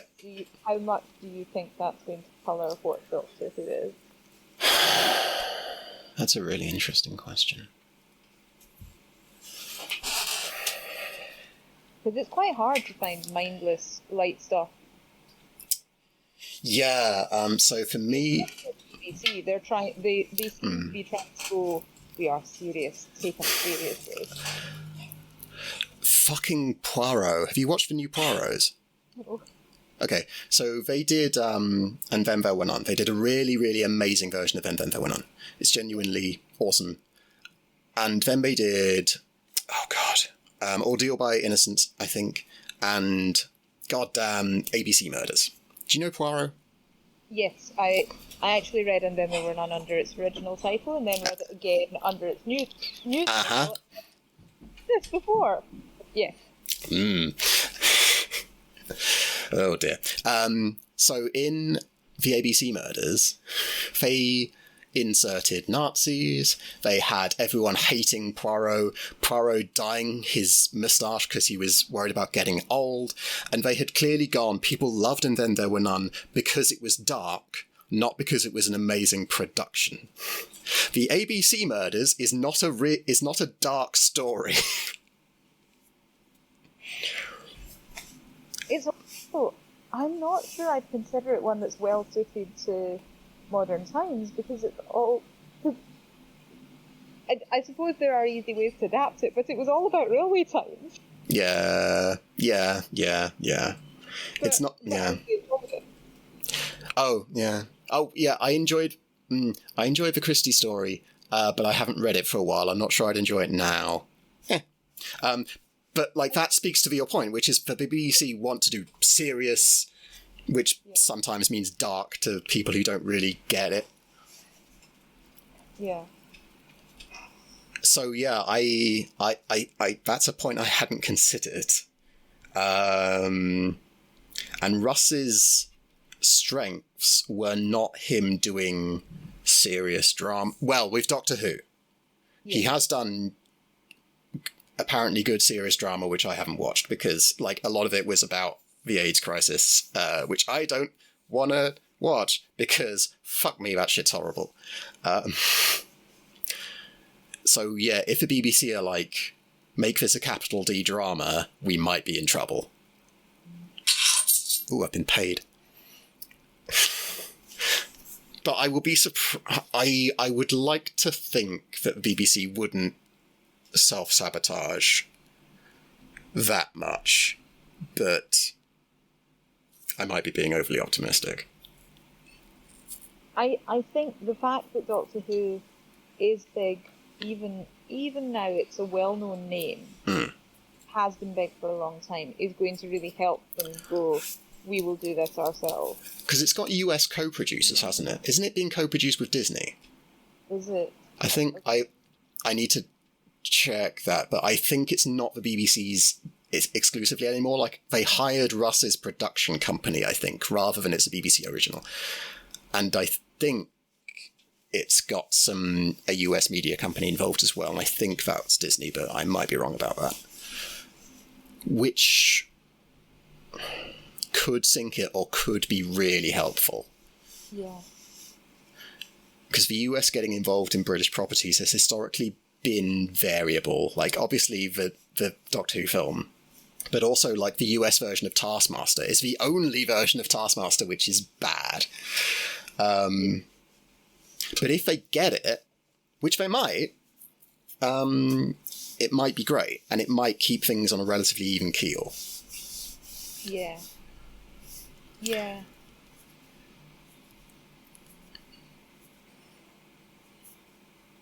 I'm looking forward to, hopefully, Doctor Who being fun again.